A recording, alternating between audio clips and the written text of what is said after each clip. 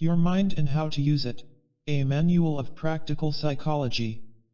William Walker Atkinson. Chapter 1. What is the mind?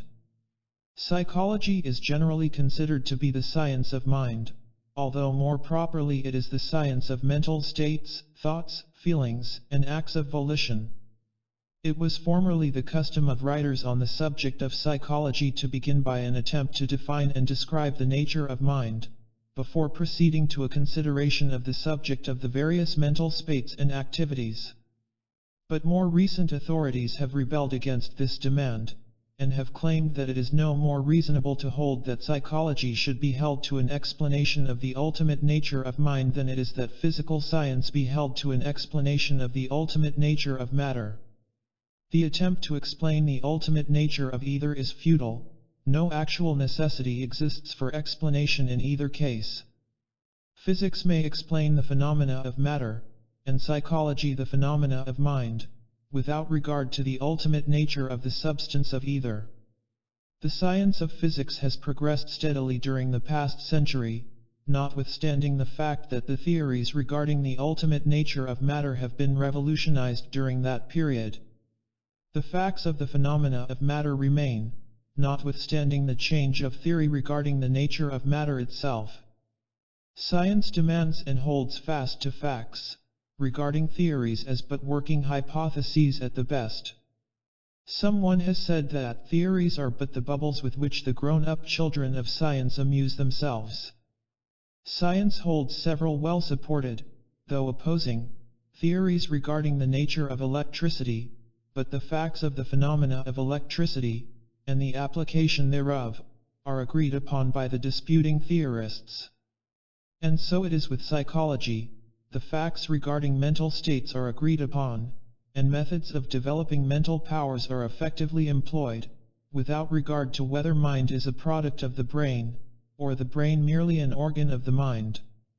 The fact that the brain and nervous system are employed in the phenomena of thought is conceded by all, and that is all that is necessary for a basis for the science of psychology. Disputes regarding the ultimate nature of mind are now generally passed over to the philosophers and metaphysicians, while psychology devotes its entire attention to studying the laws of mental activities, and to discovering methods of mental development. Even philosophy is beginning to tire of the eternal why and is devoting its attention to the how phase of things. The pragmatic spirit has invaded the field of philosophy, expressing itself in the words of Professor William James, who said, "Pragmatism is the attitude of looking away from first things, principles, categories, supposed necessities, and of looking forward toward last things, fruits, consequences, facts." Modern psychology is essentially pragmatic in its treatment of the subject of the mind. Leaving to metaphysics the old arguments and disputes regarding the ultimate nature of mind, it bends all its energies upon discovering the laws of mental activities and states, and developing methods whereby the mind may be trained to perform better and more work, to conserve its energies, to concentrate its forces. To modern psychology, the mind is something to be used, not merely something about which to speculate and theorize. While the metaphysicians deplore this tendency, the practical people of the world rejoice. Mind defined. Mind is defined as the faculty or power whereby thinking creatures feel, think, and will. This definition is inadequate and circular in nature, but this is unavoidable, for mind can be defined only in its own terms and only by reference to its own processes. Mind, except in reference to its own activities, cannot be defined or conceived. It is known to itself only through its activities. Mind without mental states is a mere abstraction, a word without a corresponding mental image or concept. Sir William Hamilton expressed the matter as clearly as possible, when he said, "What we mean by mind is simply that which perceives, thinks, feels, wills, and desires. Without the perceiving, thinking, feeling, willing, and desiring, it is impossible to form a clear conception or mental image of mind. Deprived of its phenomena, it becomes the merest abstraction." Think about that which thinks. Perhaps the simplest method of conveying the idea of the existence and nature of the mind is that attributed to a celebrated German teacher of psychology who was wont to begin his course by bidding his students think of something, his desk, for example. Then he would say, "Now think of that which thinks about the desk." Then, after a pause, he would add, "This thing which thinks about the desk, and about which you are now thinking, is the subject matter of our study of psychology." The professor could not have said more had he lectured for a month. Professor Gordy has well said on this point, "The mind must either be that which thinks, feels, and wills, or it must be the thoughts, feelings, and acts of will of which we are conscious, mental facts, in one word." But what can we know about that which thinks, feels, and wills, and what can we find out about it? Where is it? You will probably say, in the brain. But, if you are speaking literally, if you say that it is in the brain, as a pencil is in the pocket, then you must mean that it takes up room, that it occupies space, and that would make it very much like a material thing. In truth, the more carefully you consider it, the more plainly you will see what thinking men have known for a long time, that we do not know and cannot learn anything about the thing which thinks, and feels, and wills. It is beyond the range of human knowledge. The books which define psychology as the science of mind have not a word to say about that which thinks, and feels, and wills. They are entirely taken up with these thoughts and feelings and acts of the will, mental facts, in a word, trying to tell us what they are, and to arrange them in classes, and tell us the circumstances or conditions under which they exist. It seems to me that it would be better to define psychology as the science of the experiences, phenomena, or facts of the mind, soul, or self, of mental facts, in a word. In view of the facts of the case, and following the example of the best of the modern authorities, in this book we shall leave the consideration of the question of the ultimate nature of mind to the metaphysicians, and shall confine ourselves to the mental facts, the laws governing them, and the best methods of governing and using them in the business of life. The classification and method of development to be followed in this book is as follows. 1. The mechanism of mental states, i.e., the brain, nervous system, sense organs, etc. 2. The fact of consciousness and its planes. 3. Mental processes or faculties, i.e., 1. Sensation and perception, 2. Representation or imagination and memory, 3. Feeling or emotion, 4. Intellect or reason and understanding, 5. Will or volition. Mental states depend upon the physical mechanism for manifestation, whatever may be the ultimate nature of mind. Mental states, whatever their special character, will be found to fit into one of the above 5 general classes of mental activities. Chapter 2. The mechanism of mental states. The mechanism of mental states, the mental machinery by means of which we feel, think, and will, consists of the brain, nervous system, and the organs of sense. No matter what may be the real nature of mind, no matter what may be the theory held regarding its activities, it must be admitted that the mind is dependent upon this mechanism for the manifestation of what we know as mental states. Wonderful as is the mind, it is seen to be dependent upon this physical mechanism for the expression of its activities. And this dependence is not upon the brain alone, but also upon the entire nervous system. The best authorities agree that the higher and more complex mental states are but an evolution of simple sensation, and that they are dependent upon sensation for their raw material of feeling and thought. Therefore it is proper that we begin by a consideration of the machinery of sensation. This necessitates a previous consideration of the nerves. The nerves. The body is traversed by an intricate system of nerves, which has been likened to a great telegraph system. The nerves transmit sensations from the various parts of the body to the great receiving office of the brain. They also serve to transmit the motor impulses from the brain to the various parts of the body, which impulses result in motion of appropriate parts of the body. There are also other nerves with which we have no concern in this book, but which perform certain physiological functions, such as digestion, secretion, excretion, and circulation. Our chief concern, at this point, is with the sensory nerves. The sensory nerves convey the impressions of the outside world to the brain. The brain is the great central station of the sensory nerves, the latter having countless sending stations in all parts of the body, the wires terminating in the skin. When these nervous terminal stations are irritated or excited, they send to the brain messages calling for attention. This is true not only of the nerves of touch or feeling, but also of those concerned with the respective senses of sight, smell, taste, and hearing. In fact, the best authorities hold that all the five senses are but an evolution of the primary sense of touch or feeling. The sense of touch. The nerves of the sense of touch have their ending in the outer covering or skin of the body. They report contact with other physical objects. By means of these reports we are aware not only of contact with the outside object, but also of many facts concerning the nature of that object, as for instance, its degree of hardness, roughness, etc., and its temperature.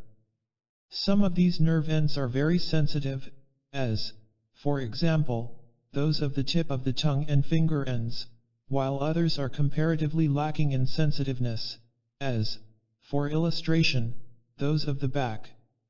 Certain of these sensory nerves confine themselves to reporting contact and degrees of pressure, while others concern themselves solely with reporting the degrees of temperature of the objects with which their ends come in contact. Some of the latter respond to the higher degrees of heat, while others respond only to the lower degrees of cold. The nerves of certain parts of the body respond more readily and distinctly to temperature than do those of other parts. To illustrate, the nerves of the cheek are quite responsive to heat impressions. The sense of sight. The nerves of the sense of sight terminate in the complex optical apparatus which in popular terminology is known as the eye. What is known as the retina is a very sensitive nervous membrane which lines the inner, back part of the eye, and in which the fibers of the optic nerve terminate. The optical instrument of the eye conveys the focused light vibrations to the nerves of the retina, from which the impulse is transmitted to the brain. But, contrary to the popular notion, the nerves of the eye do not gauge distances, nor form inferences of any kind. That is distinctly the work of the mind. The simple office of the optical nerves consists in reporting color and degrees of intensity of the light waves. The sense of hearing. The nerves of the sense of hearing terminate in the inner part of the ear. The tympanum, or eardrum, receives the sound vibrations entering the cavities of the ear, and, intensifying and adapting them, it passes them on to the ends of the auditory nerve in the internal ear, which conveys the sensation to the brain. The auditory nerve reports to the brain the degrees of pitch, intensity, quality, and harmony, respectively, of the sound waves reaching the tympanum. As is well known, there are certain vibrations of sound which are too low for the auditory nerve to register, and others too high for it to record, both classes, however, capable of being recorded by scientific instruments. It is also regarded as certain that some of the lower animals are conscious of sound vibrations which are not registered by the human auditory nerves. The sense of smell. The nerves of the sense of smell terminate in the mucous membrane of the nostrils. In order that these nerves report the odor of outside objects, actual contact of minute particles of the object with the mucous membrane of the nostrils is necessary. This is possible only by the passage through the nostrils of air containing these particles. Mere nearness to the nostril will not suffice. These particles are for the most part composed of tenuous gases. Certain substances affect the olfactory nerves much more than do others, the difference arising from the chemical composition of the substance. The olfactory nerves convey the report to the brain. The sense of taste. The nerves of the sense of taste terminate in the tongue, or rather in the tiny cells of the tongue which are called taste buds. Substances taken into the mouth chemically affect these tiny cells, and an impulse is transmitted to the gustatory nerves, which then report the sensation to the brain. The authorities claim that taste sensations may be reduced to 5 general classes, viz., sweet, bitter, sour, salty, and hot. There are certain nerve centers having important offices in the production and expression of mental states, located in the skull and in the spinal column, the brain, and the spinal cord, which we shall consider in the following chapter. Chapter 3. The Great Nerve Centers. The great nerve centers which play an important part in the production and expression of mental states are those of the brain and spinal cord, respectively. The spinal cord. The spinal cord is that cord or rope of nerve substance which is enclosed in the spinal column or backbone. It leaves the lower part of the skull and extends downward in the interior of the spinal column for about 18 inches. It is continuous with the brain, however, and it is difficult to determine where one begins and the other ends. It is composed of a mass of gray matter surrounded by a covering of white matter. From the spinal cord, along its length, emerge 31 pairs of spinal nerves which branch out to each side of the body and connect with the various smaller nerves, extending to all parts of the system. The spinal cord is the great central cable of the nervous telegraphic system, and any injury to or obstruction of it cripples or paralyzes those portions of the body the nerves of which enter the spinal cord below the seat of the injury or obstruction. Injuries or obstructions of this kind not only inhibit the sensory reports from the affected area, but also inhibit the motor impulses from the brain which are intended to move the limbs or parts of the body. The ganglia or tiny brains. What are known as ganglia, or tiny bunches of nerve cells, are found in various parts of the nervous system, including the spinal nerves. These groups of nerve cells are sometimes called little brains, and perform quite important offices in the mechanism of thought and action. The spinal ganglia receive sensory reports, and issue motor impulses, in many cases, without troubling the central brain regarding the matter. These activities are known as reflex nervous action. Reflex action.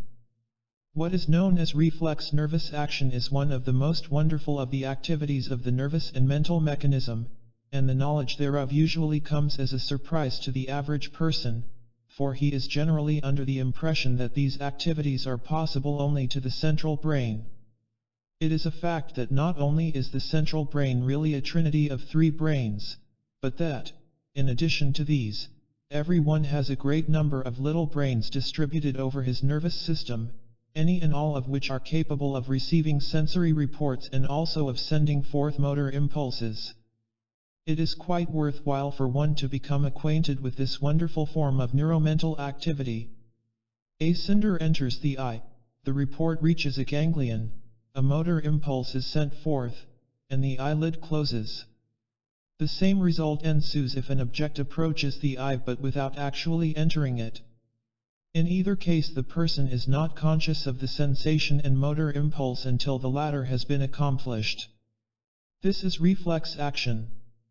The instinctive movement of the tickled foot is another instance. The jerking away of the hand burnt by the lighted end of the cigar, or pricked by the point of the pin, is another instance. The involuntary activities, and those known as unconscious activities, result from reflex action. More than this, it is a fact that many activities originally voluntary become what is known as acquired reflexes, or motor habits, by means of certain nervous centers acquiring the habit of sending forth certain motor impulses in response to certain sensory reports. The familiar movements of our lives are largely performed in this way, as, for instance, walking, using knife and fork, operating typewriters, machines of all kinds, writing, etc. The squirming of a decapitated snake, the muscular movements of a decapitated frog, and the violent struggles, fluttering, and leaps of the decapitated fowl, are instances of reflex action. Medical reports indicate that in cases of decapitation even man may manifest similar reflex action in some cases. Thus we may see that we may feel and will by means of our little brains as well as by the central brain or brains. Whatever mind may be, it is certain that in these processes it employs other portions of the nervous system than the central brain. The three brains. What is known as the brain of man is really a trinity of three brains, known respectively as 1. The medulla oblongata, 2. The cerebellum, and 3. The cerebrum. If one wishes to limit the mental activity to conscious intellectual effort, then and then only is he correct in considering the cerebrum or large brain as the brain. The medulla oblongata. The medulla oblongata is an enlargement of the spinal cord at the base of the brain. Its office is that of controlling the involuntary activities of the body, such as respiration, circulation, assimilation, etc.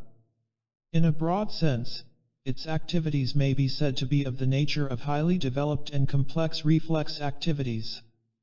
It manifests chiefly through the sympathetic nervous system which controls the vital functions. It does not need to call on the large brain in these matters, ordinarily, and is able to perform its tasks without the plane of ordinary consciousness. The cerebellum, also known as the little brain, lies just above the medulla oblongata, and just below the rear portion of the cerebrum or great brain. It combines the nature of a purely reflex center on the one hand, with that of habit mind on the other. In short, it fills a place between the activities of the cerebrum and the medulla oblongata, having some of the characteristics of each. It is the organ of a number of important acquired reflexes, such as walking, and many other familiar muscular movements, which have first been consciously acquired and then become habitual. The skilled skater, bicyclist, typist, or machinist depends upon the cerebellum for the ease and certainty with which he performs his movements without thinking of them.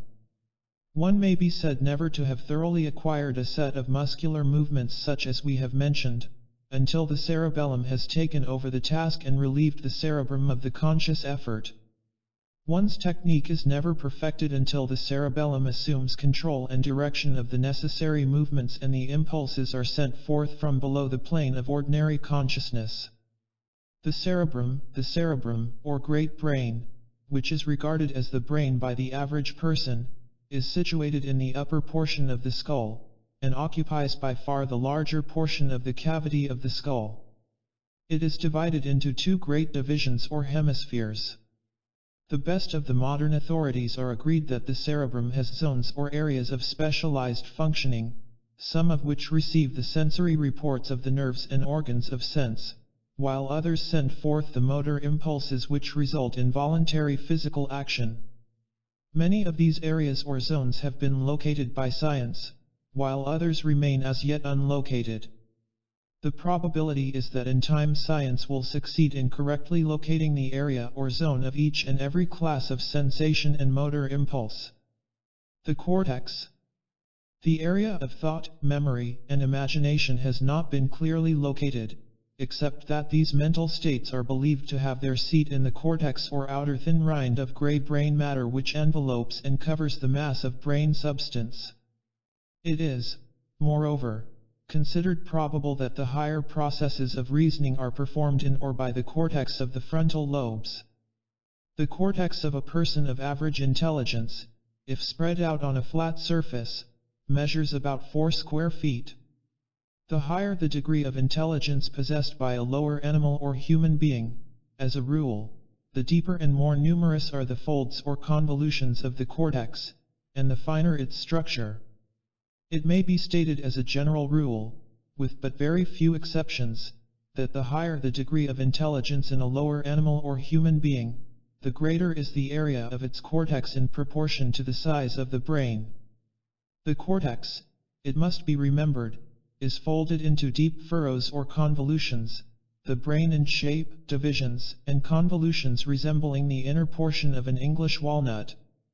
The interior of the two hemispheres of the cerebrum is composed largely of connective nerves which doubtless serve to produce and maintain the unity of function of the mental processes. While physiological psychology has performed great work in discovering brain centers and explaining much of the mechanism of mental processes, it has but touched the most elementary and simple of the mental processes. The higher processes have so far defied analysis or explanation in the terms of physiology. Chapter 4. Consciousness. The fact of consciousness is the great mystery of psychology. It is difficult even to define the term, although every person of average intelligence understands what is sought to be conveyed by it. Webster defines it as knowledge of one's own existence, sensations, mental operations, etc. Immediate knowledge or perception of any object, state, or sensation, being aware, being sensible of.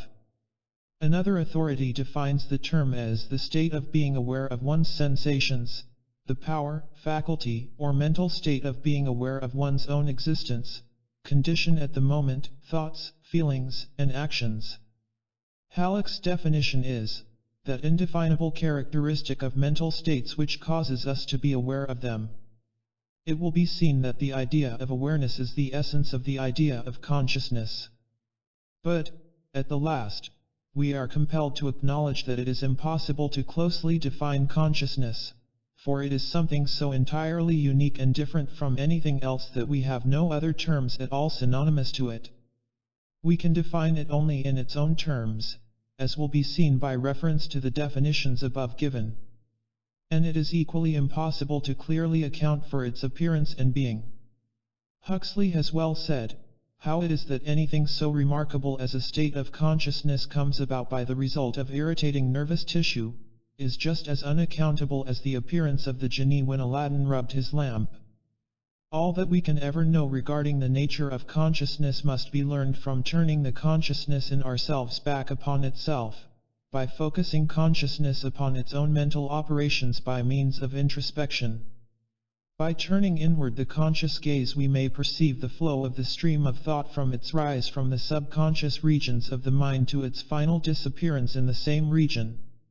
It is a common error to suppose that we are directly conscious of objects outside of ourselves.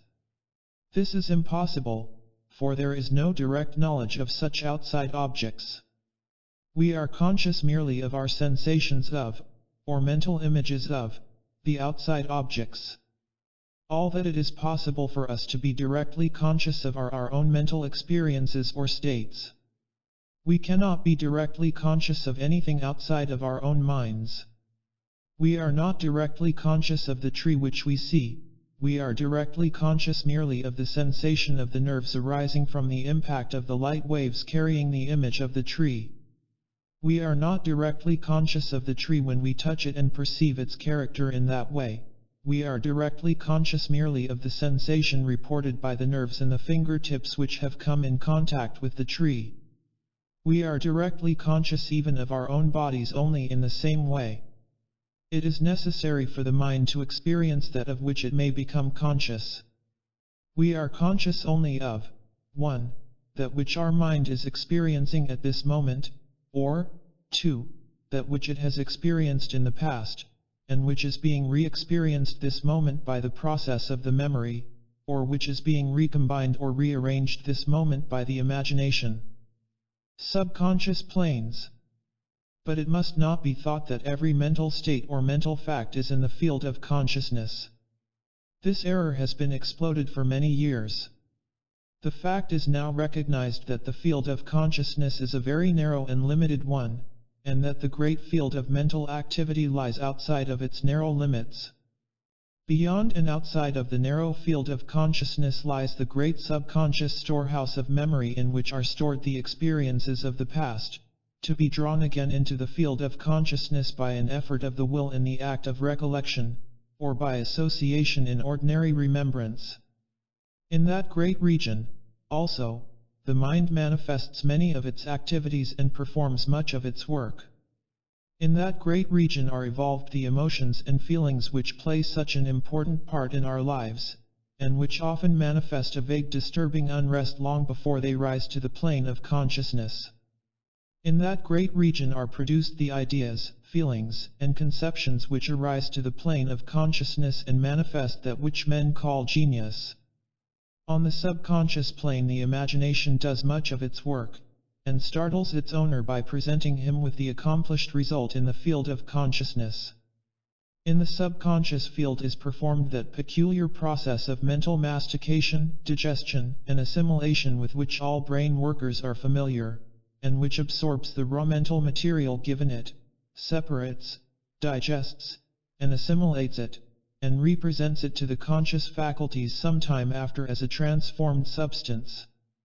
It has been estimated that at least 85% of our mental activities are performed below or outside of the field of consciousness. The psychology of today is paying much attention to this formerly neglected great area or areas of the mind. The psychology of tomorrow will pay still greater attention to it. The best of the modern authorities agree that in the great field of subconscious mentation is to be found the explanation of much that is unexplainable otherwise. In fact, it is probable that before long consciousness will be regarded as a mere focusing of attention upon mental states, and the objects of consciousness merely as that portion of the contents of the mind in the field of mental vision created by such focusing. Chapter 5. Attention. Intimately connected with the object of consciousness is that process of the mind which we call attention. Attention is generally defined as the application of the mind to a mental state. It is often referred to as concentrated consciousness, but others have ventured the somewhat daring conjecture that consciousness itself is rather the result of attention, instead of the latter being an incident of consciousness. We shall not attempt to discuss this question here, except to state that consciousness depends very materially upon the degree of attention bestowed upon its object. The authorities place great importance upon the intelligent direction of the attention, and hold that without this the higher forms of knowledge are impossible. It is the common belief that we feel, see, hear, taste, or smell whenever objects affecting those senses come in contact with the organs of sense governing them. But this is only a partial truth. The real truth is that we become conscious of the report of these senses only when the attention is directed toward the sensation, voluntarily or involuntarily. That is to say, that in many cases although the sense nerves and organs report a disturbance, the mind does not become consciously aware of the report unless the attention is directed toward it either by an act of will or else by reflex action. For instance, the clock may strike loudly, and yet we may not be conscious of the fact, for we are concentrating our attention upon a book, or we may eat the choicest food without tasting it, for we are listening intently to the conversation of our charming neighbor. We may fail to perceive some startling occurrence happening under our very eyes, for we are buried in deep thought concerning something far removed from the present scene. There are many cases on record showing that one may be so interested in speaking, thinking, or acting that he will not experience pain that would otherwise be intolerable. Writers have forgotten their pain in the concentrated interest bestowed upon their work. Mothers have failed to feel pain when their infants required urgent attention. Orators have been so carried away by their own eloquence that they have failed to feel the pricking of the pin by means of which their friends have sought to attract their attention. Not only perception and feeling depend largely upon attention, but the processes of reasoning, memory, and even of will, depend upon attention for much of their manifestation. Psychologists divide attention into two general classes, viz. 1. Voluntary attention and 2. Involuntary attention. Voluntary attention is attention directed by the will to some object of our own more or less deliberate selection. It requires a distinct effort of the will in order to focus the attention in this way, and many persons are scarcely aware of its existence, so seldom do they manifest it. Voluntary attention is the result of training and practice, and marks the man of strong will, concentration, and character. Some authorities go so far as to say that much of that which is commonly called willpower is really but a developed form of voluntary attention, the man of strong will holding before him the one idea which he wishes to realize. Involuntary attention, often called reflex attention, is attention called forth by a nervous response to some sense stimulus. This is the common form of attention, and is but the same form which is so strongly manifested by children whose attention is caught by every new object, but which cannot be held for any length of time by a familiar or uninteresting one. It is of the utmost importance that one should cultivate his power of voluntary attention. Not only is the willpower strengthened and developed in this way, but every mental faculty is developed by reason thereof. The training of the voluntary attention is the first step in mental development. Training the attention. That the voluntary attention may be deliberately trained and developed is a fact which many of the world's greatest men have proved for themselves. There is only one way to train and develop any mental power of faculty, and that is by practice and use. By practice, interest may be given to objects previously uninteresting, and thus the use of the attention develops the interest which further holds it.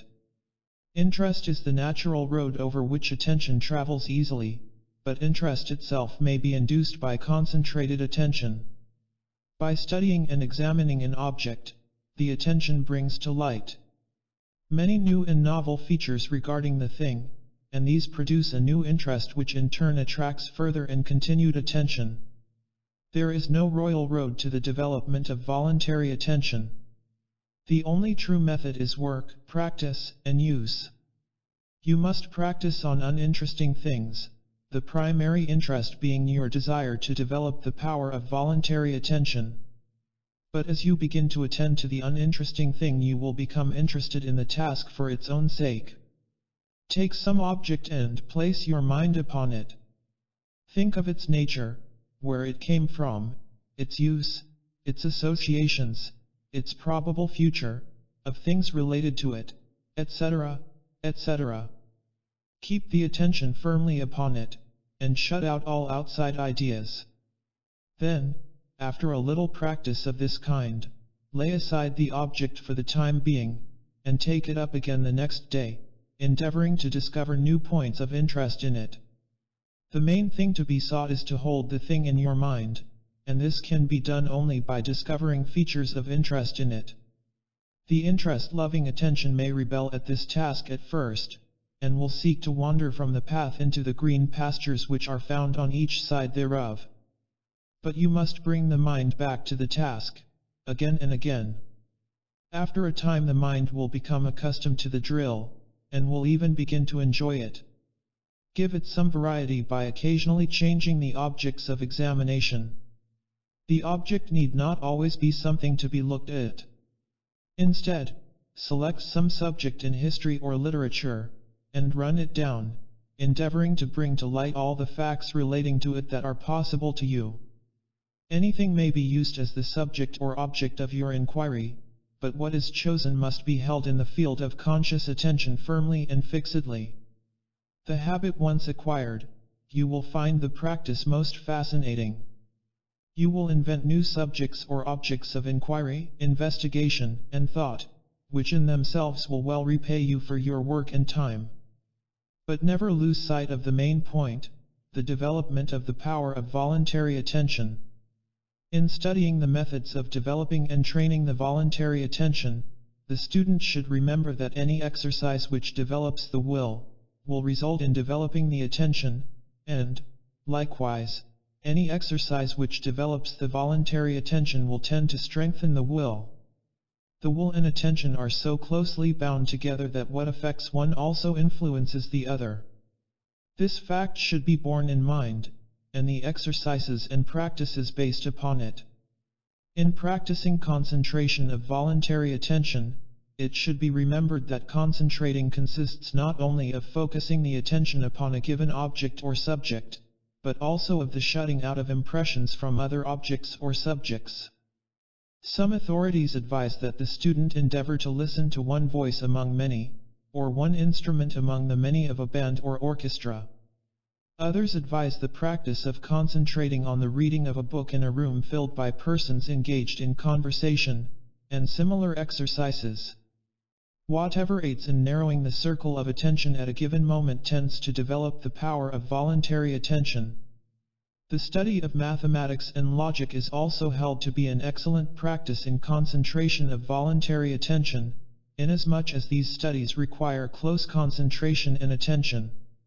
Attention is also developed by any study or practice which demands analysis of a whole into its parts, and then the synthesis or building up of a whole from its scattered parts.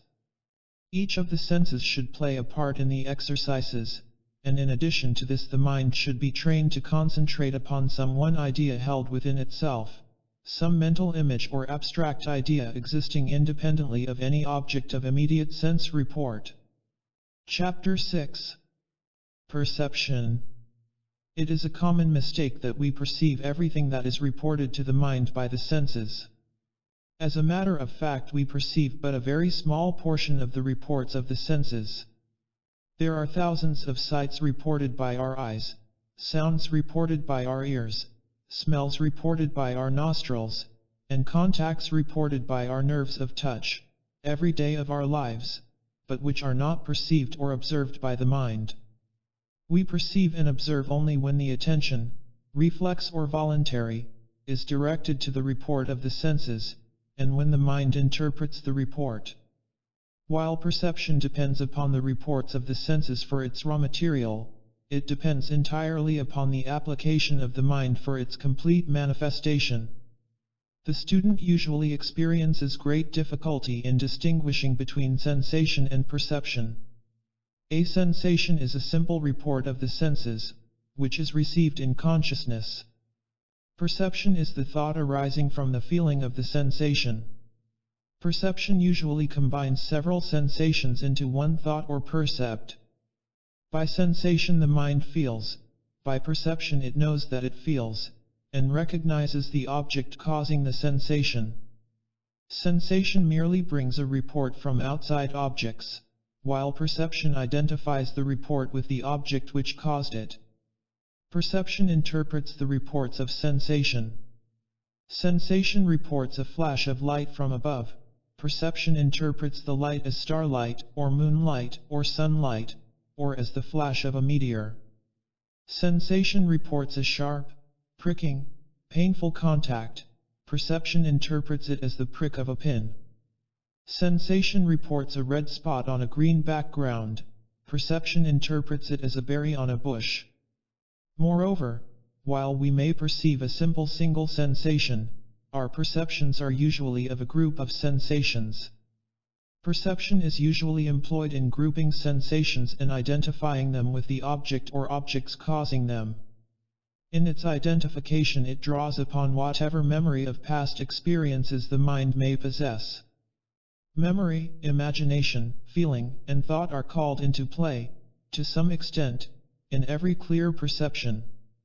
The infant has but feeble perception, but as it gains experience it begins to manifest perceptions and form percepts. Sensations resemble the letters of the alphabet, and perception the forming of words and sentences from the letters. Thus C, A, and T symbolize sensations, while the word cat, formed from them, symbolizes the perception of the object. It is held that all knowledge begins with sensation, that the mental history of the race or individual begins with its first sensation. But, while this is admitted, it must be remembered that sensation simply provides the simple, elementary, raw material of thought. The first process of actual thought, or knowledge, begins with perception. From our percepts all of our higher concepts and ideas are formed. Perception depends upon association of the sensation with other sensations previously experienced. It is based upon experience. The greater the experience, the greater is the possibility of perception, all else being equal. When perception begins, the mind loses sight of the sensation in itself, for it identifies it as a quality of the thing producing it. The sensation of light is thought of as a quality of the star, the pricking sensation is thought of as a quality of the pin or chestnut burr. The sensation of odor is thought of as a quality of the rose. In the case of the rose, the several sensations of sight, touch, and smell, in their impression of the qualities of color, shape, softness, and perfume, are grouped together in the percept of the complete object of the flower. A percept is that which is perceived, the object of the act of perception. The percept, of course, is a mental state corresponding with its outside object. It is a combination of several sensations which are regarded as the qualities of the outside object, to which are combined the memories of past experiences, ideas, feelings, and thoughts. A percept, then, while the simplest form of thought, is seen to be a mental state. The formation of a percept consists of three gradual stages, viz. 1. The attention forms definite conscious sensations from indefinite nervous reports. 2. The mind interprets these definite conscious sensations and attributes them to the outside object causing them. 3. The related sensations are grouped together, their unity perceived, and they are regarded as qualities of the outside object. The plain distinction between a sensation and a percept may be fixed in the mind by remembering the following. A sensation is a feeling. A percept is a simple thought identifying one or more sensations. A sensation is merely the conscious recognition of an excitation of a nerve end. A percept results from a distinct mental process regarding the sensation. Developing perception. It is of the utmost importance that we develop and train our powers of perception. For our education depends very materially upon our perceptive power. What matters it to us if the outside world be filled with manifold objects, if we do not perceive them to exist? Upon perception depends the material of our mental world. Many persons go through the world without perceiving even the most obvious facts. Their eyes and ears are perfect instruments, their nerves convey accurate reports, but the perceptive faculties of the mind fail to observe and interpret the report of the senses.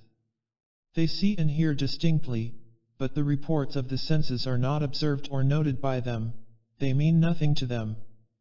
One may see many things, and yet observe but few.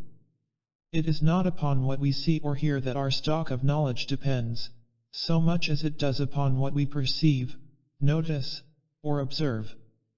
Not only is one's stock of practical knowledge largely based upon developed perception, but one's success also depends materially upon the same faculties. In business and professional life, the successful man is usually he who has developed perceptive powers, he who has learned to perceive, observe, and note. The man who perceives and takes mental notes of what occurs in his world is the man who is apt to know things when such knowledge is needed. In this age of book education, we find that the young people are not nearly so observant as are those children who had to depend upon the powers of perception for their knowledge. The young Arab or Indian will observe more in an hour than the civilized child will in a day. To live in a world of books tends, in many cases, to weaken the powers of observation and perception. Perception may be developed by practice. Begin by taking notice of the things seen and heard in your usual walks. Keep wide open the eyes of the mind. Notice the faces of people, their walk, their characteristics. Look for interesting and odd things, and you will see them. Do not go through life in a daydream, but keep a sharp lookout for things of interest and value. The most familiar things will repay you for the time and work of examining them in detail, and the practice gained by such tasks will prove valuable in your development of perception. An authority remarks that very few persons, even those living in the country, know whether a cow's ears are above, below, behind, or in front of her horns, nor whether cats descend trees head first or tail first.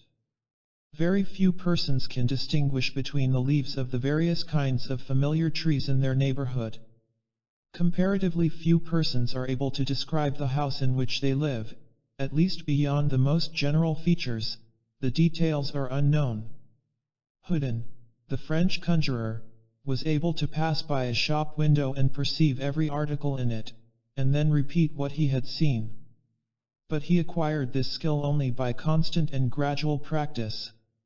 He himself decried his skill and claimed that it was as nothing compared to that of the fashionable woman who can pass another woman on the street and take in her entire attire, from head to foot, at one glance, and be able to describe not only the fashion and quality of the stuffs, but also say if the lace be real or only machine-made.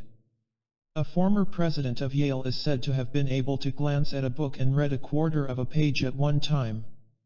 Any study or occupation which requires analysis will develop the power of perception. Consequently, if we will analyze the things we see, resolving them into their parts or elements, we will likewise develop the perceptive faculties.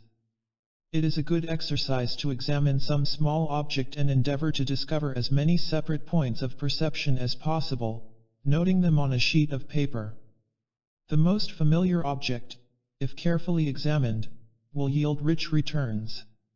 If two persons will enter into a contest of this kind, the spirit of rivalry and competition will quicken the powers of observation. Those who have had the patience and perseverance to systematically practice exercises of this kind, report that they notice a steady improvement from the very start. But even if one does not feel inclined to practice in this way, it will be found possible to begin to take notice of the details of things one sees, the expression of persons' faces, the details of their dress, their tone of voice, the quality of the goods we handle, and the little things especially.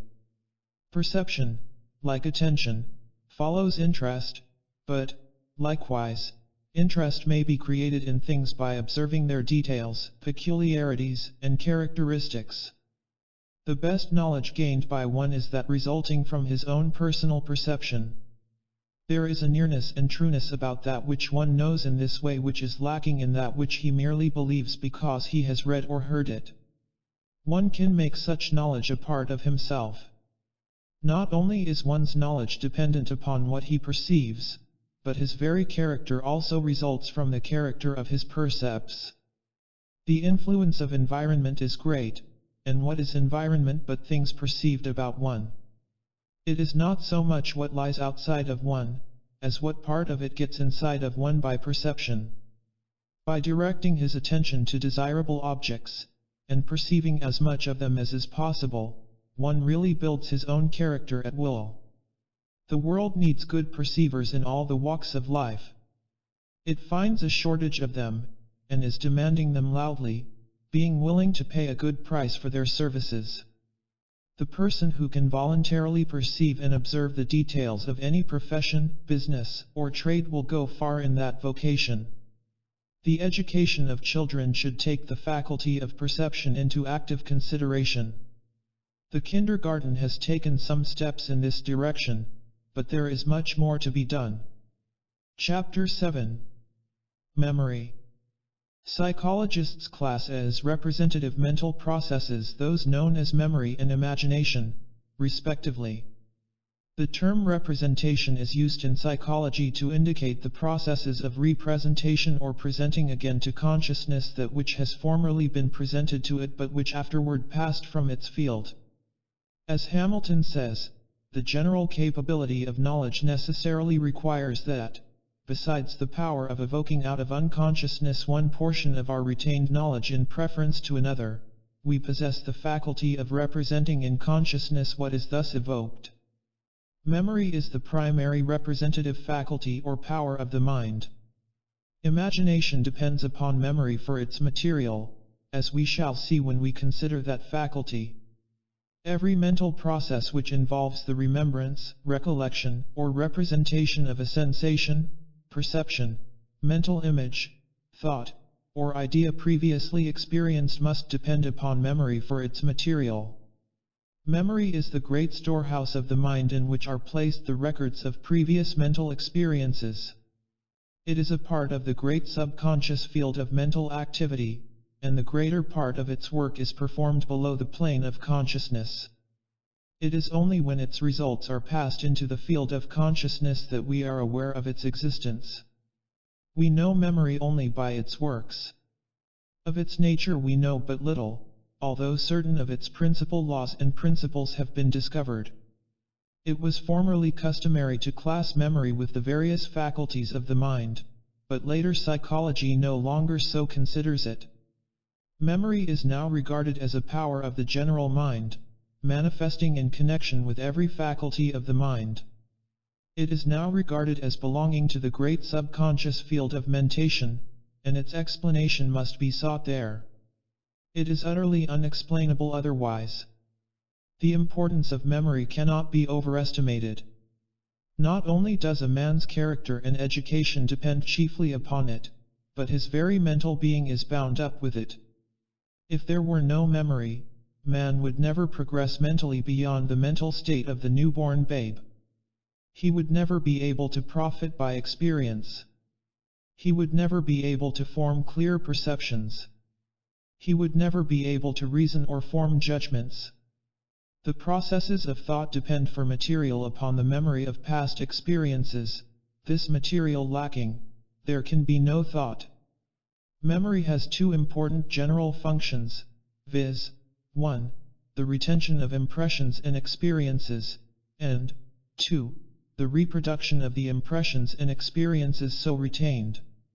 It was formerly held that the memory retained only a portion of the impressions and experiences originally noted by it.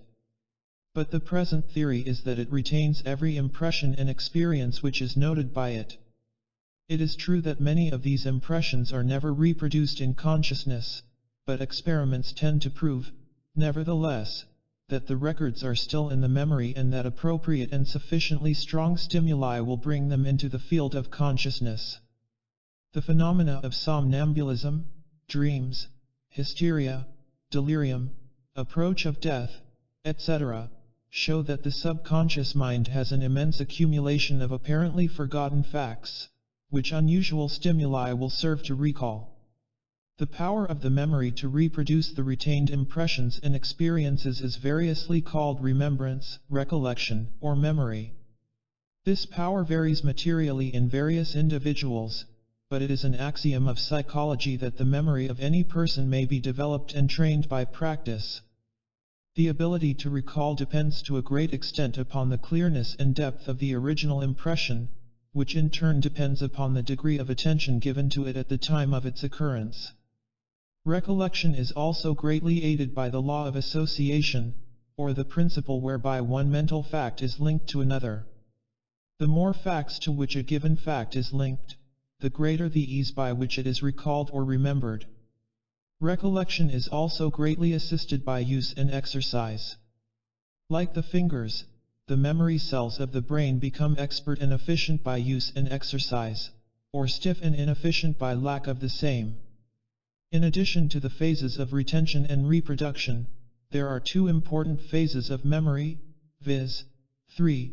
Recognition of the reproduced impression or experience, and 4. Localization of the impression, or its reference to a more or less definite time and place. The recognition of the recalled impression is quite important. It is not enough that the impression be retained and recalled. If we are not able to recognize the recalled impression as having been experienced before, the recollection will be of but little use to us in our thought processes. The purposes of thought demand that we shall be able to identify the recalled impression with the original one. Recognition is really recognition, re-knowing. Recognition is akin to perception. The mind becomes conscious of the recalled impression just as it becomes conscious of the sensation. It then recognizes the relation of the recalled impression to the original one just as it realizes the relation of the sensation to its object. The localization of the recalled and recognized impression is also important.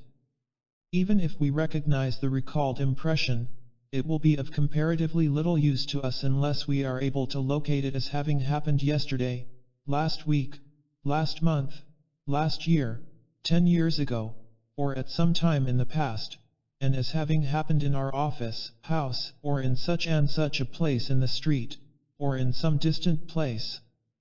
Without the power of localization, we should be unable to connect and associate the remembered fact with the time, place, and persons with which it should be placed to be of use and value to us in our thought processes.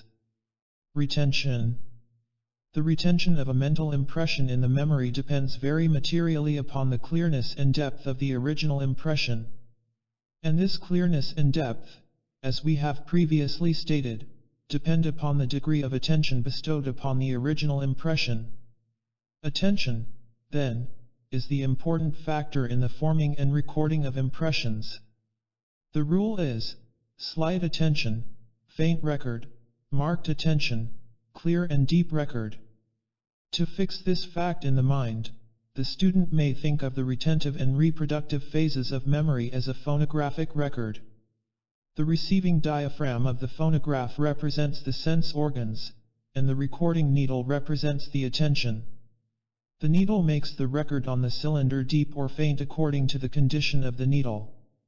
A loud sound may be recorded but faintly, if the needle is not properly adjusted. And, further, it must be remembered that the strength of the reproduction depends almost entirely upon the clearness and depth of the original impression on the cylinder. As is the record, so is the reproduction. It will be well for the student to carry this symbol of the phonograph in his mind. It will aid him in developing his powers of memory. In this connection, we should remember that attention depends largely upon interest. Therefore, we would naturally expect to find that we remember interesting things far more readily than those which lack interest. This supposition is borne out in actual experience.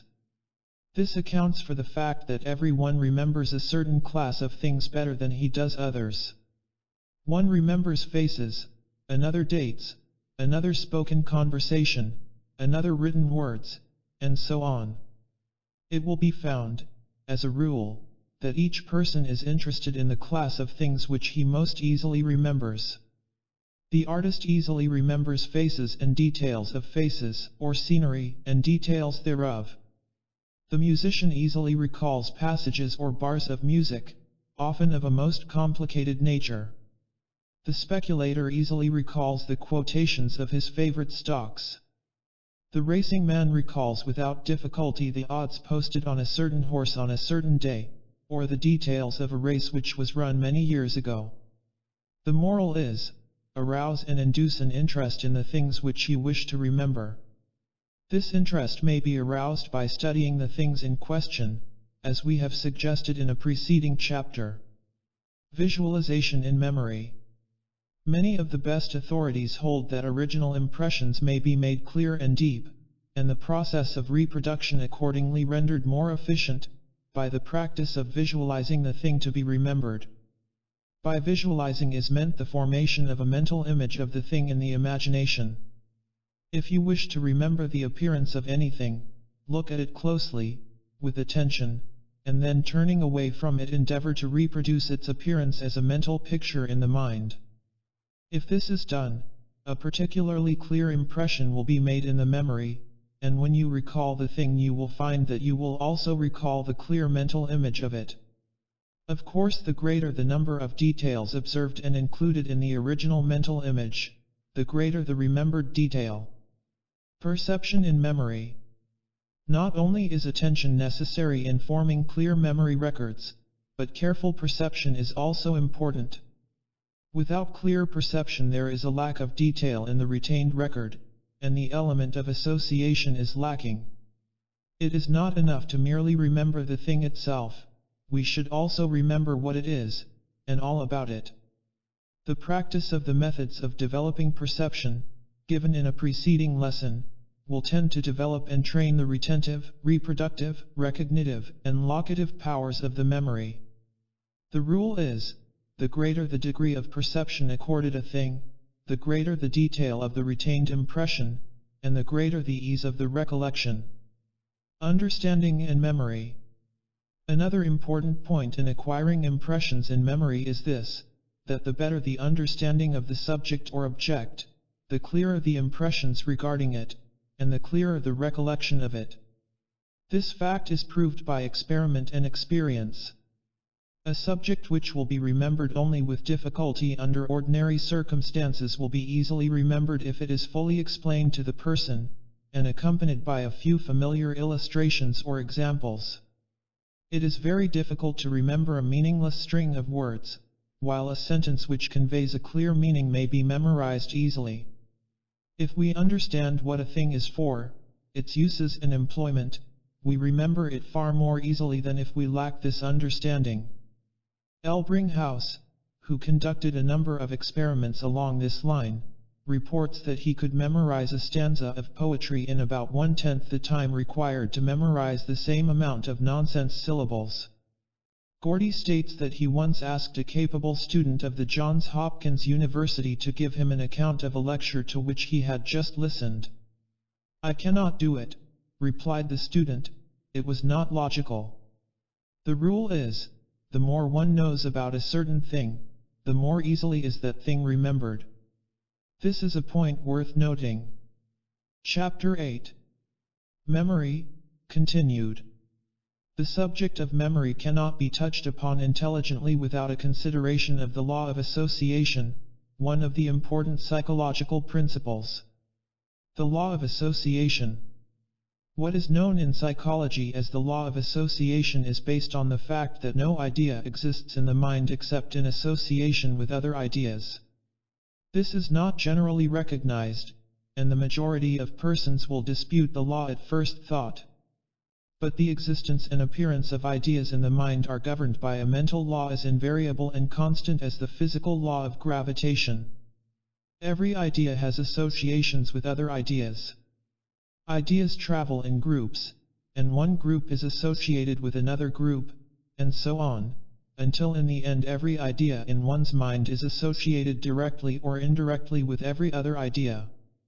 Theoretically, at least, it would be possible to begin with one idea in the mind of a person, and then gradually unwind his entire stock of ideas like the yarn on the ball. Our thoughts proceed according to this law. We sit down in a Brown study and proceed from one subject to another, until we are unable to remember any connection between the first thought and the last. But each step of the reverie was connected with the one preceding and the one succeeding it. It is interesting to trace back these connections. Poe based one of his celebrated detective stories on this law. The reverie may be broken into by a sudden impression from outside, and we will then proceed from that impression, connecting it with something else already in our experience, and starting a new chain of sequence. Often we fail to trace the associations governing our ideas, but the chain is there nevertheless. One may think of a past scene or experience without any apparent cause. A little thought will show that something seen, or a few notes of a song floating to the ears, or the fragrance of a flower, has supplied the connecting link between the past and the present. A suggestion of mignonette will recall some past event in which the perfume played a part. Someone's handkerchief, perhaps, carried the same odor. Or an old familiar tune reminds one of someone, something, or some place in the past. A familiar feature in the countenance of a passerby will start one thinking of someone else who had that kind of a mouth, that shaped nose, or that expression of the eye, and away he will be off in a sequence of remembered experiences. Often the starting idea, or the connecting links, may appear but dimly in consciousness, but rest assured they are always there. In fact, we frequently accept this law, unconsciously and without realizing its actual existence. For instance, one makes a remark, and at once we wonder, how did he come to think of that? And, if we are shrewd, we may discover what was in his mind before he spoke. There are two general classes of association of ideas in memory, viz. 1. Association of contiguity, and 2. Logical association. Association of contiguity is that form of association depending upon the previous association in time or space of ideas which have been impressed on the mind. For instance, if you met Mr. and Mrs. Vetterhorn and were introduced to them one after the other, thereafter you will naturally remember Mr. W when you think of Mrs. W, and vice versa. You will naturally remember Napoleon when you think of Wellington, or Benedict Arnold when you think of Major André, for the same reason. You will also naturally remember B and C when you think of A. Likewise, you will think of abstract time when you think of abstract space, of thunder when you think of lightning, of colic when you recall green apples, of love-making and moonlight nights when you think of college days. In the same way we remember things which occurred just before or just after the event in our mind at the moment, of things near in space to the thing of which we are thinking. Logical association depends upon the relation of likeness or difference between several things thought of. Things thus associated may have never come into the mind at the same previous time, nor are they necessarily connected in time and space. One may think of a book, and then proceed by association to think of another book by the same author, or of another author treating of the same subject. Or he may think of a book directly opposed to the first, the relation of distinct difference causing the associated idea. Logical association depends upon inner relations, and not upon the outer relations of time and space. This innerness of relation between things not connected in space or time is discovered only by experience and education. The educated man realizes many points of relationship between things that are thought by the uneducated man to be totally unrelated. Wisdom and knowledge consist largely in the recognition of relations between things. Association in memory.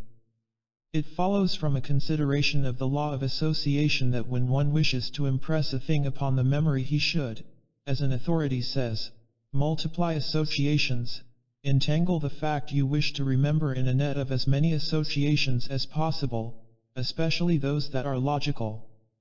Hence the advice to place your facts in groups and classes in the memory.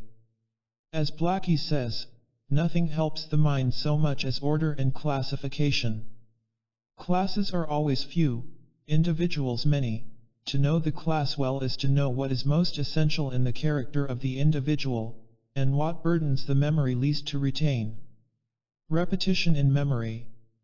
Another important principle of memory is that the impressions acquire depth and clearness by repetition. Repeat a line of poetry once, and you may remember it. Repeat it again, and your chances of remembering it are greatly increased. Repeat it a sufficient number of times, and you cannot escape remembering it. The illustration of the phonograph record will help you to understand the reason of this. The rule is, constant repetition deepens memory impressions. Frequent reviewing and recalling what has been memorized tends to keep the records clear and clean, beside deepening the impression at each review. General rules of memory. The following general rules will be of service to the student who wishes to develop his memory. Making impressions. 1. Bestow attention. 2. Cultivate interest. 3. Manifest perception. 4. Cultivate understanding. 5. Form associations. 6. Repeat and review. Recalling impressions. 1.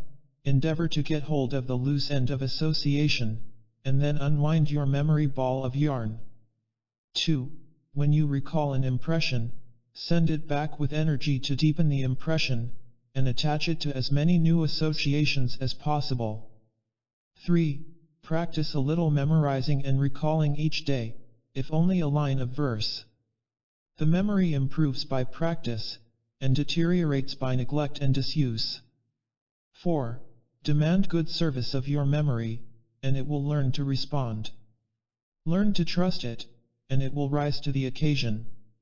How can you expect your memory to give good service when you continually abuse it and tell everyone of the etc. head memory I can never remember anything? Your memory is very apt to accept your statements as truth. Our mental faculties have an annoying habit of taking us at our word in these matters. Tell your memory what you expect it to do, then trust it and refrain from abusing it and giving it a bad name. Final advice. Finally, remember this rule: you get out of your memory only that which you place in it. Place in it good, clear, deep impressions, and it will reproduce good, clear, strong recollections.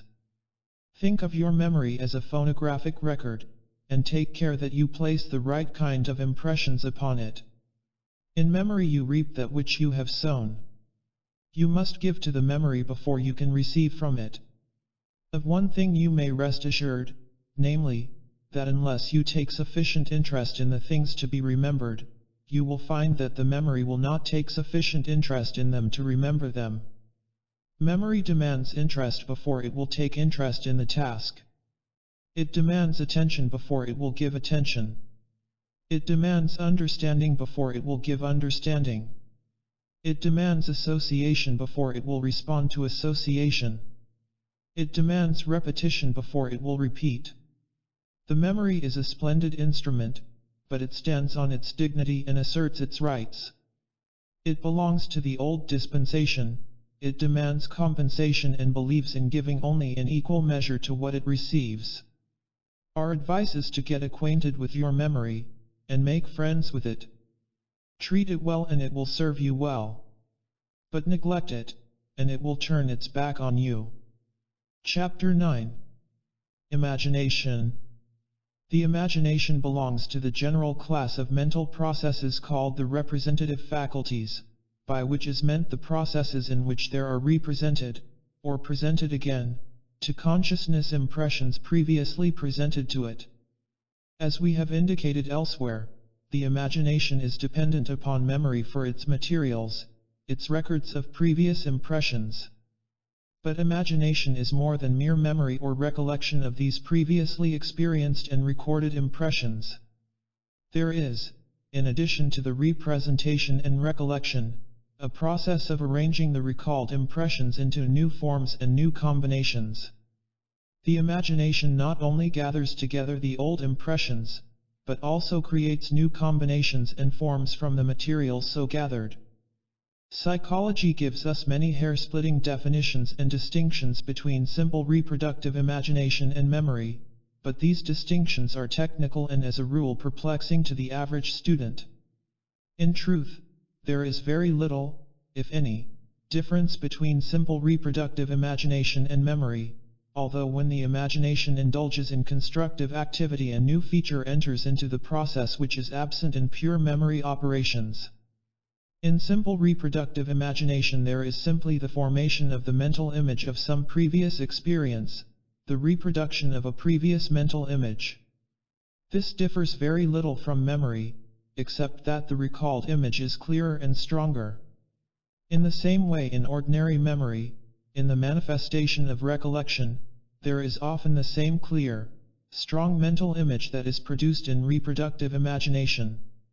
The two mental processes blend into each other so closely that it is practically impossible to draw the line between them, in spite of the technical differences urged by the psychologists. Of course, the mere remembrance of a person who presents himself to one is nearer to pure memory than to imagination, for the process is that of recognition. But the memory or remembrance of the same person when he is absent from sight is practically that of reproductive imagination. Memory, in its stage of recognition, exists in the child mind before reproductive imagination is manifested. The latter, therefore, is regarded as a higher mental process. But still higher in the scale is that which is known as constructive imagination. This form of imagination appears at a later period of child mentation, and is regarded as a later evolution of mental processes of the race. Gordy makes the following distinction between the two phases of imagination.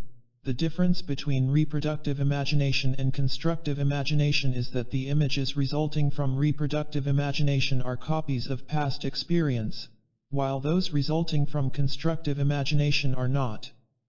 To learn whether any particular image, or combination of images, is the product of reproductive or constructive imagination, all we have to do is to learn whether or not it is a copy of a past experience.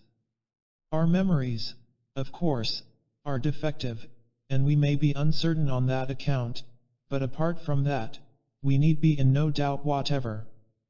Many persons hearing for the first time the statement of psychologists that the imaginative faculties can represent and reproduce or recombine only the images which have previously been impressed upon the mind, are apt to object that they can, and frequently do, image things which they have not previously experienced. But can they and do they? Is it not true that what they believe to be original creations of the imagination are merely new combinations of original impressions? For instance, no one ever saw a unicorn, and yet someone originally imagined its form. But a little thought will show that the image of the unicorn is merely that of an animal having the head, neck, and body of a horse, with the beard of a goat, the legs of a buck, the tail of a lion, and a long, tapering horn, spirally twisted, in the middle of the forehead. Each of the several parts of the unicorn exists in some living animal, although the unicorn, composed of all of these parts, is non-existent outside of fable. In the same way the centaur is composed of the body, legs, and tail of the horse and the trunk, head, and arms of a man. The satyr has the head, body, and arms of a man, with the horns, legs, and hoofs of a goat. The mermaid has the head, arms, and trunk of a woman, joined at the waist to the body and tail of a fish. The mythological devil has the head, body, and arms of a man, with the horns, legs, and cloven foot of the lower animal, and a peculiar tail composed of that of some animal but tipped with a spearhead. Each of these characteristics is composed of familiar images of experience. The imagination may occupy itself for a lifetime turning out impossible animals of this kind, but every part thereof will be found to correspond to something existent in nature, and experienced by the mind of the person creating the strange beast. In the same way the imagination may picture a familiar person or thing acting in an unaccustomed manner, the latter having no basis in fact so far as the individual person or thing is concerned, but being warranted by some experience concerning other persons or things. For instance, one may easily form the image of a dog swimming under water like a fish, or climbing a tree like a cat. Likewise, one may form a mental image of a learned, bewigged High Chancellor, or a venerable Archbishop of Canterbury, dressed like a clown, standing on his head, balancing a colored football on his feet, sticking his tongue in his cheek and winking at the audience. In the same way one may imagine a railroad running across a barren desert, or a steep mountain, upon which there is not as yet a rail laid. The bridge across a river may be imaged in the same way. In fact, this is the way that everything is mentally created, constructed, or invented, the old materials being combined in a new way, and arranged in a new fashion. Some psychologists go so far as to say that no mental image of memory is an exact reproduction of the original impression, that there are always changes due to the unconscious operation of the constructive imagination. The constructive imagination is able to tear things to pieces and search for material, as well as to join things together in its work of building. The importance of the imagination in all the processes of intellectual thought is great. Without imagination man could not reason or manifest any intellectual process. It is impossible to consider the subject of thought without first regarding the processes of imagination. And yet it is common to hear persons speak of the imagination as if it were a faculty of mere fancy, useless and without place in the practical world of thought. Developing the imagination. The imagination is capable of development and training. The general rules for development of the imagination are practically those which we have stated in connection with the development of the memory. There is the same necessity for plenty of material, for the formation of clear and deep impressions and clear-cut mental images, the same necessity for repeated impression, and the frequent use and employment of the faculty. The practice of visualization, of course, strengthens the power of the imagination as it does that of the memory, the two powers being intimately related. The imagination may be strengthened and trained by deliberately recalling previous impressions and then combining them into new relations. The materials of memory may be torn apart and then recombined and regrouped. In the same way, one may enter into the feelings and thoughts of other persons by imagining oneself in their place and endeavoring to act out in imagination the life of such persons. In this way one may build up a much fuller and broader conception of human nature and human motives. In this place, also, we should caution the student against the common waste of the powers of the imagination, and the dissipation of its powers in idle fancies and daydreams. Many persons misuse their imagination in this way and not only weaken its power for effective work but also waste their time and energy. Daydreams are notoriously unfit for the real, practical work of life. Imagination and ideals. And, finally, the student should remember that in the category of the imaginative powers must be placed that phase of mental activity which has so much to do with the making or marring of one's life, the formation of ideals. Our ideals are the patterns after which we shape our life. According to the nature of our ideals is the character of the life we lead. Our ideals are the supports of that which we call character. It is a truth, old as the race, and now being perceived most clearly by thinkers, that indeed as a man thinketh in his heart so is he. The influence of our ideals is perceived to affect not only our character but also our place and degree of success in life. We grow to be that of which we have held ideals. If we create an ideal, either of general qualities or else these qualities as manifested by some person living or dead, and keep that ideal ever before us, we cannot help developing traits and qualities corresponding to those of our ideal.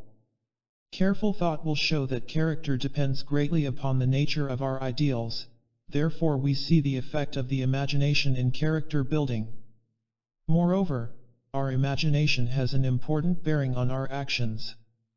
Many a man has committed an imprudent or immoral act which he would not have done had he been possessed of an imagination which showed him the probable results of the action. In the same way many men have been inspired to great deeds and achievements by reason of their imagination picturing to them the possible results of certain action. The big things in all walks of life have been performed by men who had sufficient imagination to picture the possibilities of certain courses or plans. The railroads, bridges, telegraph lines, cable lines, and other works of man are the results of the imagination of some men. The good fairy godmother always provides a vivid and lively imagination among the gifts she bestows upon her beloved godchildren. Well did the old philosopher pray to the gods, and, withal, give unto me a clear and active imagination. The dramatic values of life depend upon the quality of the imagination. Life without imagination is mechanical and dreary. Imagination may increase the susceptibility to pain, but it pays for this by increasing the capacity for joy and happiness. The pig has but little imagination, little pain, and little joy, but who envies the pig? The person with a clear and active imagination is in a measure a creator of his world, or at least a recreator.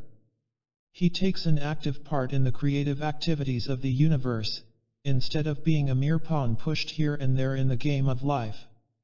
Again, the divine gift of sympathy and understanding depends materially upon the possession of a good imagination. One can never understand the pain or problems of another unless he first can imagine himself in the place of the other. Imagination is at the very heart of sympathy. One may be possessed of great capacity for feeling, but owing to his lack of imagination may never have this feeling called into action. The person who would sympathize with others must first learn to understand them and feel their emotions. This he can do only if he has the proper degree of imagination. Those who reach the heart of the people must first be reached by the feelings of the people. And this is possible only to him whose imagination enables him to picture himself in the same condition as others, and thus awaken his latent feelings and sympathies and understanding. Thus it is seen that the imagination touches not only our intellectual life but also our emotional nature. Imagination is the very life of the soul. Chapter 10. The Feelings.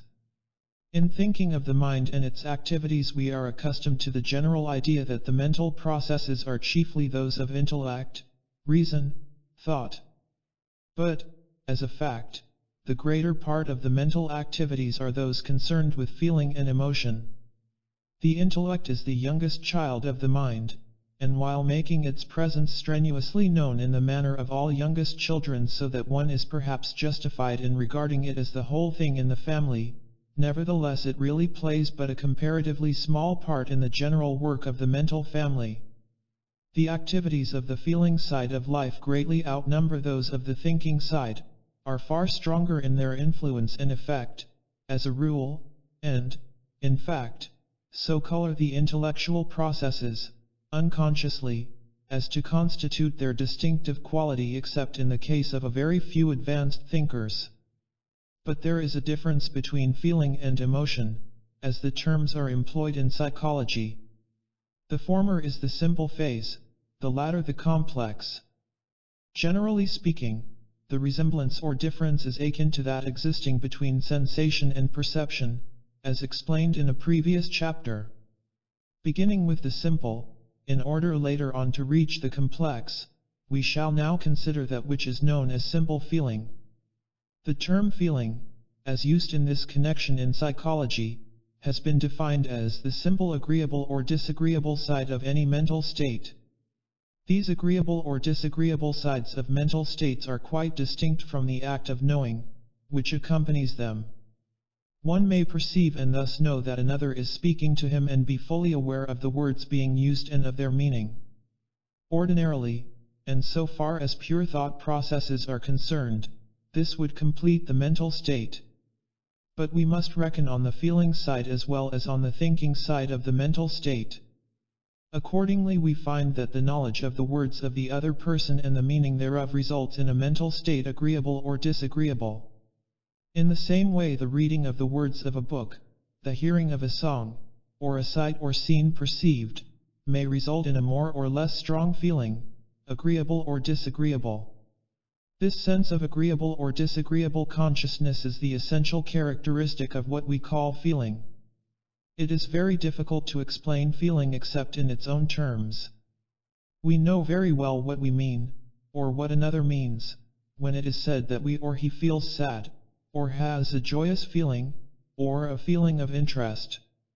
And yet we shall find it very hard to explain the mental state except in terms of feeling itself. Our knowledge depends entirely upon our previous experience of the feeling. As an authority says, if we have never felt pleasure, pain, fear, or sorrow, a quarto volume cannot make us understand what such a mental state is. Every mental state is not distinguished by strong feeling. There are certain mental states which are concerned chiefly with intellectual effort, and in which all trace of feeling seems to be absent, unless, as some have claimed, the feeling of interest or the lack of same is a faint form of the feeling of pleasure or pain. Habit may dull the feeling of a mental state until it is apparently neutral, but there is generally a faint feeling of like or dislike still left. The elementary forms of feeling are closely allied with those of simple sensation. But experiments have revealed that there is a distinction in consciousness. It has been discovered that one is often conscious of the touch of a heated object before he is of the feeling or pain resulting from it. Psychologists have pointed out another distinction, namely, when we experience a sensation we are accustomed to refer it to the outside thing which is the object of it, as when we touch the heated object, but when we experience a feeling we instinctively refer it to ourself, as when the heated object gives us pain. As an authority has said, my feelings belong to me, but my sensations seem to belong to the object which caused them. Another proof of the difference and distinction between sensation and feeling is the fact that the same sensation will produce different feelings in different persons experiencing the former, even at the same time. For instance, the same sight will cause one person to feel elated, and the other depressed. The same words will produce a feeling of joy in one, and a feeling of sorrow in another. The same sensation will produce different feelings in the same person at different times. An authority well says, you drop your purse, and you see it lying on the ground as you stoop to pick it up, with no feeling either of pleasure or pain. But if you see it after you have lost it and have hunted for it a long time in vain, you have a pronounced feeling of pleasure. There is a vast range of degree and kind in feeling. Gordy says, all forms of pleasure and pain are called feelings. Between the pleasure which comes from eating a peach and that which results from solving a difficult problem, or learning good news of a friend, or thinking of the progress of civilization, between the pain that results from a cut in the hand and that which results from the failure of a long-cherished plan or the death of a friend, there is a long distance. But the one group are all pleasures, the other all pains.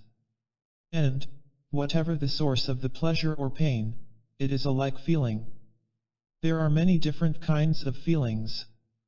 Some arise from sensations of physical comfort or discomfort, others from purely physiological conditions, others from the satisfaction of accustomed tastes, or the dissatisfaction arising from the stimulation of unaccustomed tastes, others from the presence or absence of comfort, others from the presence or absence of things or persons for whom we have an affection or liking.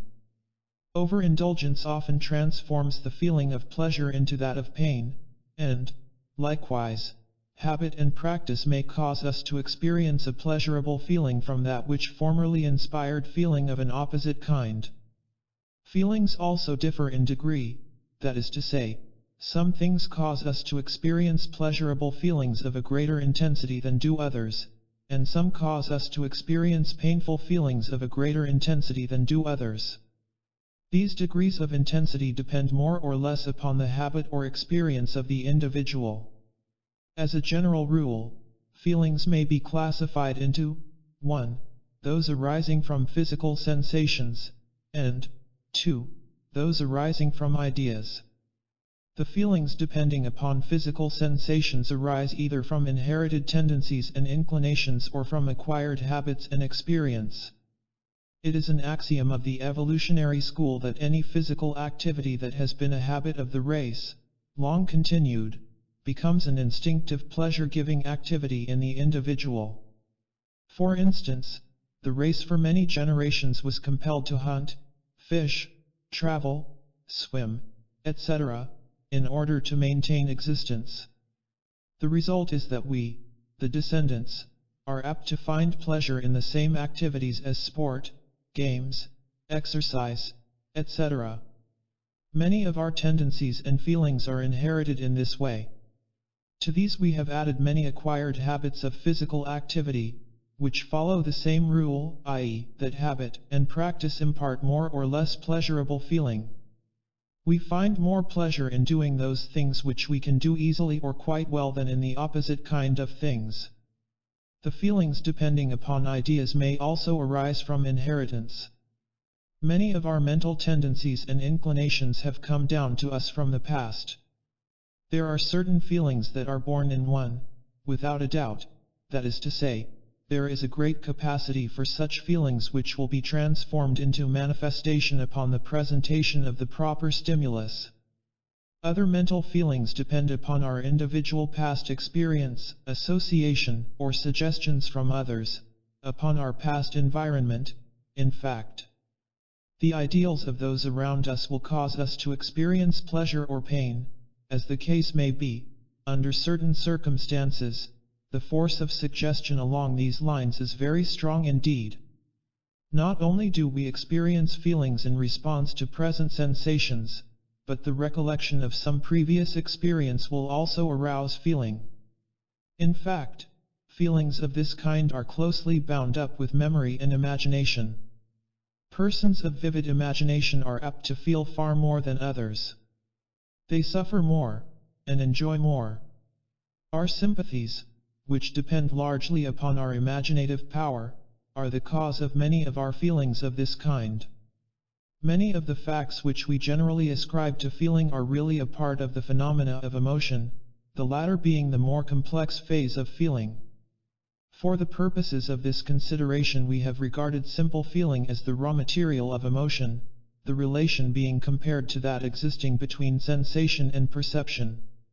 In our consideration of emotion we shall see the fuller manifestation of feeling, and its more complex expressions.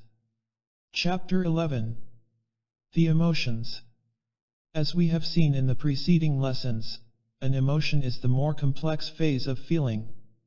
As a rule, an emotion arises from a number of feelings. Moreover, it is of a higher order of mental activity. As we have seen, a feeling may arise either from a physical sensation or from an idea.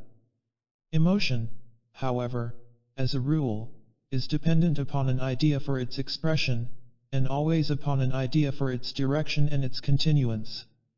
Feeling, of course, is the elemental spirit of all emotional states, and, as an authority has said, is the thread upon which the emotional states are strung. Halleck says, when representative ideas appear, the feeling in combination with them produces emotion. After the waters of the Missouri combine with another stream, they receive a different name, although they flow toward the Gulf in as great volume as before. Suppose we liken the feeling due to sensation to the Missouri River, the train of representative ideas to the Mississippi before its junction with the Missouri. Emotion may then be likened to the Mississippi after its junction, after feeling has combined with representative ideas. The emotional stream will not be broader and deeper than before.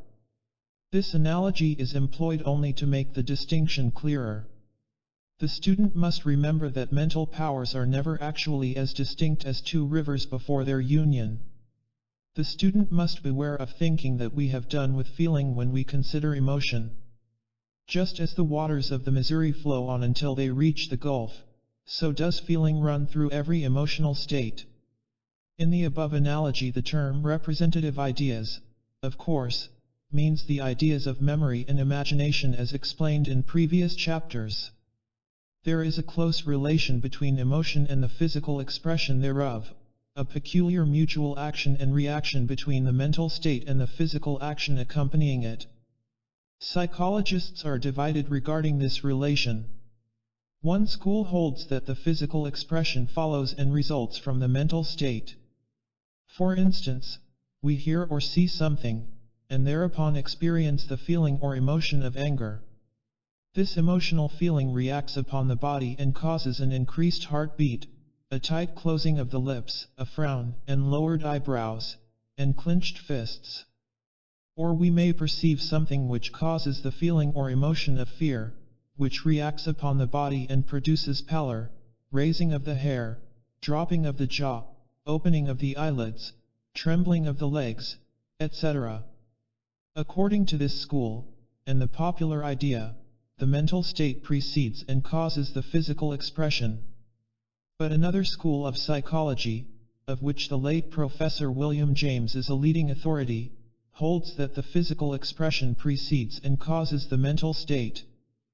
For instance, in the cases above cited, the perception of the anger-causing or fear-causing sight first causes a reflex action upon the muscles, according to inherited race habits of expression. This muscular expression and activity, in turn, is held to react upon the mind and to cause the feeling or emotion of anger or fear, as the case may be. Professor James, in some of his works, makes a forcible argument in support of this theory, and his opinions have influenced the scientific thought of the day upon this subject. Others, however, have sought to combat his theory by equally forcible argument, and the subject is still under lively and spirited discussion in psychological circles. Without taking sides in the above controversy, many psychologists proceed upon the hypothesis that there is a mutual action and reaction between emotional mental states and the appropriate physical expression thereof, each in a measure being the cause of the other, and each likewise being the effect of the other. For instance, in the cases above cited, the perception of the anger-producing or fear-producing sight causes, almost or quite simultaneously, the emotional mental state of anger or fear, as the case may be, and the physical expression thereof. Then rapidly ensues a series of mental and physical reactions. The mental state acts upon the physical expression and intensifies it. The physical expression in turn reacts upon the mental state and induces a more intense degree of the emotional feeling. And so on, until the mental state and physical expression reach their highest point and then begin to subside from exhaustion of energy. This middle ground conception meets all the requirements of the facts, and is probably more nearly correct than either extreme theory. Darwin, in his classic work, The Expression of the Emotions in Man and Animals, has thrown a great light on the subject of the expression of emotion in physical motions. The Florentine scientist, Paolo Mantegazza, added to Darwin's work with ideas of his own and countless examples drawn from his own experience and observation. The work of François Descartes, the founder of the school of expression which bears his name, is also a most valuable addition to the thought on this subject. The subject of the relation and reaction between emotional feeling and physical expression is a most fascinating one, and one in which we may expect interesting and valuable discoveries during the next 20 years. The relation and reaction above mentioned are interesting not only from the viewpoint of theory but also because of their practicable application in emotional development and training. It is an established truth of psychology that each physical expression of an emotional state serves to intensify the latter. It is pouring oil on the fire. Likewise, it is equally true that the repression of the physical expression of an emotion tends to restrain and inhibit the emotion itself. Halleck says, if we watch a person growing angry, we shall see the emotion increase as he talks loud, frowns deeply, clenches his fist, and gesticulates wildly. Each expression of his passion is reflected back upon the original anger and adds fuel to the fire. If he resolutely inhibits the muscular expressions of his anger, it will not attain great intensity, and it will soon die a quiet death. Not without reason are those persons called cold-blooded who habitually restrain as far as possible the expression of their emotion, who never frown or throw any feeling into their tones, even when a wrong inflicted upon someone demands aggressive measures. There is here no wave of bodily expression to flow back and augment the emotional state. In this connection we call your attention to the familiar and oft-quoted passage from the works of Professor William James.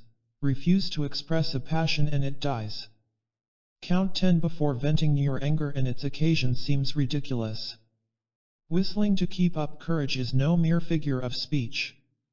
On the other hand, sit all day in a moping posture, sigh, and reply to everything with a dismal voice, and your melancholy lingers. There is no more valuable precept in moral education than this, as all who have experience know. If we wish to conquer undesirable emotional tendencies in ourselves, we must assiduously, and in the first instance cold-bloodedly, go through the outward movements of those contrary dispositions which we prefer to cultivate. Smooth the brow, brighten the eye, contract the dorsal rather than the ventral aspect of the frame, and speak in a major key, and your heart must be frigid indeed if it does not gradually thaw. Along the same lines Halleck says, actors have frequently testified to the fact that emotion will arise if they go through the appropriate muscular movements. In talking to a character on the stage, if they clench the fists and frown, they often find themselves becoming really angry. If they start with counterfeit laughter, they find themselves growing cheerful. A German professor says that he cannot walk with a schoolgirl's mincing step and air without feeling frivolous. The wise student will acquire a great control over his emotional nature if he will reread and study the above statements and quotations until he has grasped their spirit and essence. In those few lines he is given a philosophy of self-control and self-mastery that will be worth much to him if he will but apply it in practice. Patience, perseverance, practice, and will are required, but the reward is great. Even to those who have not the persistency to apply this truth fully, there will be a partial reward if they will use it to the extent of restraining so far as possible any undue physical expression of undesirable emotional excitement. Some writers seem to regard capacity for great emotional excitement and expression as a mark of a rich and full character or noble soul. This is far from being true. While it is a fact that the cultivation of certain emotions tends to create a noble character and a full life, it is equally true that the tendency to gush and indulge in hysterical or sentimental excesses is a mark of an ill-controlled nature and a weak, rather than strong, character. Moreover, it is a fact that excess in emotional excitement and expression tends toward the dissipation of the finer and nobler feelings which otherwise would seek an outlet in actual doing and practical action. In the language of the old Scotch engineer in the story, they are like the old locomotive which spends much steam at the whistle that she han only left to gie by. Emotional excitement and expression are largely dependent upon habit and indulgence, although there is a great difference, of course, in the emotional nature and tendencies of various persons. Emotions, like physical actions or intellectual processes, become habitual by repetition. And habit renders all physical or mental actions easy of repetition.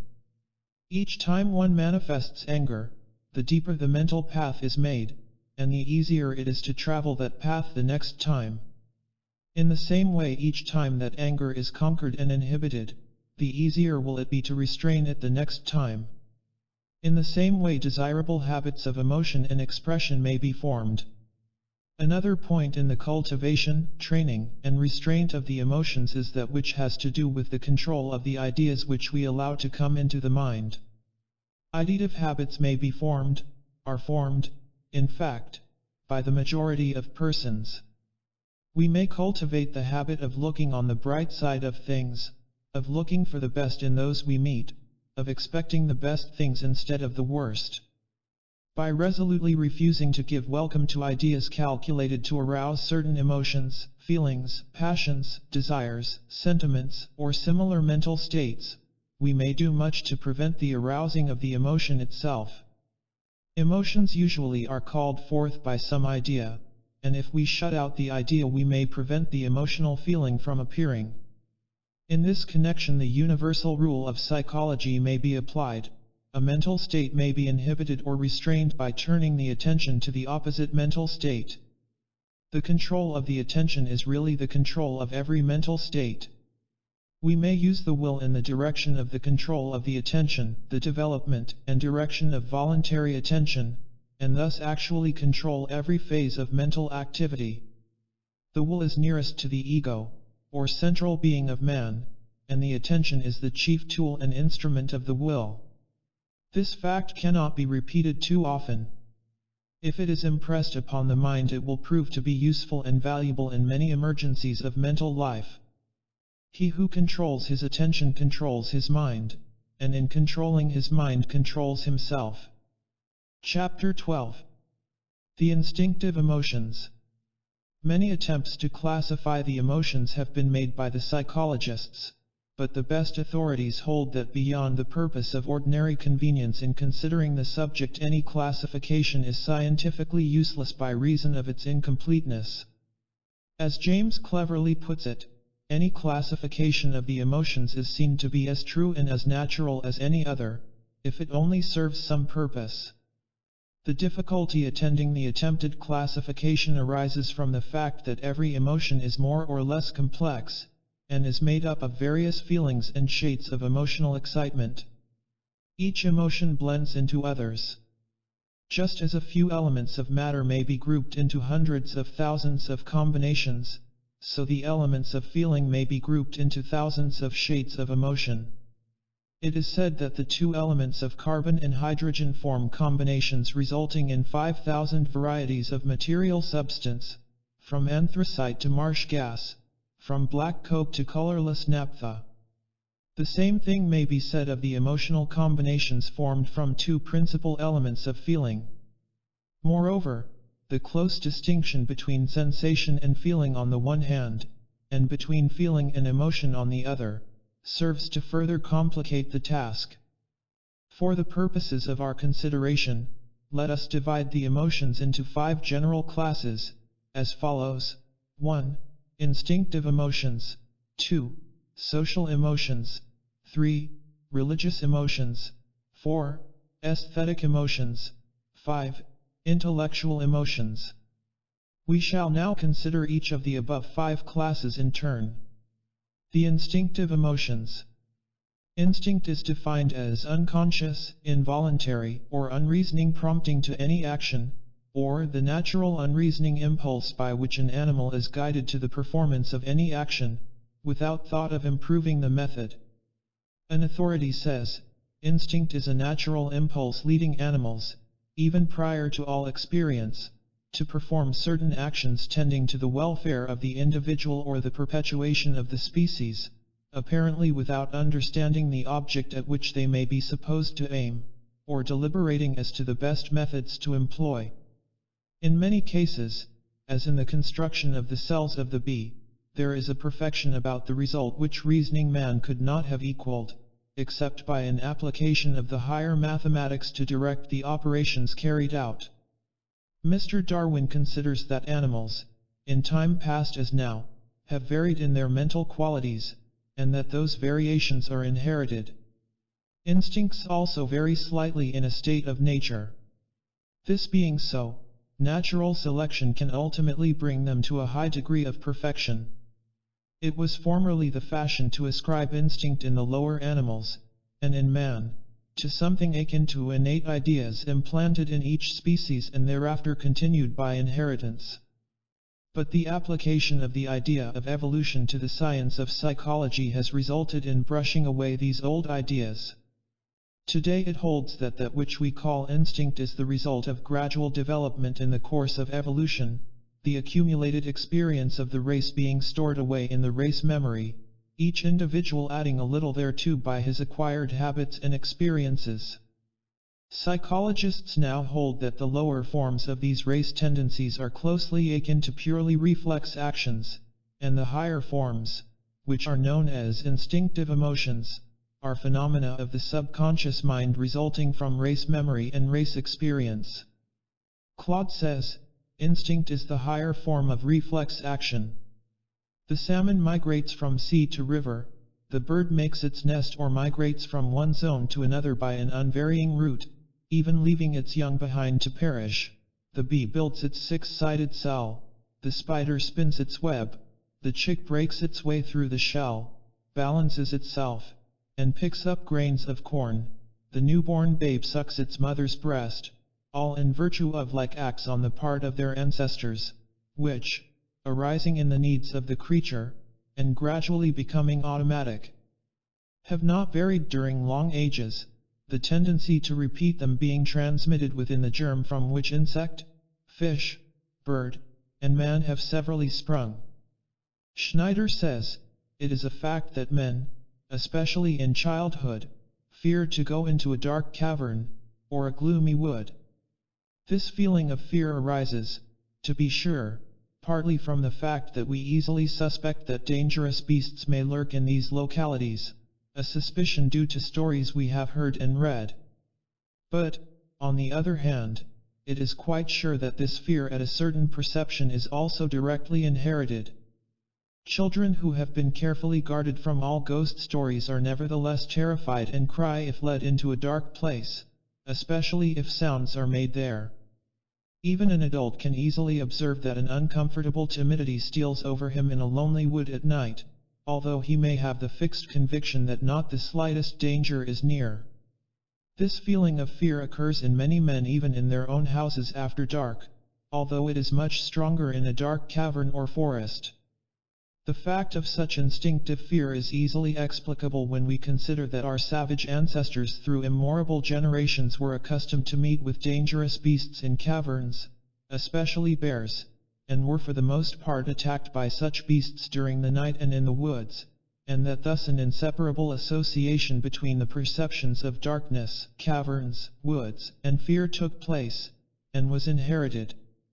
James says, nothing is commoner than the remark that man differs from lower creatures by the almost total absence of instincts, and the assumption of their work in him by reason.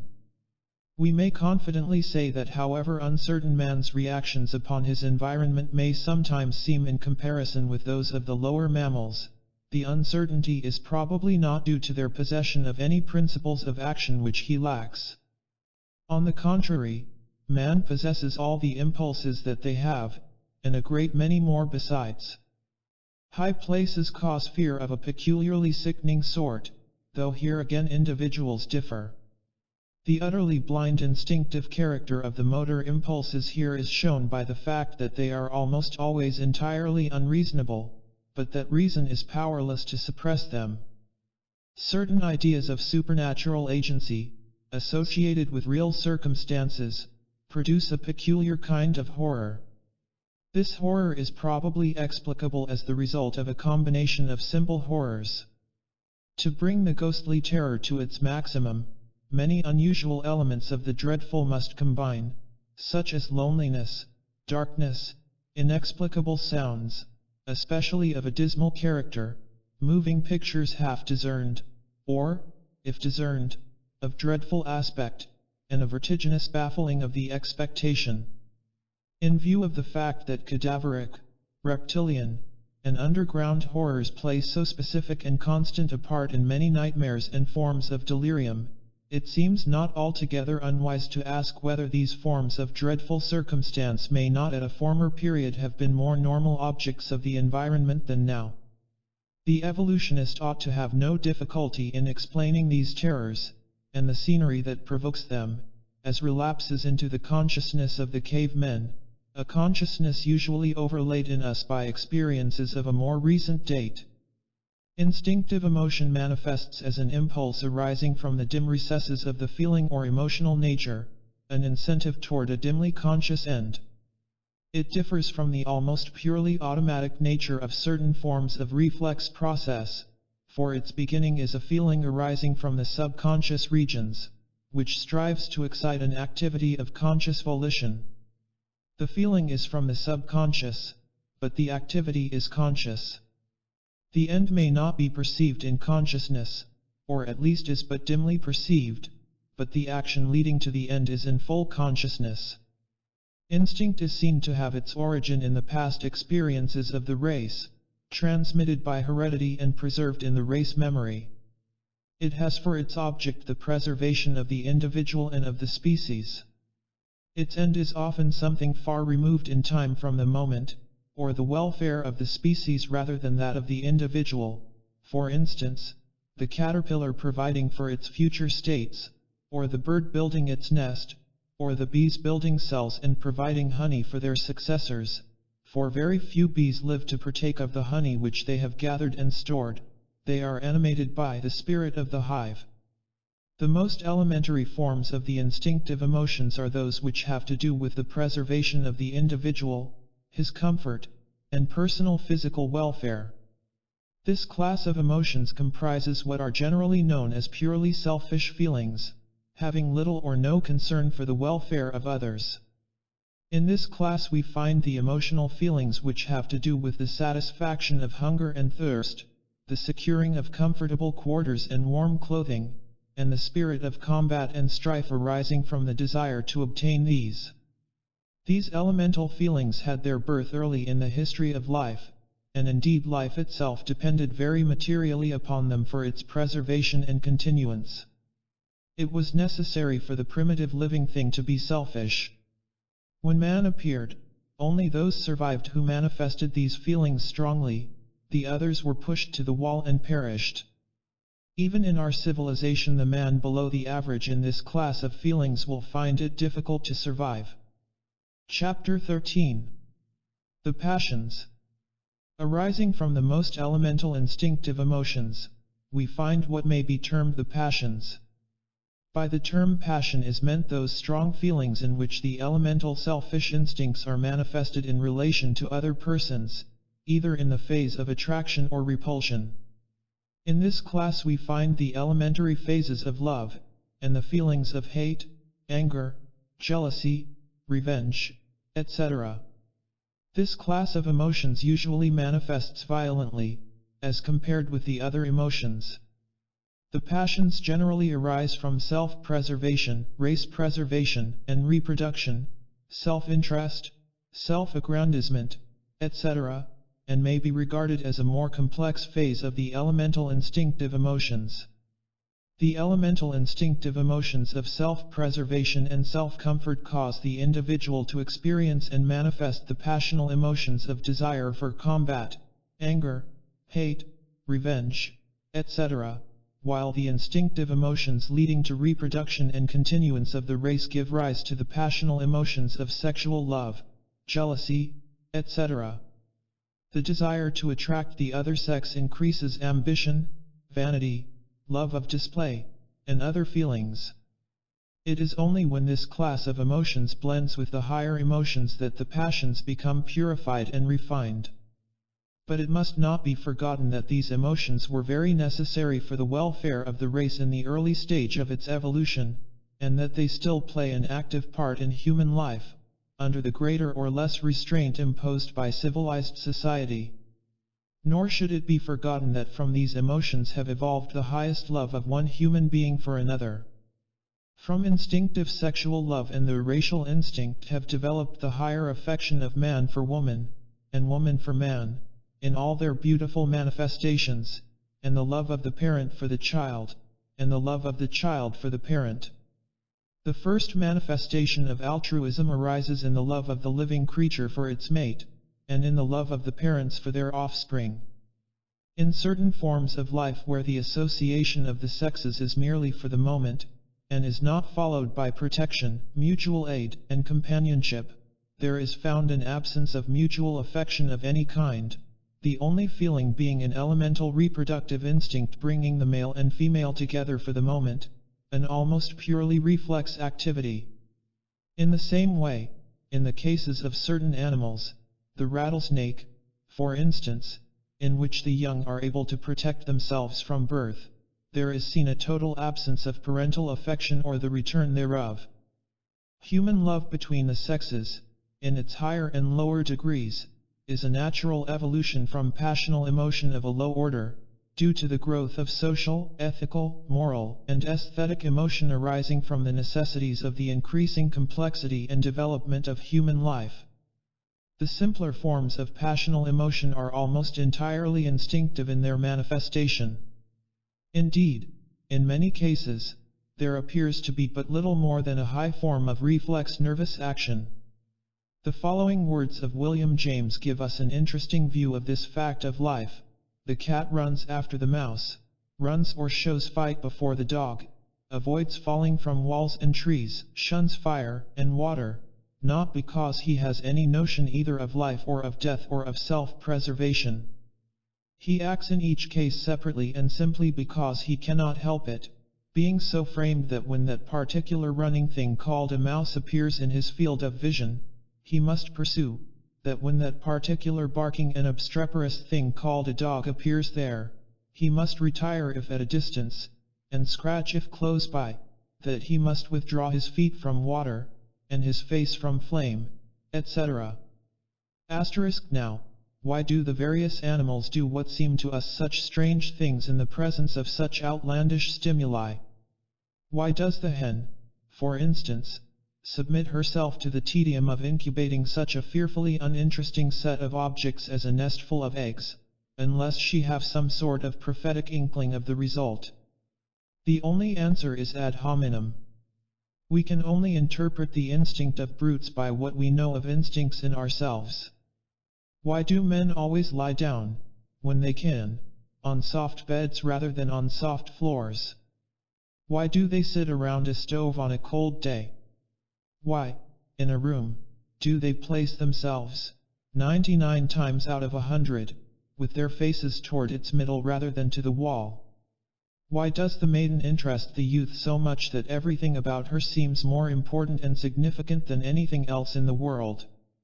Nothing more can be said than that these are human ways, and that every creature likes its own ways, and takes to following them as a matter of course. Science may come and consider these ways, and find that most of them are useful. But it is not for the sake of their utility that they are followed, but because at the moment of following them we feel that it is the only appropriate and natural thing to do. Not one man in a million, when taking his dinner, ever thinks of its utility. He eats because the food tastes good, and makes him want more. If you should ask him why he wants to eat more of what tastes like that, instead of revering you as a philosopher, he will probably laugh at you for a fool. James continues, it takes, in short, what Berkeley called a mind debauched by learning to carry the process of making the natural seem strange, so far as to ask the why of any instinctive human act. To the metaphysician alone can such questions arise as, why do we smile when pleased and not scowl? Why are we unable to talk to a crowd as to a single friend? Why does a particular maiden turn our wits upside down? The common man can only say, of course we smile, of course our heart palpitates at the sight of the crowd, of course we love the maiden, that beautiful soul clad in that perfect form, so palpably and flagrantly made from all eternity to be loved. And so, probably, does each animal feel about the particular things it tends to do in the presence of particular objects. They, too, are a priori syntheses. To the lion it is the lioness which is made to be loved, to the bear, the she-bear. To the broody hen the notion would seem monstrous that there should be a creature in the world to whom a nestful of eggs was not the utterly fascinating, precious, and never to be too much sat upon object which it is to her. Thus we may be sure that however mysterious some animals' instincts may appear to us, our instincts will appear no less mysterious to them. And we may conclude that, to the animal which obeys it, every impulse and every step of that instinct shines with its own sufficient light, and seems at the moment the only externally right and proper thing to do. It may be done for its own sake exclusively. One has very little need, as a rule, to develop the passional emotions. Instinct has taken pretty good care that we shall have our share of this class of feelings. But there is a need to train, restrain, govern, and control these emotions, for the conditions which brought about their original being have changed. Our social conventions require that we should subordinate these passional feelings, to some extent at least. Society insists that we must restrict our love impulses to certain limits and to certain quarters, and that we subdue our anger and hate, except toward the enemies of our land, the disturbers of public peace, and the menacers of the social conventions of our time and land. The public welfare requires that we inhibit our fighting impulses, except in cases of self-defense or war. Public policy requires that we keep our ambitions within reasonable limits, which limits change from time to time, of course.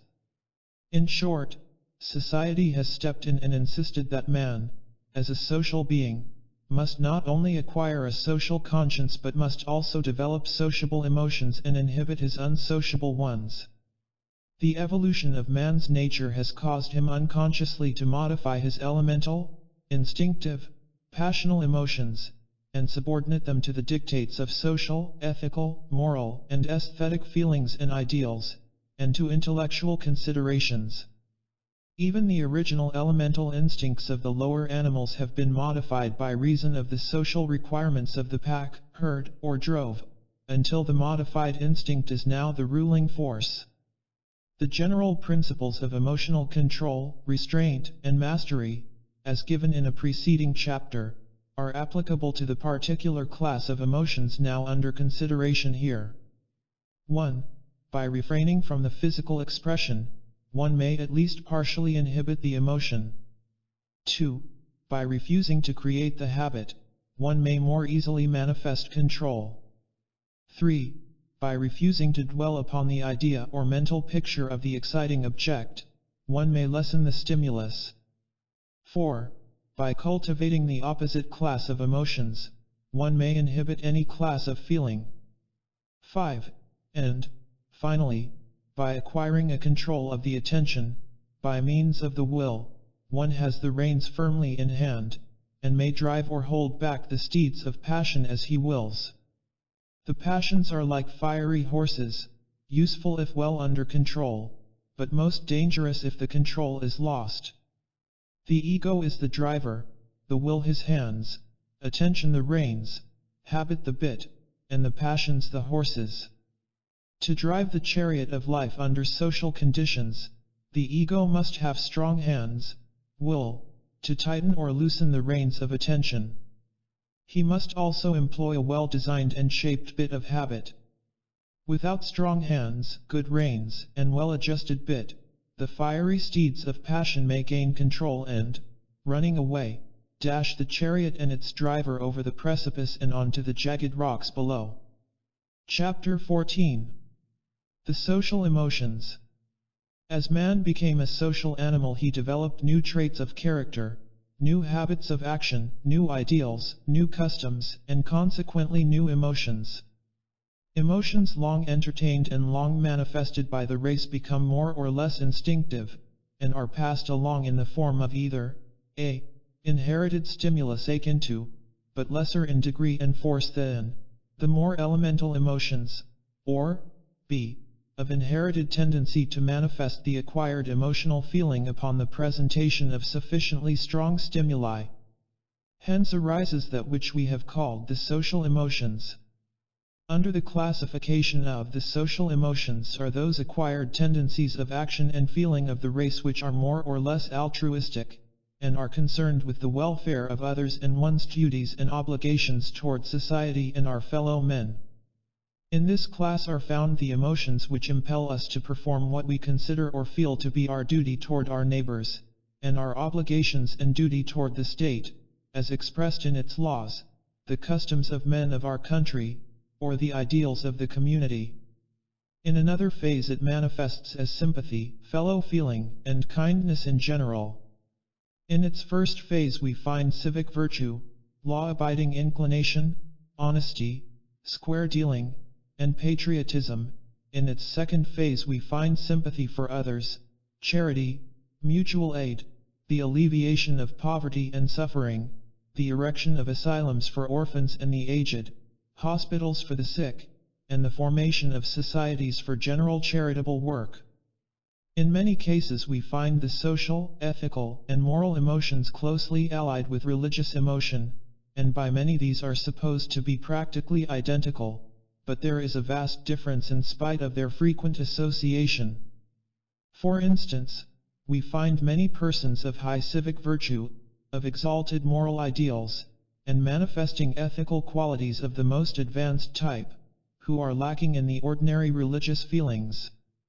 On the other hand, we too frequently find persons professing great religious zeal, and apparently experiencing the most intense religious emotional feeling, who are deficient in social, civic, ethical, and moral qualities, in the best sense of these terms.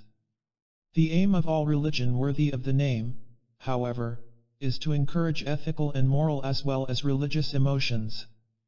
We must here make the distinction between those manifesting the actions termed ethical and moral because they feel that way, and those who merely comply with the conventional requirements because they fear the consequences of their violation. The first class have the true social, ethical, and moral feelings, tastes, ideals, and inclinations, while the second manifest merely the elementary feelings of self-preservation and selfish prudence. The first class are good because they feel that way and find it natural to be so, while the others are good merely because they have to be or be punished by legal penalty or public opinion, loss of prestige, loss of financial support, etc. The social, moral, and ethical emotions are believed to have arisen in the race by reason of the association of individuals in communities and the rise of the necessity for mutual aid and forbearance. Even many of the species of the lower animals have social, moral, or ethical codes of their own, based on the experience of the species or family, infractions of which they punish severely. In the same way sympathy and the altruistic feelings are supposed to have arisen. The community of interest and understanding in the tribe, family, or clan brought not only the feeling of natural defense and protection but also the finer, inner sympathetic feeling of the pains and sufferings of their associates. This, in the progress of the race, has developed into broader and more complex ideals and feelings. Theology explains the moral feelings as resulting from conscience, which it holds to be a special faculty of the mind, or soul, divinely given.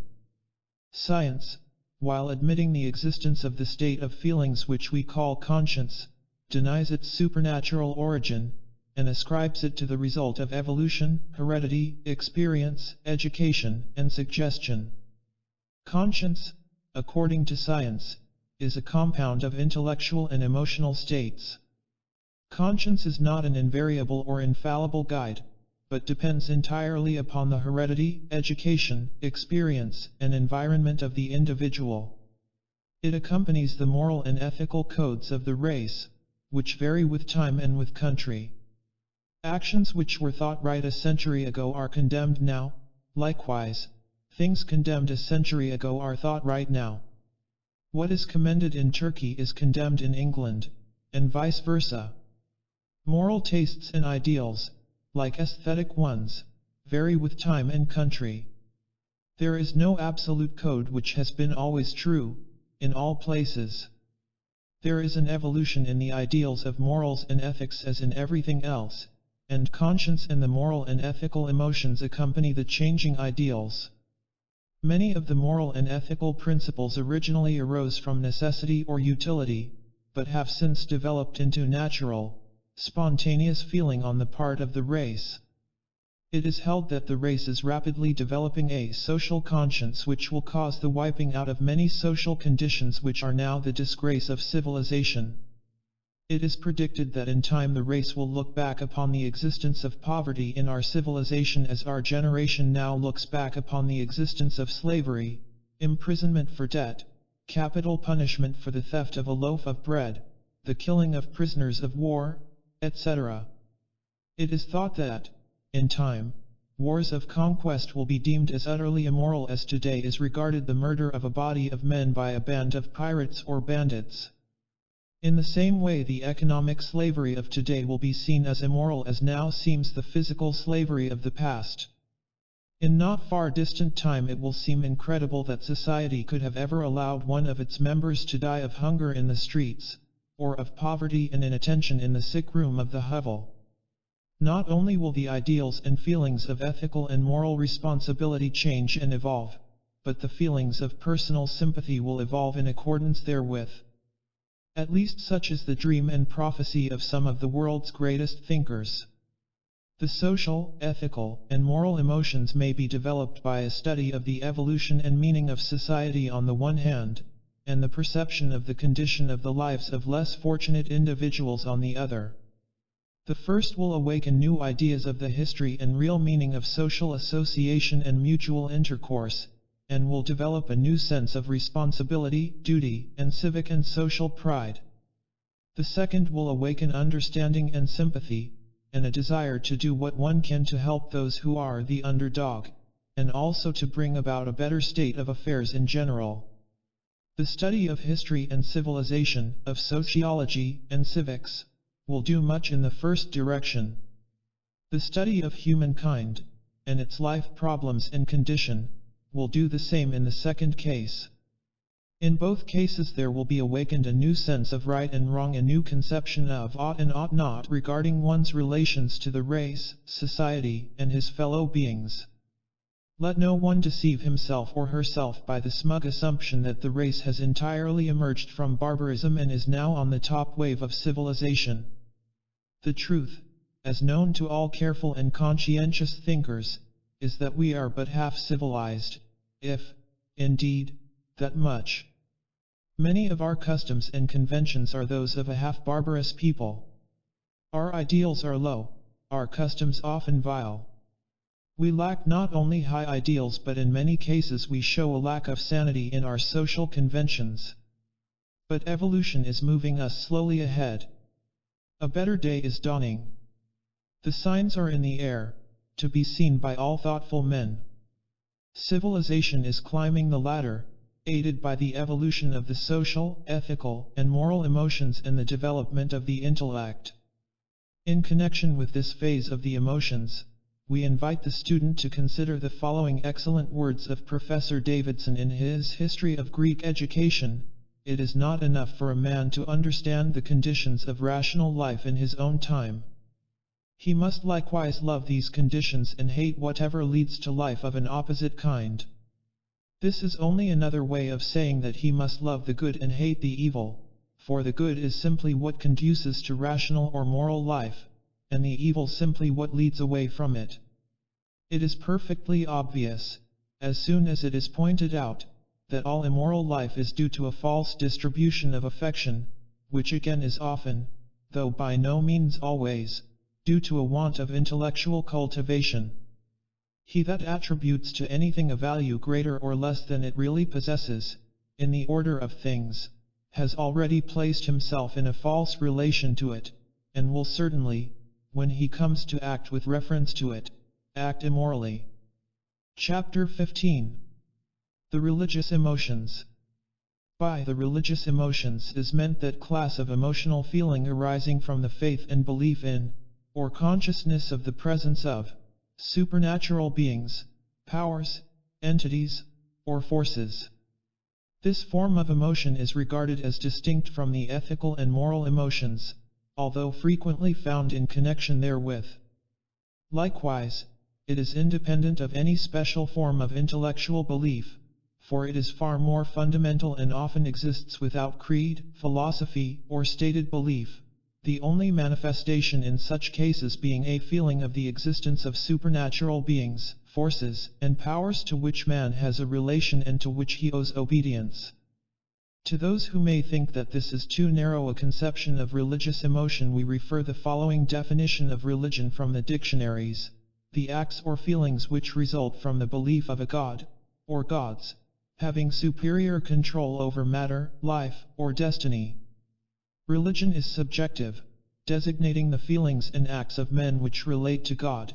Theology is objective, denoting the science which investigates the existence, laws, and attributes of God, or, objectively, the outer form and embodiment which the inward spirit of a true or a false devotion assumes. Subjectively, the feeling of veneration with which the worshipper regards the being he adores.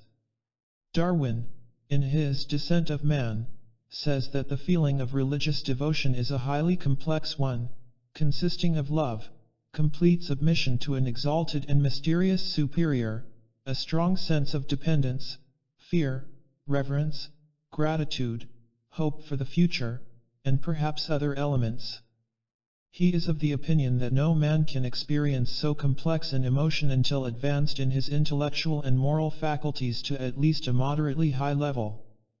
The authorities generally agree with Darwin, although the more recent study of the history of religion has shown that religious feeling has a far more primitive origin than that indicated by Darwin.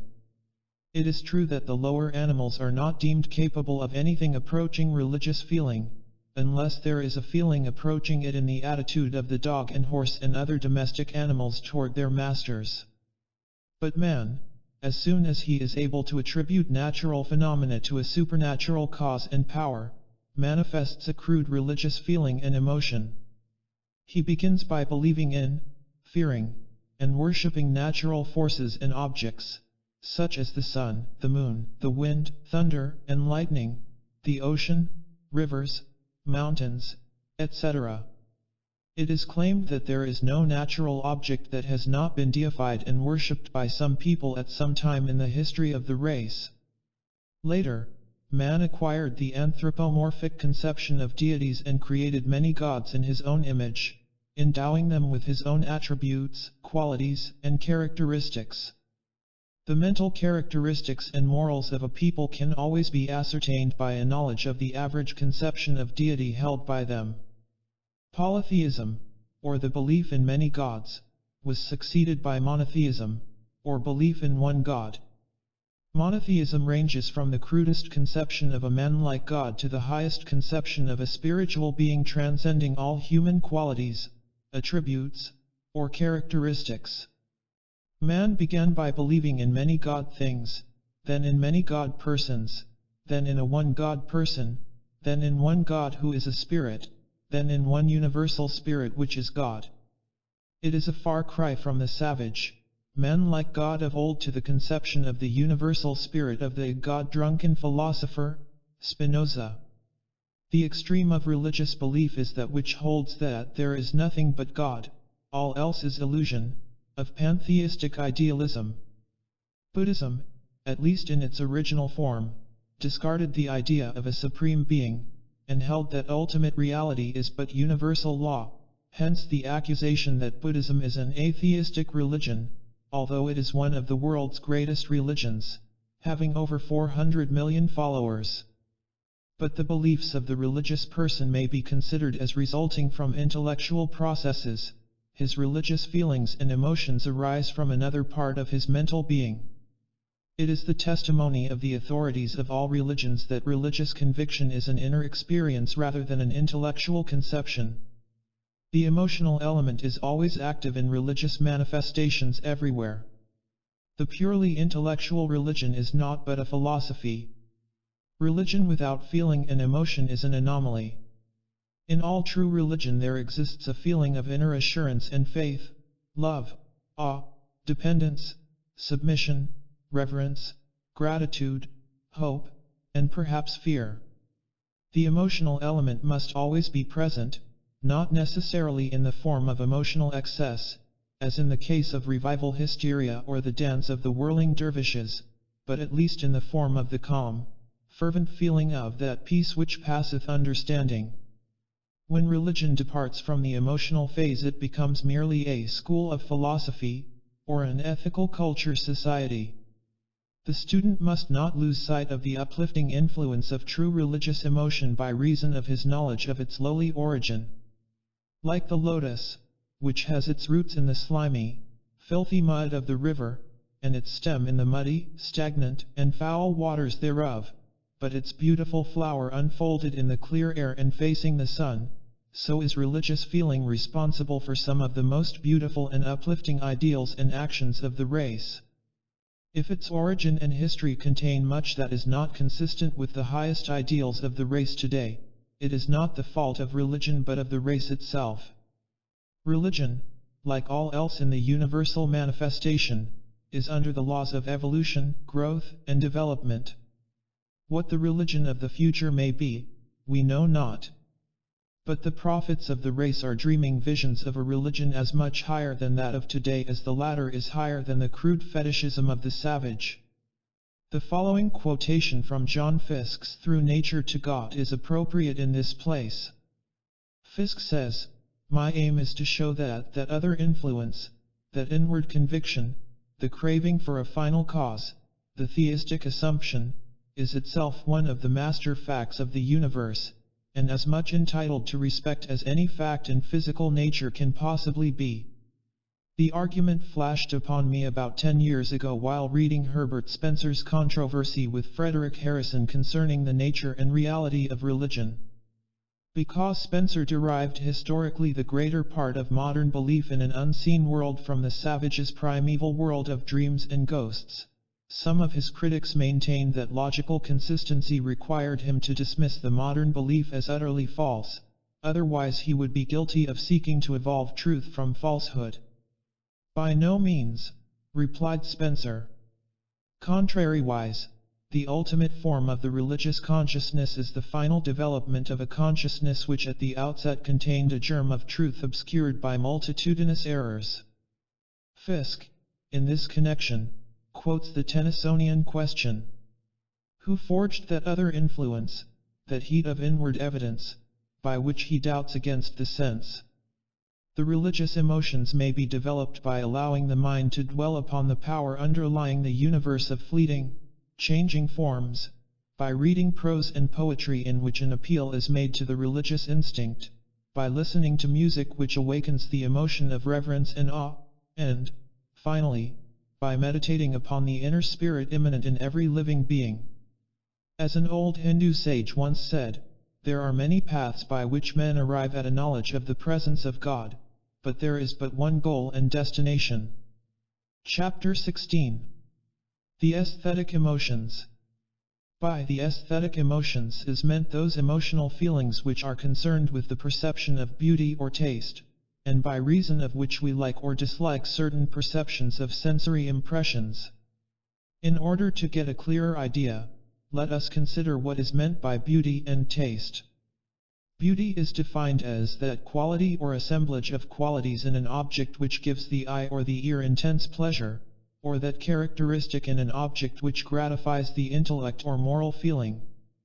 Taste, in this sense of the term, is defined as nice perception, or the power of perceiving and relishing excellence in human performances, the power of appreciating the finer qualities of art, the faculty of discerning beauty, order, congruity, proportion, symmetry, or whatever constitutes excellence, particularly in the fine arts or literature, the faculty of the mind by which we both perceive and enjoy whatever is beautiful or sublime in the works of nature and art.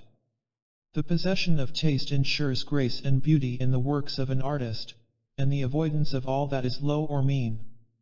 It is as often the result of an innate sense of beauty or propriety as of art education, and no genius can compensate for the want of it. Tastes differ so much among individuals, nations, or in different ages and conditions of civilization that it is utterly impossible to set up a standard of taste applicable to all men and to all stages in the evolution of society. The aesthetic sense, feeling, and emotion are products of the later stages of the evolution of the mind of man. Their roots, however, may be seen in the crude attempts at decoration and adornment in the savage, and still further back in the tendency of certain birds to adorn their nests or bowers. Moreover, some sense of beauty must exist in the lower animals, which are influenced thereby in the selection of their mates, the bright plumage of the birds, and the coloring of the insects and higher animals evidencing the existence of at least a primitive aesthetic sense. Herbert Spencer says that one characteristic of the aesthetic feelings is that they are separated from the functions vitally requisite and necessary to sustain life, and it is not until the latter are reasonably well satisfied that the former begin to manifest in force. The authorities hold that the basic element concerned in the manifestation of the aesthetic emotional feeling is the sensory element, which consists of the pleasure arising from the perception of objects of vision or hearing which are deemed beautiful. There is a certain nervous satisfaction which arises from the perception of the sensation of the sight of a beautiful thing, or of the hearing of beautiful sound. Just why certain sights prove agreeable and others disagreeable, or certain sounds pleasant and others unpleasant, is very difficult to determine. Association and habit may have something to do with the beauty of sight object, and there may be natural harmony of vibration in colors as there is in sound. In the case of sounds there is undoubtedly a natural harmony between the vibrations of certain notes of the scale and inharmony between others. Some have held that the secret of the enjoyment of music is found in the natural appreciation of rhythm, as rhythm is a cosmic manifestation evident in everything from great to small. But these theories do not account for the differences existing in the tastes regarding color and music manifested by different individuals, races, and classes of people. Grant Allen says, "The vulgar are pleased with great masses of color, especially red, orange, and purple, which give their coarse, nervous organization the requisite stimulus. The refined, with nerves of less caliber, but greater discriminativeness, require delicate combinations of complementaries and prefer neutral tints to the glare of the primary hues. Children and savages love to dress in all the colors of the rainbow. In the same way persons of certain types of taste are pleased with ragtime and cheap, rollicking songs or dances, while others shudder at these and find delight in the classic productions of the great composers." There is also the intellectual element to be reckoned with in the aesthetic emotions. The intellect must discover the beauty in certain objects before the emotion is aroused by the perception. Halleck says, "Every time the mind discerns unity amid variety, order, rhythm, proportion, or symmetry, an aesthetic emotion arises. The traveler with a trained intellect will see far more beauty than an ignorant one. In looking at a cathedral, a large part of the aesthetic enjoyment comes from tracing out the symmetry, from comparing part with part. Not until this process is complete will the full beauty of the structure as a whole be perceived. If the traveler knows something of medieval architecture before starting on his European trip, he will see far more beauty.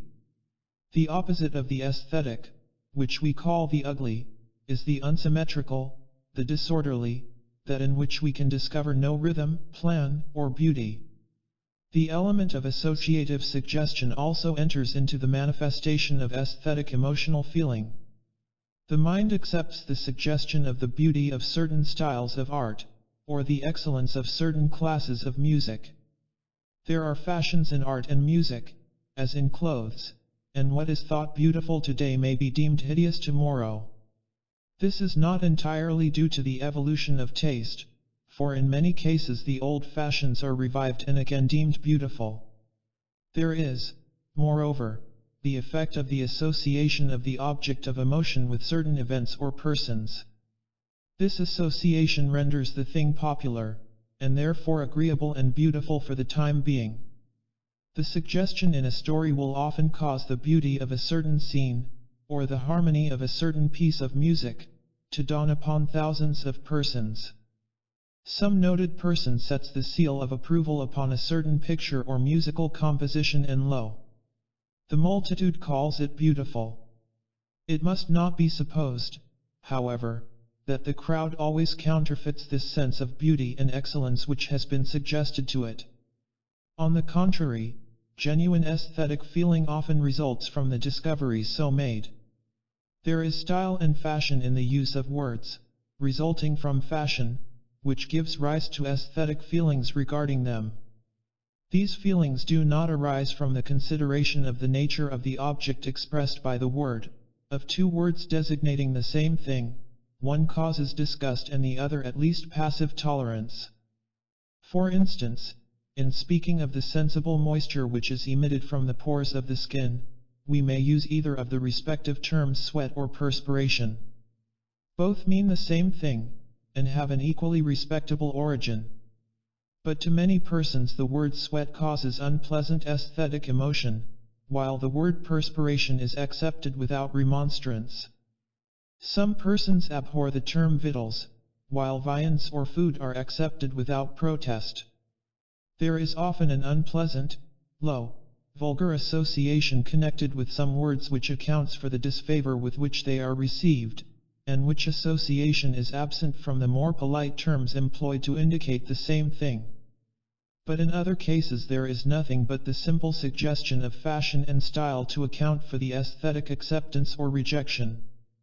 It is possible that some psychologist of the future will establish the truth of the theory now tentatively advanced by a few investigators, namely, that taste and the sense of beauty depend almost entirely upon the element of suggestion, manifested as association, influence of authority, habit, fashion, imitation, etc.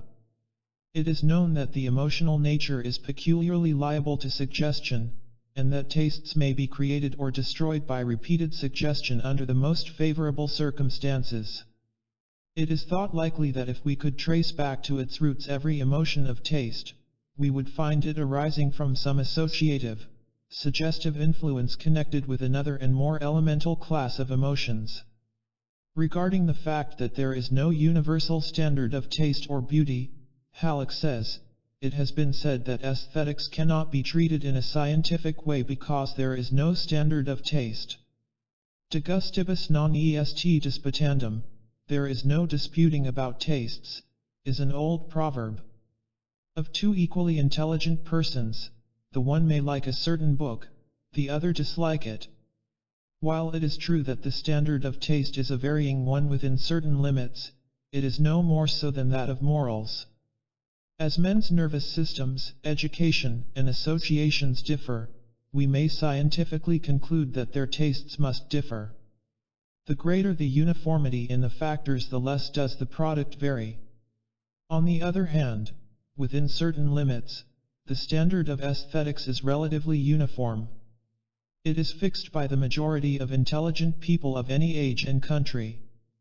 To estimate the standard by which to judge of the correctness of language or of the literary taste of any era, we examine the conversations of the best speakers, the works of the standard writers. The aesthetic emotions may be developed and cultivated by exercise and practice, and particularly by association and familiarity with beautiful things, and with those who have good taste. Appreciation of beauty is more or less contagious, up to a certain point of development, at least, and if one wishes to recognize, understand, and appreciate beauty, he should go where beauty is, and where its votaries are gathered. The study of standard works of art, or objects of nature, or the best productions of the composers of music, will do much to develop and unfold one's higher aesthetic feelings and understanding. It is claimed by some of the best authorities that to develop the finer and higher aesthetic feelings and understanding we must learn to find beauty and excellence in things removed from ourselves or our selfish interests. The narrow, selfish emotions kill the aesthetic feelings. The two cannot exist together. The person whose thoughts are centered on himself or herself very rarely finds beauty or excellence in works of art or music. Grant Allen well sums up the subject in the following words: good taste is the progressive product of progressing fineness and discrimination in the nerves, educated attention, high and noble emotional constitution, and increasing intellectual faculties. Chapter 17. The Intellectual Emotions. By the intellectual emotions is meant that class of emotional feeling resulting from the presence of objects of intellectual interest. This class of emotions depends for its satisfaction upon the exercise of the intellectual faculties, from the most simple to the most complex, and including perception, memory, imagination, reason, judgment, and all the logical faculties. Those who are accustomed to employing the mind through voluntary attention, particularly in the direction of creative ideation or constructive imagination, experience these emotions to a greater or less degree. The exercise of perception, if we are skilled therein, gives us a pleasurable feeling, and if we succeed in making an interesting or important discovery by reason thereof, we experience a strong degree of emotional satisfaction. Likewise, we experience agreeable feelings when we are able to remember distinctly something which might well have been forgotten, or when we succeed in recalling something which had escaped our memory for the moment. In the same way, the exercise of the imagination is a source of great pleasure in many cases in the direction of writing, planning, inventing, or other creative processes, or even in the building of air castles. The exercise of the logical faculties gives great pleasure to those in whom these faculties are well developed. Halleck well says, there was probably not a happier moment in Newton's life than when he had succeeded in demonstrating that the same power which caused the apple to fall held the moon and the planets in their orbits. When Watts discovered that steam might be harnessed like a horse, when an inventor succeeds in perfecting a labor-lightening device, whenever an obscurity is cleared away, the reason for a thing understood, and a baffling instance brought under a general law, intellectual emotion results. The pleasurable feelings we experience upon the reading of a good book, or the discovery of real poetry, are forms of intellectual emotion. The same class of emotional feeling is aroused when we witness a good play. Among other instances of this class we mention the perception of clever work of any kind, intricate machinery, ingenious devices, helpful improvements, or other works of man which indicate the existence of thought and inventive ability in the designer or builder. To appreciate mental work of this kind we must bring a mind developed along the same or similar lines. It has well been said that before one can take away anything from a book he must bring something to it. It takes mentality to recognize and appreciate mentality or the work of mentality. The study of scientific subjects is a source of great pleasure to those who are inclined to such pursuits. To the scientific mind the study of the latest work on the favorite branch gives a joy which nothing else is capable of arousing. To the philosopher the works of other philosophers of the same school give intense satisfaction. It is claimed that the sense of humor and wit is an intellectual emotion, for it depends upon the detection of the ludicrous features of a happening. Certain psychologists have held that the distinctive element of humor is the feeling attendant upon the perception of incongruity, while that of wit is the feeling of superiority on the part of the witty person, and the corresponding chagrin of the object of his wit. It would seem, however, that the appreciation of wit must depend upon the intellectual perception of cleverness of expression and the pleasure resulting from the discovery thereof, and that the feeling of humor is aroused principally by reason of the incongruous element, the feeling of self-satisfaction as contrasted with the discomfiture of the other person belongs to the more selfish emotions. An authority says, humor is a mental faculty which tends to discover incongruous resemblances between things which essentially differ, or essential differences between things put forth as the same. the result being internal mirth or an outburst of laughter. Wit does so likewise, but the two are different. Humor has deep human sympathy, and loves men while raising a laugh against their weaknesses. Wit is deficient in sympathy, and there is often a sting in its ridicule. Somewhat contemptuous of mankind, it has not the patience to study them thoroughly, but must content itself with noting superficial resemblances or differences.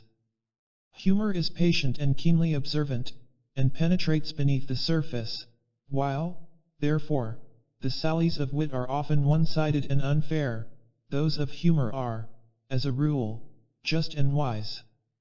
The development and cultivation of the intellectual emotions depend, of course, upon education, training, exercise, and practice. The cultivation of the intellect, which has been referred to, in part, in the previous parts of this book, and which will be again considered in the chapters devoted to the intellect, results in the development and cultivation of the emotions accompanying intellectual effort. In a general way, however, it may be said that the reading of the best works of fiction, science, and philosophy will bring out in time the best form of intellectual enjoyment and feeling. The highest gives the best, that is the rule. The present chapter should be read and studied in connection with those devoted to the intellect. Blended emotions. As we have said at the beginning of our consideration of the subject of the emotions, the majority of emotions are composed of several feelings, and tend to blend and combine emotional elements. For instance, the emotion of sexual love certainly has its origin in the instinctive feelings of the race, and its motive element is that of passion. But passion is far from being all there is in human sexual love. Above the plane of passion is found the social emotion of companionship, protection, and care, the desire for the welfare of the loved one, the mingling of the love of the parent with that of the mate. Human love manifests many of the altruistic emotions during its course. The welfare of the loved one becomes the chief concern of life, often stronger even than self-preservation. The joy of the loved one becomes the greatest joy, far surpassing the more selfish forms of happiness. Then come the aesthetic feelings, which find satisfaction in the two liking the same things, sympathy and community of feeling being the connecting link. The several ideals of the two combining, there is produced an idealistic union, which is often called spiritual harmony. Finally, there is found the blending of the intellectual emotions, in which harmony there exists one of the highest forms of pleasure satisfaction between two persons of opposite sexes. It is said that the more things that a man and woman like in common, the closer will be their liking for each other.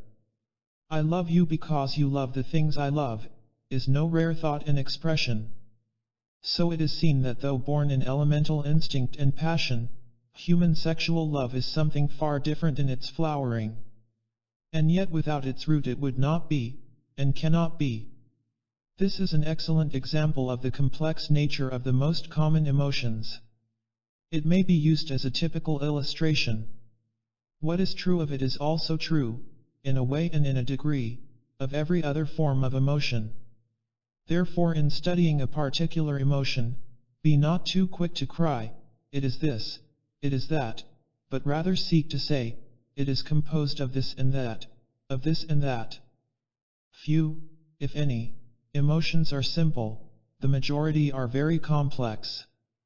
Hence the difficulty of satisfactory classification, and the danger of dogmatic definition. Chapter 18. The role of the emotions. The average person greatly underestimates the part played by the emotional nature in the mental activities of the individual. He is inclined to the opinion that, with the exception of the occasional manifestation of some strong emotional feeling, the majority of persons go through life using only the reasoning and reflective faculties in deciding the problems of life and guiding the mental course of action. There can be no greater mistake concerning the mental activities. So far from being subordinate to the intellect, the emotional nature in the majority of cases dominates the reasoning faculties. There are but very few persons who are able to detach themselves, even in a small degree, from the feelings, and to decide questions cold-bloodedly by pure reason or intellectual effort. Moreover, there are but few persons whose wills are guided by pure reason. The feelings supply the motive for the majority of acts of will. The intellect, even when used, is generally employed to better carry out the dictates of feeling and desire. Much of our reasoning is performed in order to justify our feelings, or to find proofs for the position dictated by our desires, feelings, sympathies, prejudices, or sentiments.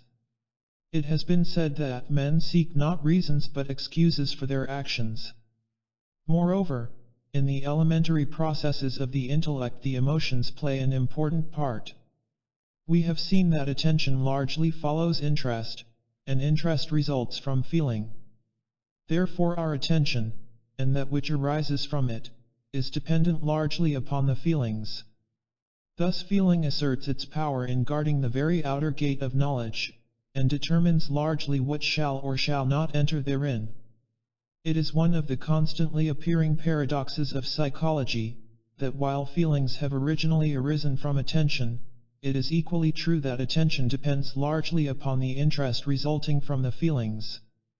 This is readily admitted in the case of involuntary attention, which always goes out toward objects of interest and feeling, but is likewise true of even voluntary attention, which we direct to something of greater or more nearly ultimate interest than the things of lesser or more immediate interest.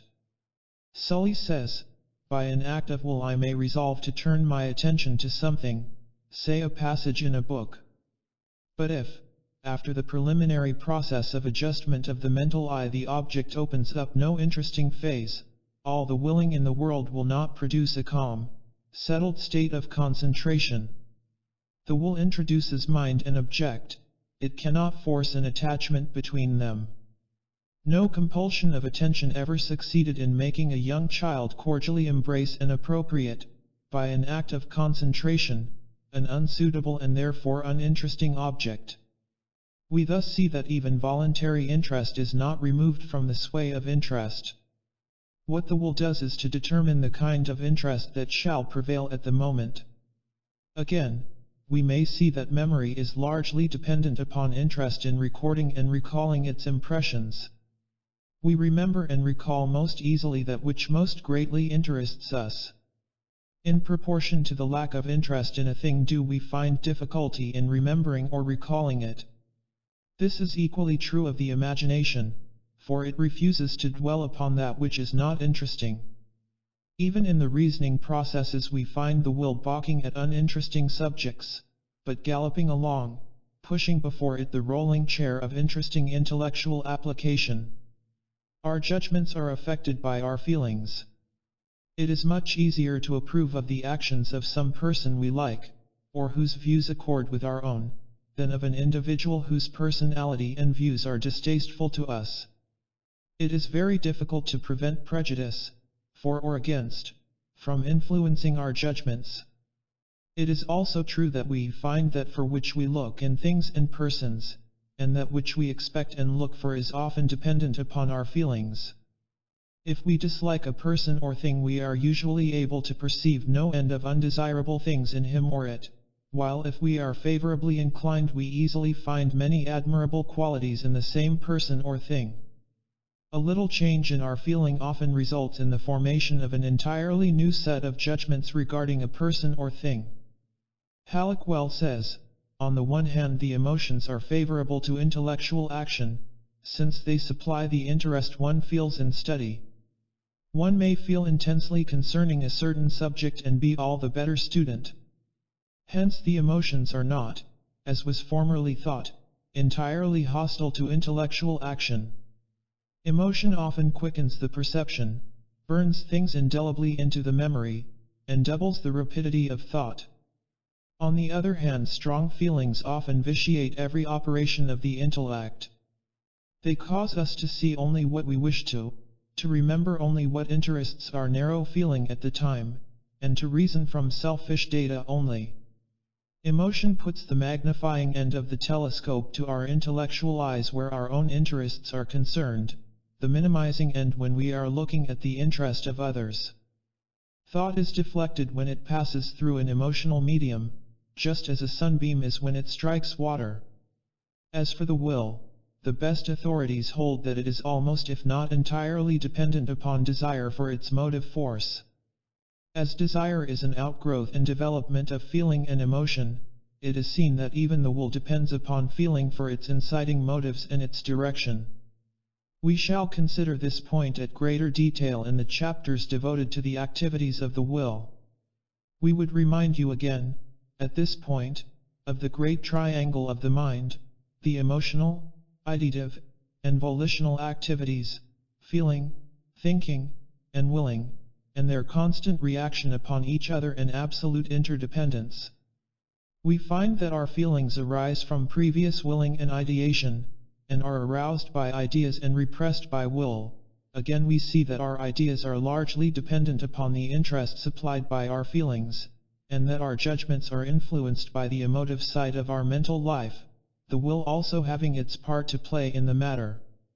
We also see that the will is called into activity by the feelings, and often guided or restrained by our thoughts, the will, indeed, being considered as moved entirely by our feelings and ideas. Thus is the trinity of mental forces seen ever in mutual relation, constant action and reaction ever existing between them. Chapter 19. The Emotions and Happiness.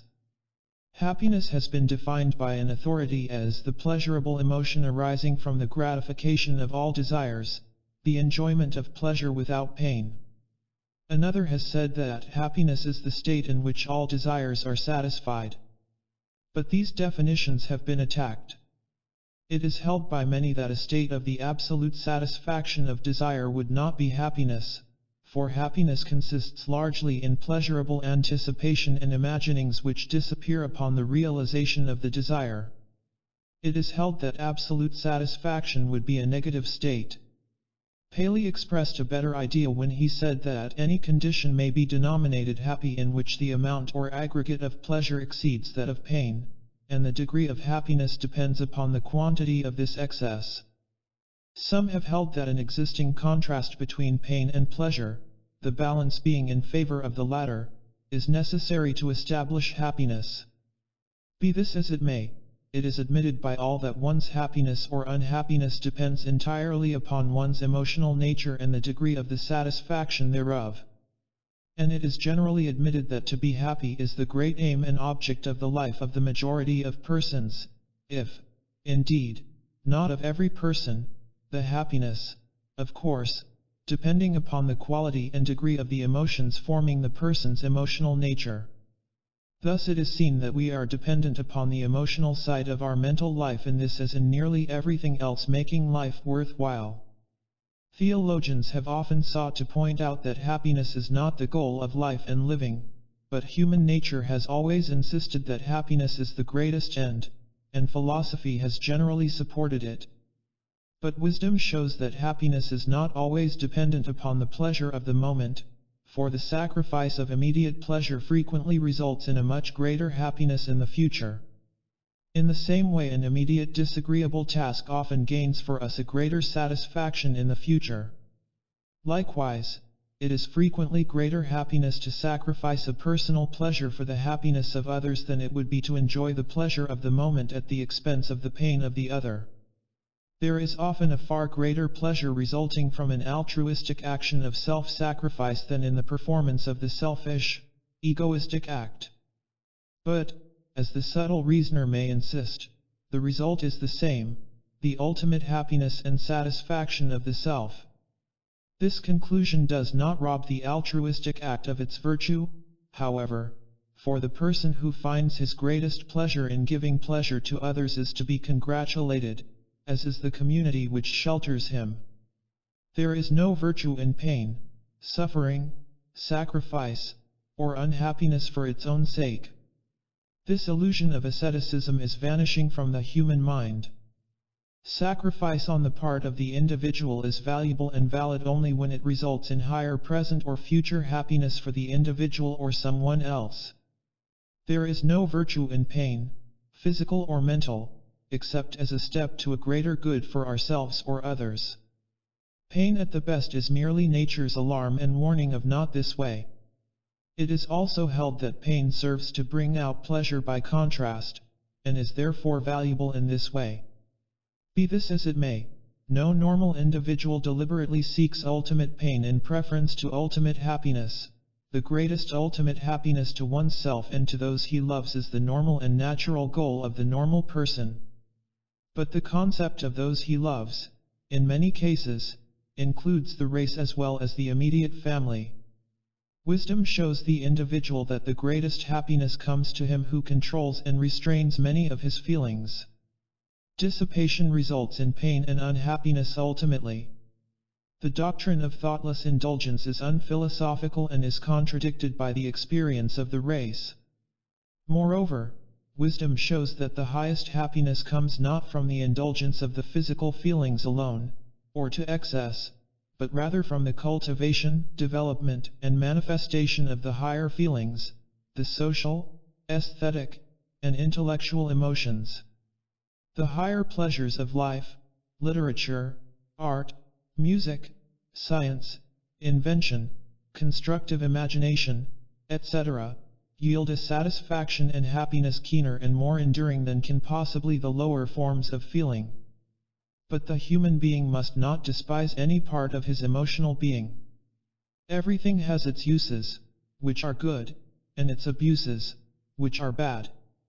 Every part of one's being, mental and physical, is well to use, but no part is well used if it uses the individual instead of being itself used. A recent writer has held that the end and aim of life should not be the pursuit of happiness, but rather the building of character. The obvious answer is that the two are identical in spirit, for to the man who appreciates the value of character, its attainment is the greatest happiness. The wise teach that the greatest happiness comes to him who is possessed of a well-rounded, developed character. Another writer has said that the aim of life should be self-improvement, with the due regard to the interest of others. This is but saying that the greatest happiness to the wise man lies in this course. Anyone who is wise enough, or great enough, to make these ends the aim and goal of life will find the greatest happiness therefrom. Arnold Bennett advances as a good working philosophy of life, cheerfulness, kindliness, and rectitude. Can anyone doubt that this course would bring great ultimate happiness? Happiness consists in that which contents the spirit, and the latter depends entirely upon the character of the feelings and emotions entertained by one, as weighed in the balance of reason, and as passed upon by judgment and the sense of right action. The greatest degree of happiness, or at least the greatest ratio of pleasure over pain, is obtained by a careful and intelligent cultivation of the feeling side of one's being in connection with the cultivation of the intellect and the mastery of the will.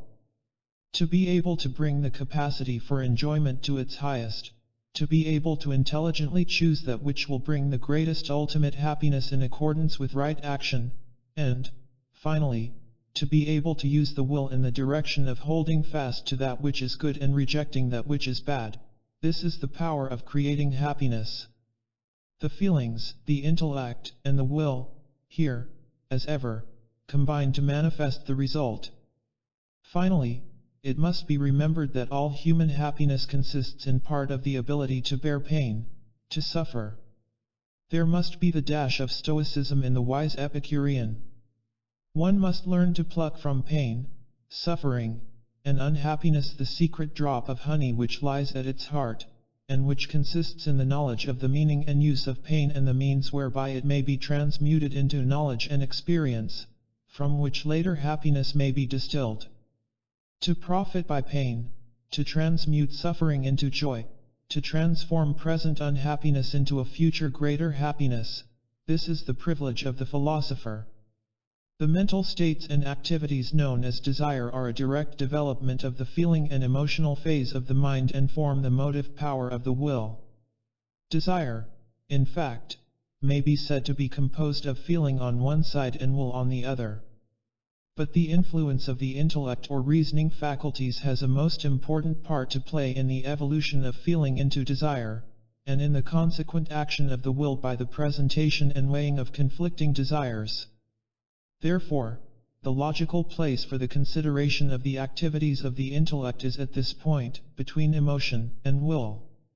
Accordingly, we shall leave the subject of feeling and emotion for the present, to be taken up again in connection with the subject of desire, after we have considered the intellectual processes of the mind. But, as has been indicated, we shall see the presence and influence of the feelings and emotions even in the activities of the intellect.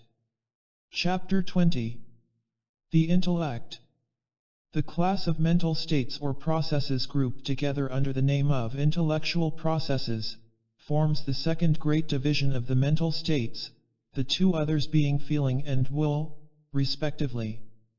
Intellect has been defined as follows: the part or faculty of the human mind by which it knows, as distinguished from the power to feel and to will, the thinking faculty, the understanding, also as that faculty of the human mind by which it receives or comprehends the ideas communicated to it by the senses or the perception, or other means, as distinguished from the power to feel and to will, the power or faculty to perceive objects and their relations, the power to judge and comprehend.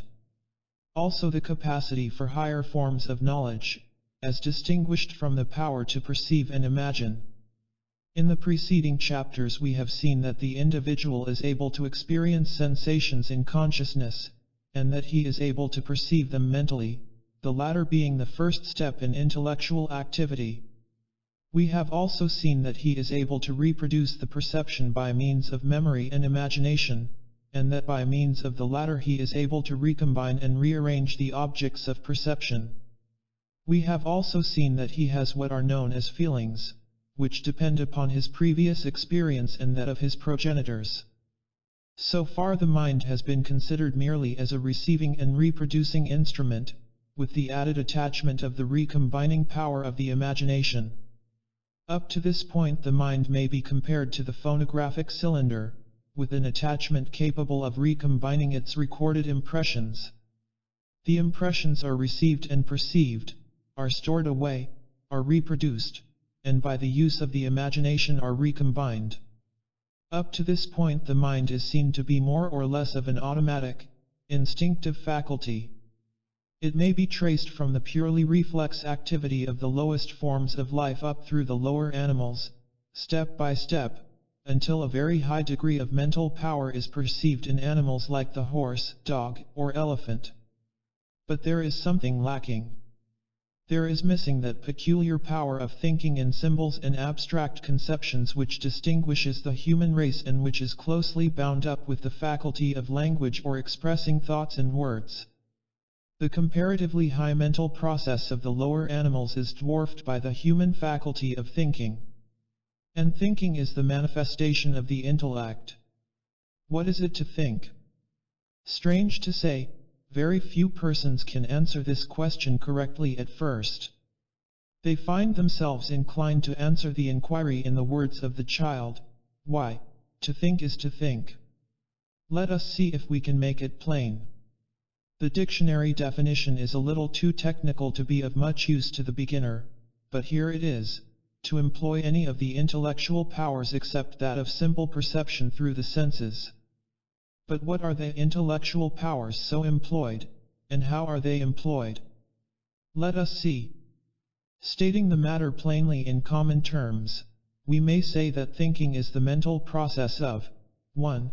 Comparing our perceptions of things with each other, noting the points of likeness and of difference. 2. Classifying them according to the ascertained likeness or difference, and thus tying them up in mental bundles with each set of things of a kind in its own bundle. 3. Forming the abstract, symbolic mental idea, concept, of each class of things, so grouped, which we may afterward use as we use figures in mathematical calculations. 4. Using these concepts in order to form inferences, that is, to reason from the known to the unknown, and to form judgments regarding things. 5. Comparing these judgments and deducing higher judgments from them, and so on. Without thinking, man would be dependent upon each particular experience for his knowledge, except so far as memory and imagination could instinctively aid him. By thought processes he is enabled to infer that if certain things be true of one of a certain kind of things, the same thing may be expected from others of the same class. As he is able to note points of likeness or difference, he is able to form clearer and truer inferences. In addition, he is able to apply his constructive imagination to the rearrangement and recombination of things whose nature he has discovered, and thus progress along the line of material achievement as well as of knowledge. It must be remembered, however, that the intellect depends entirely for its material upon the perception, which in turn receives its raw material from the senses. The intellect merely groups together the material of perception, makes inferences, draws conclusions from, and forms conclusions regarding them, and in the case of constructive imagination recombines them in effective forms and arrangement. The intellect is the last in order in the course of mental evolution. It appears last in order in the mind of the child, but it often persists in old age after the feelings have grown dim and the memory weak. Concepts. What is known as the concept is the first fruit of the elemental processes of thought. The various images of outside objects are sensed, then perceived, and then grouped according to their likenesses and differences, and the result is the production of concepts. It is difficult to define a concept so as to convey any meaning to the beginner. For instance, the dictionaries give the definition as an abstract, general conception, idea, or notion formed in the mind. Not very clear this, is it? Perhaps we can understand it better if we say that the terms dog, cat, man, horse, house, etc., each expresses a concept. Every term expresses a concept. Every general name of a thing or quality is a term applied to the concept. We shall see this a little clearer as we proceed. We form a concept in this way. 1. We perceive a number of things. 2. Then we notice certain qualities possessed by things, certain properties, attributes, or characteristics which make the thing what it is. 3. Then we compare these qualities of the thing with the qualities of other things and see that there is a likeness in some cases, in various degrees, and a difference in other cases, in various degrees. 4. Then we generalize or classify the perceived things according to their ascertained likenesses and differences. 5.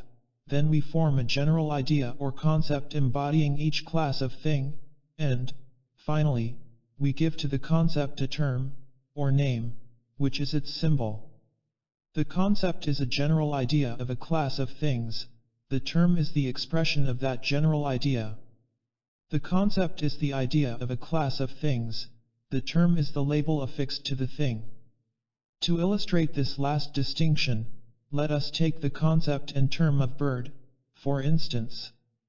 By perception, comparison, and classification of the qualities of living things we have arrived at the conclusion that there exists a great general class the qualities of which may be stated thus: warm-blooded, feathered, winged, oviparous, vertebrate.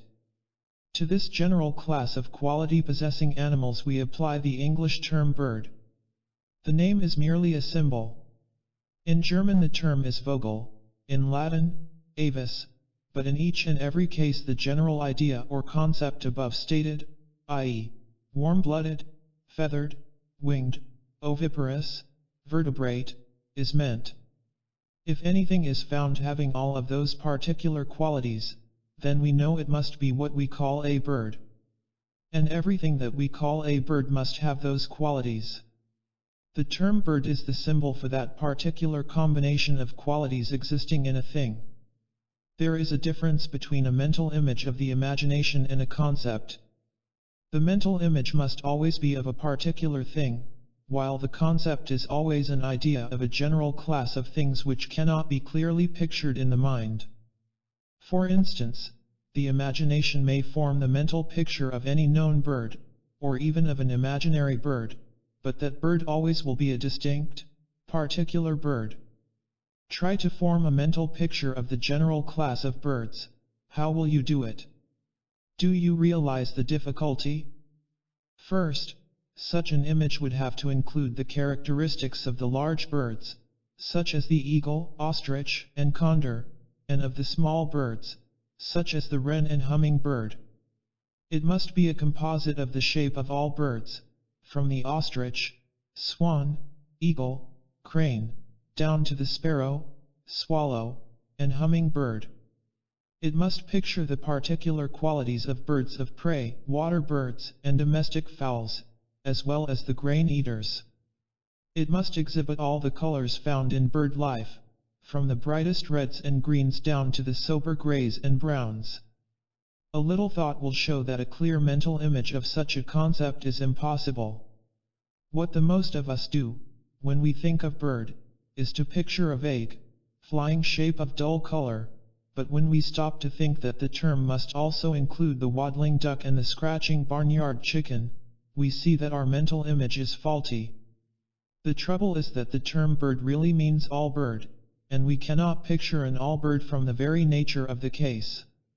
Our terms, therefore, are like mathematical figures, or algebraic symbols, which we use for ease, speed, and clearness of thinking. The trouble does not end here. Concepts not only include the general idea of things, but also the general idea of the qualities of things. Thus sweetness, hardness, courage, and energy are concepts, but we cannot form a mental image of them by themselves. We may picture a sweet thing, but not sweetness itself. So you see that a concept is a purely abstract mental idea, a symbol, akin to the figures 1, 2, 3, etc., and used in the same way. They stand for general classes of things. A term is the verbal and written expression of the general idea or concept.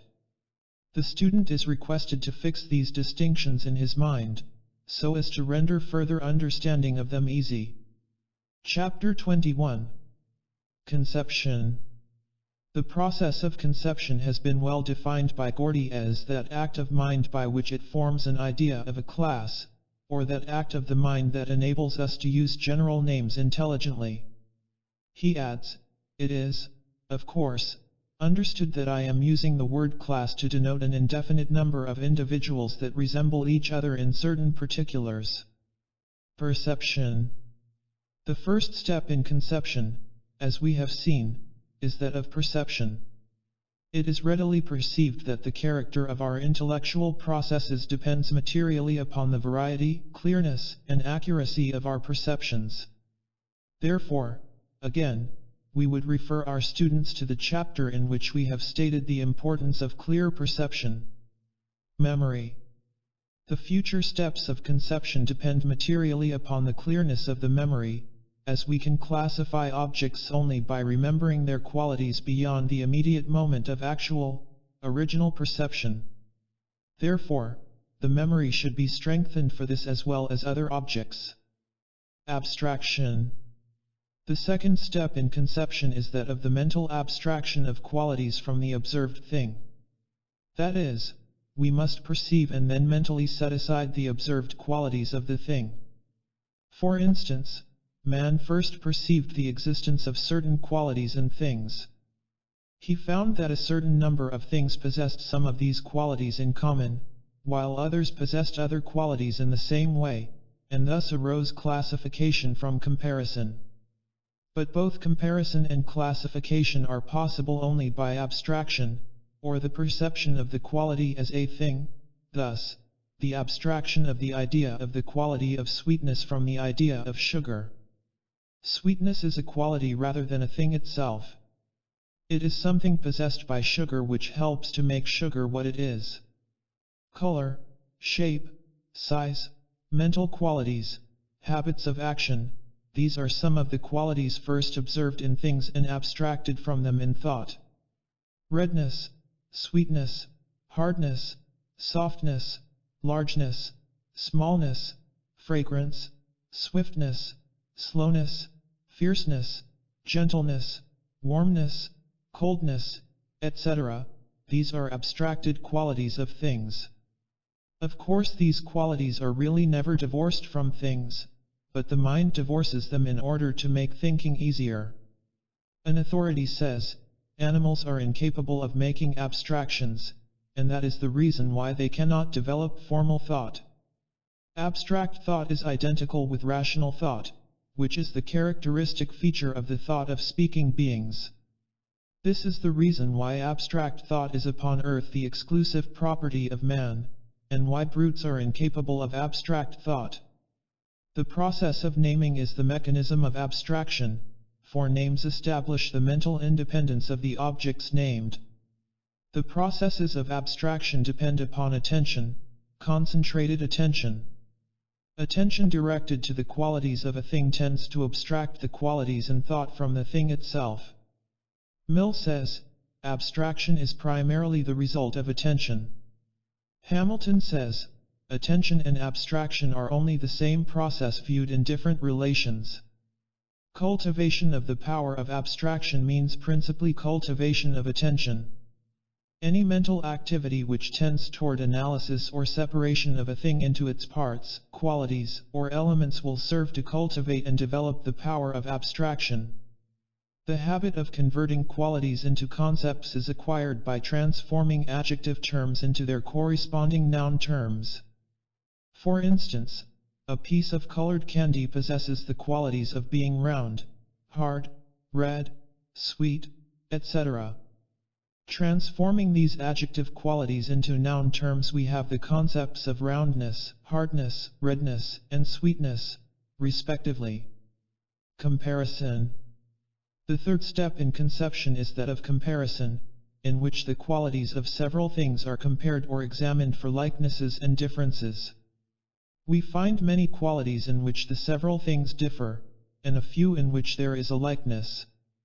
Classes are formed from resemblances or likenesses, while individuals are separated from apparent classes by detection of differences. Finally, it is found that separate things, while having many points of difference which indicate their individuality, nevertheless have a few points of likeness which indicate that they belong to the same general family or class. The detection of likenesses and differences in the qualities of various things is an important mental process. Many of the higher thought processes depend largely upon the ability to compare things properly. The development of attention and perception tends to develop the power of comparison. Classification or generalization. The fourth step in conception is that of classification or generalization, whereby we place individual things in a mental bundle or class, and then this bundle in company with other bundles into a higher class, and so on. Thus we group all the individual small birds having certain characteristics into a species, then several related species into a larger family, and this into a still larger, until finally we group all the bird families into the great family which we call birds, and of which the simple term bird expresses the general concept. Jevons says, we classify things together whenever we observe that they are like each other in any respect, and therefore think of them together. In classifying a collection of objects, we do not merely put together into groups those which resemble each other, but we also divide each class into smaller ones in which the resemblance is more complete. Thus the class of white substances may be divided into those which are solid, and those which are fluid, so that we get the two minor classes of solid white and fluid white substances. It is desirable to have names by which to show that one class is contained in another, and, accordingly, we call the class which is divided into two or more smaller ones the genus, and the smaller ones into which it is divided, the species. Every species is a small family of the individuals composing it, and at the same time is an individual species of the genus just above it. The genus, in turn, is a family of several species, and at the same time an individual genus in the greater family or genus above it. The student may familiarize himself with the idea of generalization by considering himself as an individual. John Smith. John represents that unit of generalization. The next step is to combine John with the other Smiths of his immediate family. Then this family may be grouped with his near blood relations, and so on, until finally all the related Smiths, near and remote, are grouped together in a great Smith family.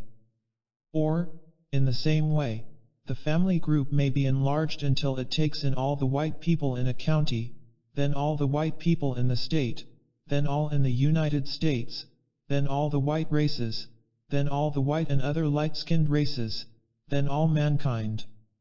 Then, if one is inclined, the process may be continued until it embraces every living creature from Munnerin to man. Reversing the process, living creatures may be divided and subdivided until all mankind is seen to stand as a class. Then the race of man may be divided into sub-races according to color, then the white race may be subdivided into Americans and non-Americans. Then the Americans may be divided into inhabitants of the several states, or into Indianans and non-Indianans, then into the inhabitants of the several counties of Indiana, and thus the Posey Countians are reached. Then the Posey County people are divided into Smiths and non-Smiths, then the Smith family into its constituent family groups, and then into the smaller families, and so on, until the classification reaches one particular John Smith, who at last is found to be an individual, in a class by himself. This is the story of the ascending and descending processes of generalization. Chapter 22. Classes of Concepts. In the preceding chapter we have seen the process of conception, of the forming of concepts. The idea of a general class of things or qualities is a concept. Each concept contains the qualities which are common to all the individuals composing the class, but not those qualities which pertain only to the minor classes or the individuals. For instance, the concept of bird will necessarily include the common qualities of warm-bloodedness, featheredness, wingedness, oviparousness, and vertebrateness. But it will not include color, special shape, size, or special features or characteristics of the subfamilies or individuals composing the great class. The class comprises the individuals and subclasses composing it. The concept includes the general and common qualities which all in the class possess. A percept is the mental image of a particular thing. A concept is the mental idea of the general qualities of a class of things. A percept arises from the perception of a sensation. A concept is a purely mental, abstract creation, whose only existence is in the world of ideas and which has no corresponding individual object in the world of sense.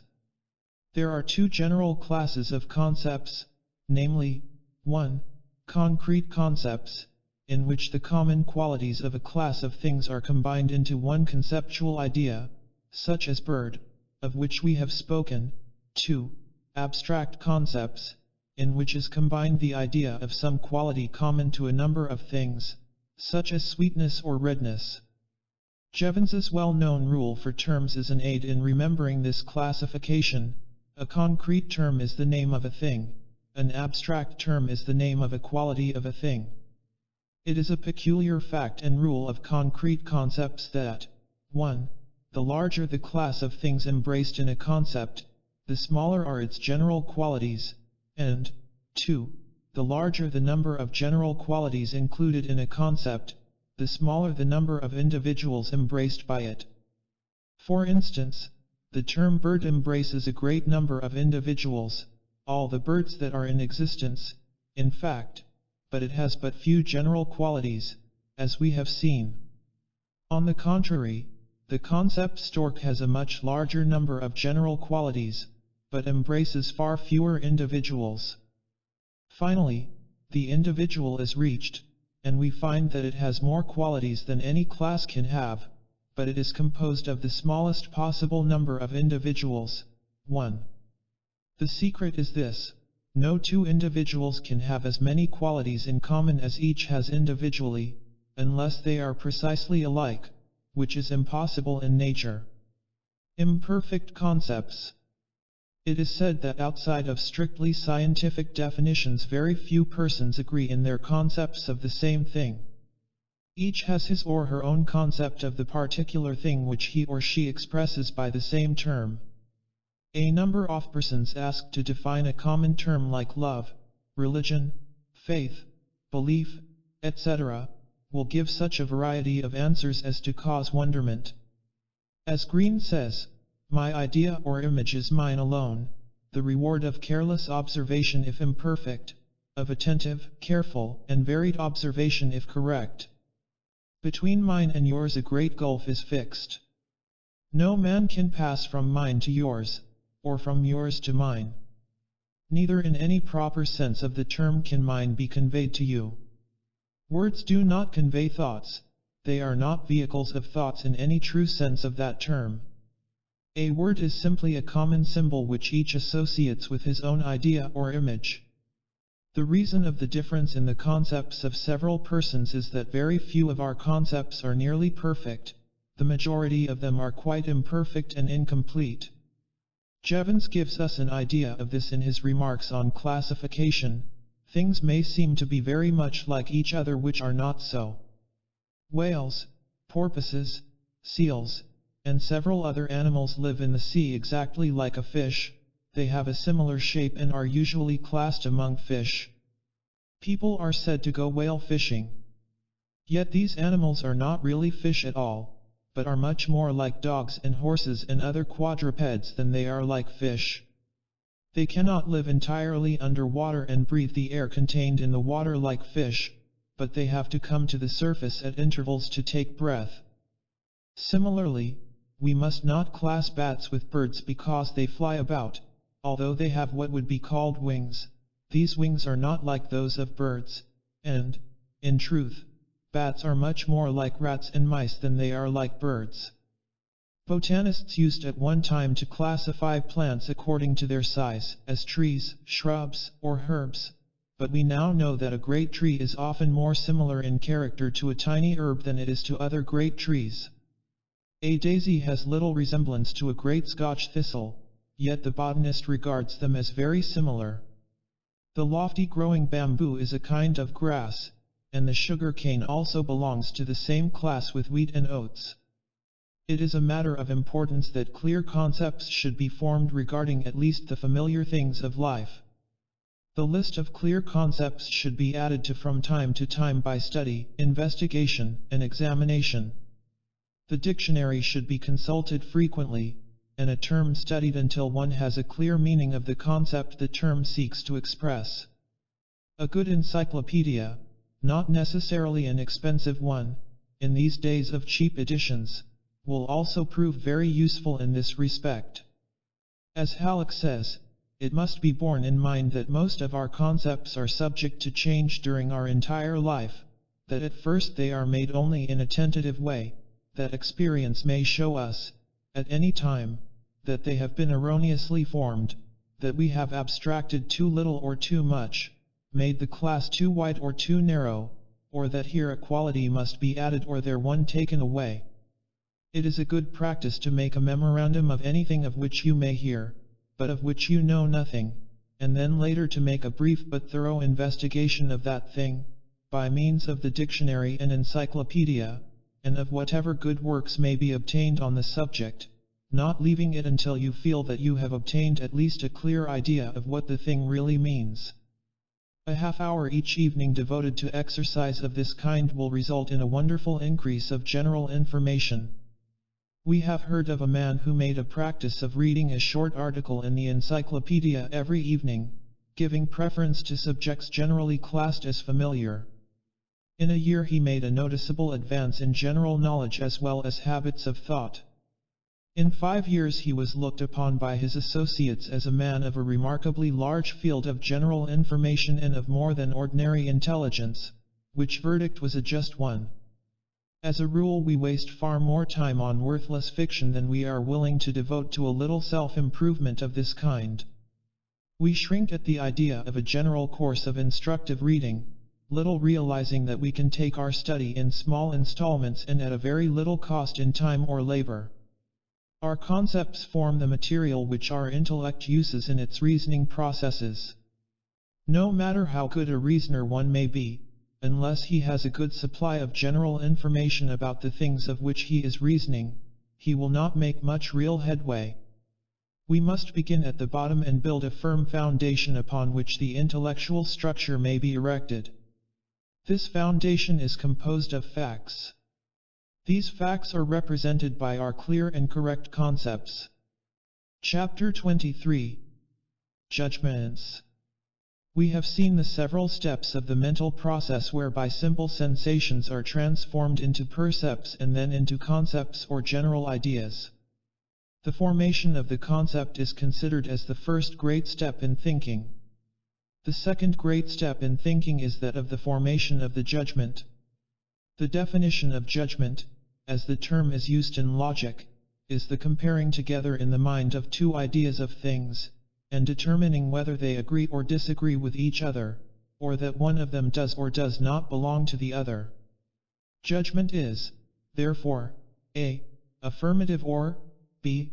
negative, as a. snow is white, or b. all white men are not Europeans. What in logic is called a proposition is the expression in words of a logical judgment. Hislop defined the term proposition as follows: any affirmation or denial of an agreement between two conceptions. For instance, we compare the concepts sparrow and bird and find that there is an agreement, and that the former belongs to the latter. This mental process is a judgment. We then announce the judgment in the proposition: the sparrow is a bird. In the same way we compare the concepts bat and bird, find that there is a disagreement, and form the judgment that neither belongs to the other, which we express in the proposition: the bat is not a bird. Or we may form the judgment that sweetness is a quality of sugar, which we express in the proposition: sugar is sweet. Likewise, we may form the judgment which results in the proposition: vinegar is not sweet. While the process of judgment is generally considered as constituting the second great step of thinking, coming after the formation of the concept, and consisting of the comparing of concepts, it must be remembered that the act of judging is far more elementary than this, for it is found still farther back in the history of thought processes. By that peculiar law of paradox which we find everywhere operative in mind processes, the same process of forming judgments which is used in comparing concepts also has been used in forming the same concepts in the stage of comparison. In fact, the result of all comparison, high or low, must be a judgment. Halleck says, judgment is necessary in forming concepts. When we decide that a quality is or is not common to a class, we are really judging. This is another evidence of the complexity and unified action of the mind. Brooks says, the power of judgment is of great value in its products. It is involved in or accompanies every act of the intellect, and thus lies at the foundation of all intellectual activity. It operates directly in every act of the understanding, and even aids the other faculties of the mind in completing their activities and products. Strictly speaking, every intelligent act of the mind is accompanied with a judgment. To know is to discriminate and, therefore, to judge. Every sensation or cognition involves a knowledge and so a judgment that it exists. The mind cannot think at all without judging. To think is to judge. Even in forming the notions which judgment compares, the mind judges. Every notion or concept implies a previous act of judgment to form it. In forming a concept we compare the common attributes before we unite them, and comparison is judgment. It is thus true that every concept is a contracted judgment, every judgment an expanded concept. It is needless to say that as judgments lie at the base of our thinking, and also appear in every part of its higher structure, the importance of correct judgment in thought cannot be overestimated. But it is often very difficult to form correct judgment even regarding the most familiar things around us. Halleck says, in actual life things present themselves to us with their qualities disguised or obscured by other conflicting qualities. Men had for ages seen burning substances and had formed a concept of them. A certain hard, black, stony substance had often been noticed, and a concept had been formed of it. This concept was imperfect, but it is very seldom that we meet with perfect, sharply defined concepts in actual life. So it happened that for ages the concept of burning substance was never linked by judgment to the concept of stone coal. The combustible quality in the coal was overshadowed by its stony attributes. Of course stone will not burn, people said. One cannot tell how long the development of mankind was retarded for that very reason.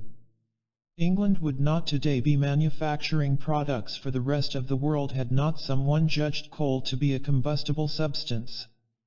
Judgment is ever silently working and comparing things that to past ages seemed dissimilar, and it is constantly abstracting and leaving out of the field of view those qualities which have simply served to obscure the point at issue. Gordy says, "The credulity of children is proverbial, but if we get our facts at first hand, if we study the living, learning, playing child, we shall see that he is quite as remarkable for incredulity as for credulity. The explanation is simple: he tends to believe the first suggestion that comes into his mind, no matter from what source, and since his belief is not the result of any rational process, he cannot be made to disbelieve it in any rational way. Hence it is that he is very credulous about any matter about which he has no ideas, but let the idea once get possession of his mind, and he is quite as remarkable for incredulity as before for credulity. If we study the larger child, the man with a child's mind, an uneducated man, we shall have the same truth forced upon us. If the beliefs of men were due to processes of reasoning, where they have not reasoned they would not believe. But do we find it so? Is it not true that the men who have the most positive opinions on the largest variety of subjects, so far as they have ever heard of them, are precisely those who have the least right to them? Socrates, we remember, was counted the wisest man in Athens because he alone resisted his natural tendency to believe in the absence of evidence. He alone would not delude himself with the conceit of knowledge without the reality, and it would scarcely be too much to say that the intellectual strength of men is in direct proportion to the number of things they are absolutely certain of. I do not, of course, mean to intimate that we should have no opinions about matters that we have not personally investigated. We take, and ought to take, the opinion of some men about law, and others about medicine, and others about particular sciences, and so on. But we should clearly realize the difference between holding an opinion on trust and holding it as the result of our own investigations. Brooks says, it should be one of the leading objects of the culture of young people to lead them to acquire the habit of forming judgments. They should not only be led to see things but to have opinions about things. They should be trained to see things in their relations and to put these relations into definite propositions. Their ideas of objects should be worked up into thoughts concerning the objects. Those methods of teaching are best which tend to excite a thoughtful habit of mind that notices the similitudes and diversities of objects and endeavors to read the thoughts which they embody and of which they are the symbols. The study of logic, geometry, and the natural sciences is recommended for exercise of the faculty of judgment and the development thereof. The study and practice of even the lower branches of mathematics are also helpful in this direction. The game of checkers or chess is recommended by many authorities. Some have advocated the practice of solving enigmas, problems, rebuses, etc., as giving exercise to this faculty of the mind. The cultivation of the why, attitude of mind, and the answering of one's own mental questions, is also helpful, if not carried to excess. Doubting Thomas is not always a term of reproach in these days of scientific habits of thought, and the man from Missouri has many warm admirers. Chapter 24. Primary Laws of Thought.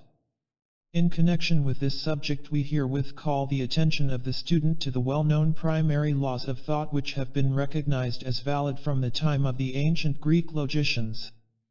These laws are self-evident, and are uncontradictable. They are axiomatic. Jevons says of them, students are seldom able to see at first their full meaning and importance. All arguments may be explained when these self-evident laws are granted, and it is not too much to say that the whole of logic will be plain to those who will constantly use these laws as their key. Here are the three primary laws of thought. 1. Law of identity. Whatever is, is. 2. Law of contradiction. Nothing can both be and not be. 3. Law of excluded middle. Everything must either be or not be, there is no middle course. 1. The first of these laws, called the law of identity, informs us that a thing is always itself, no matter under what guise or form it is perceived or may present itself. An animal is always a bird if it possesses the general characteristics of a bird, no matter whether it exhibits the minor characteristics of an eagle, a wren, a stork, or a hummingbird. In the same way, a whale is a mammal because it possesses the general characteristics of a mammal, notwithstanding that it swims in the water like a fish. Also, sweetness is always sweetness, whether manifested in sugar, honey, flowers, or products of coal tar. If a thing is that thing, then it is, and it cannot be logically claimed that it is not. 2. The second of these laws, called the law of contradiction, informs us that the same quality or class cannot be both affirmed and denied of a thing at the same time and place. A sparrow cannot be said to be both bird and not bird at the same time. Neither can sugar be said to be sweet and not sweet at the same time. A piece of iron may be hot at one end and not hot at another, but it cannot be both hot and not hot at the same place at the same time. 3. The third of these laws, called the law of excluded middle, informs us that a given quality or class must be affirmed or denied to everything at any given time and place. Everything either must be of a certain class or not, must possess a certain quality or not, at a given time or place. There is no other alternative or middle course. It is axiomatic that any statement must either be or not be true of a certain other thing at any certain time and place. There is no escape from this. Anything either must be black or not black, a bird or not a bird, alive or not alive, at any certain time or place. There is nothing else that it can be.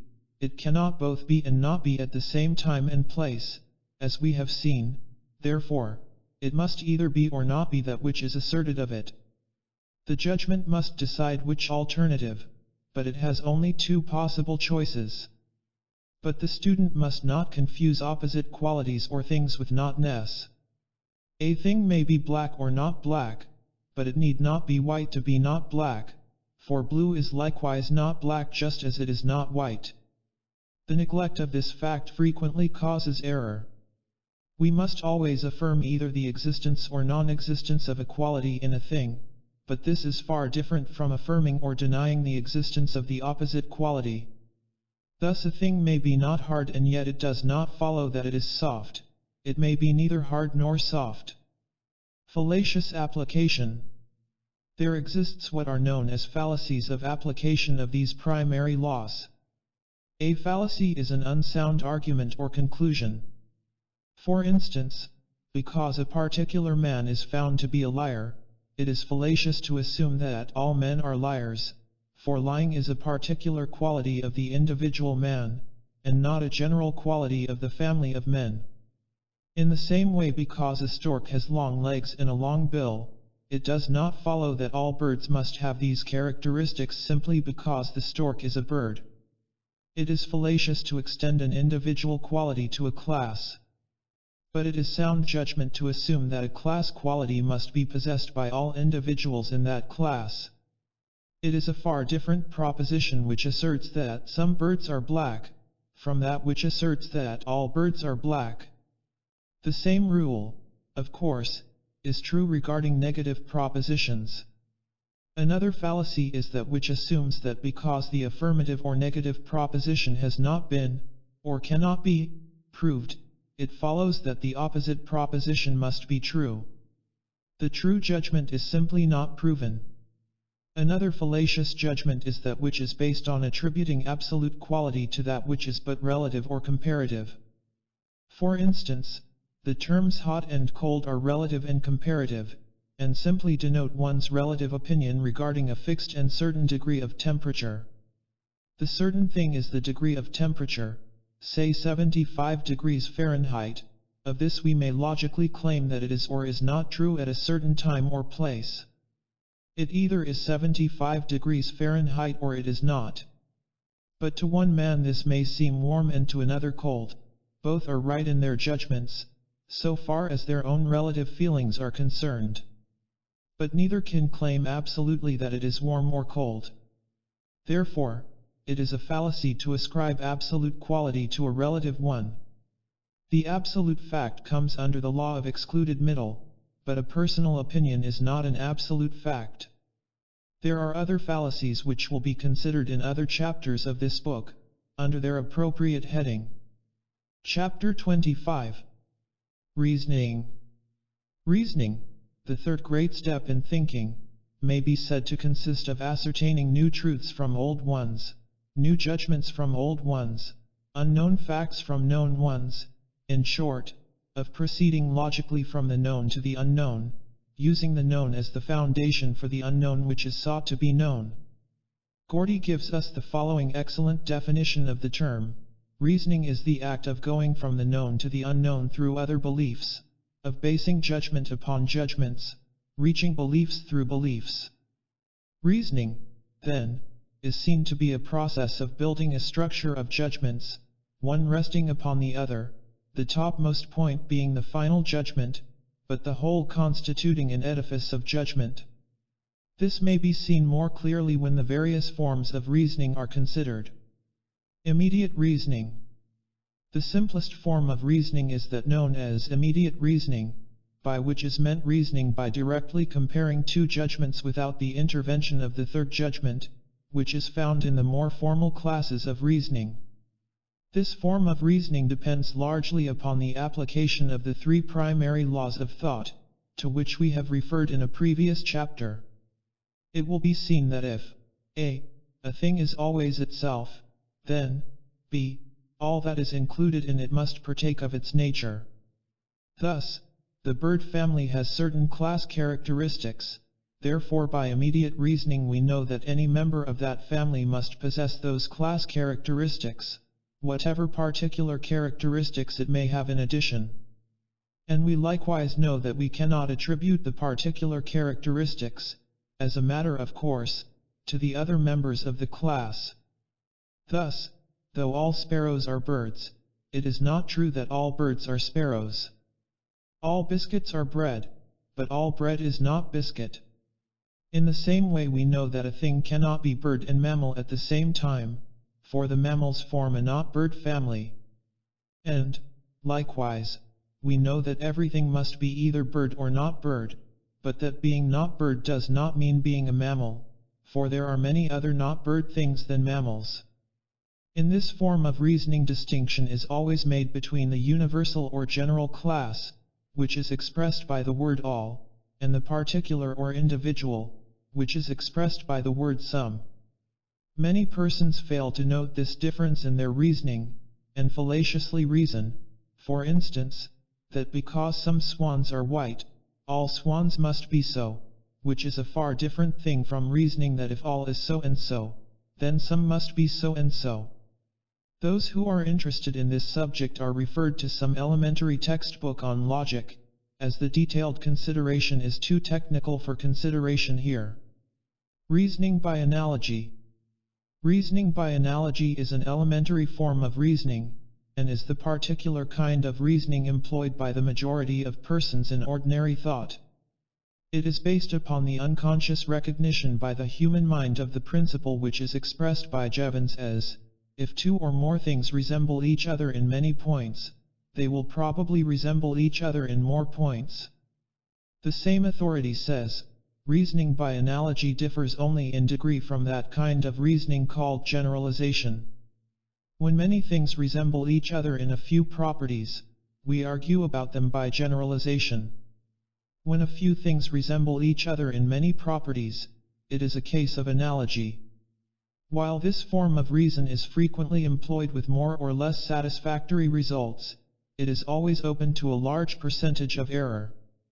Thus, persons have been poisoned by toadstools by reason of false analogous reasoning that because mushrooms are edible, then toadstools, which resemble them, must also be fit for food, or, in the same way, because certain berries resemble other edible berries they must likewise be good food. As Brooks says, to infer that because John Smith has a red nose and is also a drunkard, then Henry Jones, who also has a red nose, is also a drunkard, would be dangerous inference. Conclusions of this kind drawn from analogy are frequently dangerous. Halleck says, many faults. Analogies are manufactured, and it is excellent thought training to expose them. The majority of people think so little that they swallow these false analogies just as newly fledged robins swallow small stones dropped into their mouths. Jevons, one of the best authorities on the subject, says, there is no way in which we can really assure ourselves that we are arguing safely by analogy. The only rule that can be given is this, that the more closely two things resemble each other, the more likely it is that they are the same in other respects, especially in points closely connected with those observed. In order to be clear about our conclusions, we ought, in fact, never to rest satisfied with mere analogy, but ought to try to discover the general laws governing the case. We find that reasoning by analogy is not to be depended upon, unless we make such an inquiry into the causes and laws of the things in question that we really employ inductive and deductive reasoning. Higher forms of reasoning. The two higher forms of reasoning are known, respectively, as 1. Inductive reasoning, or inference from particular facts to general laws, and 2. Deductive reasoning, or inference from general truths to particular truths. While the class distinction is made for the purpose of clear consideration, it must not be forgotten that the two forms of reasoning are generally found in combination.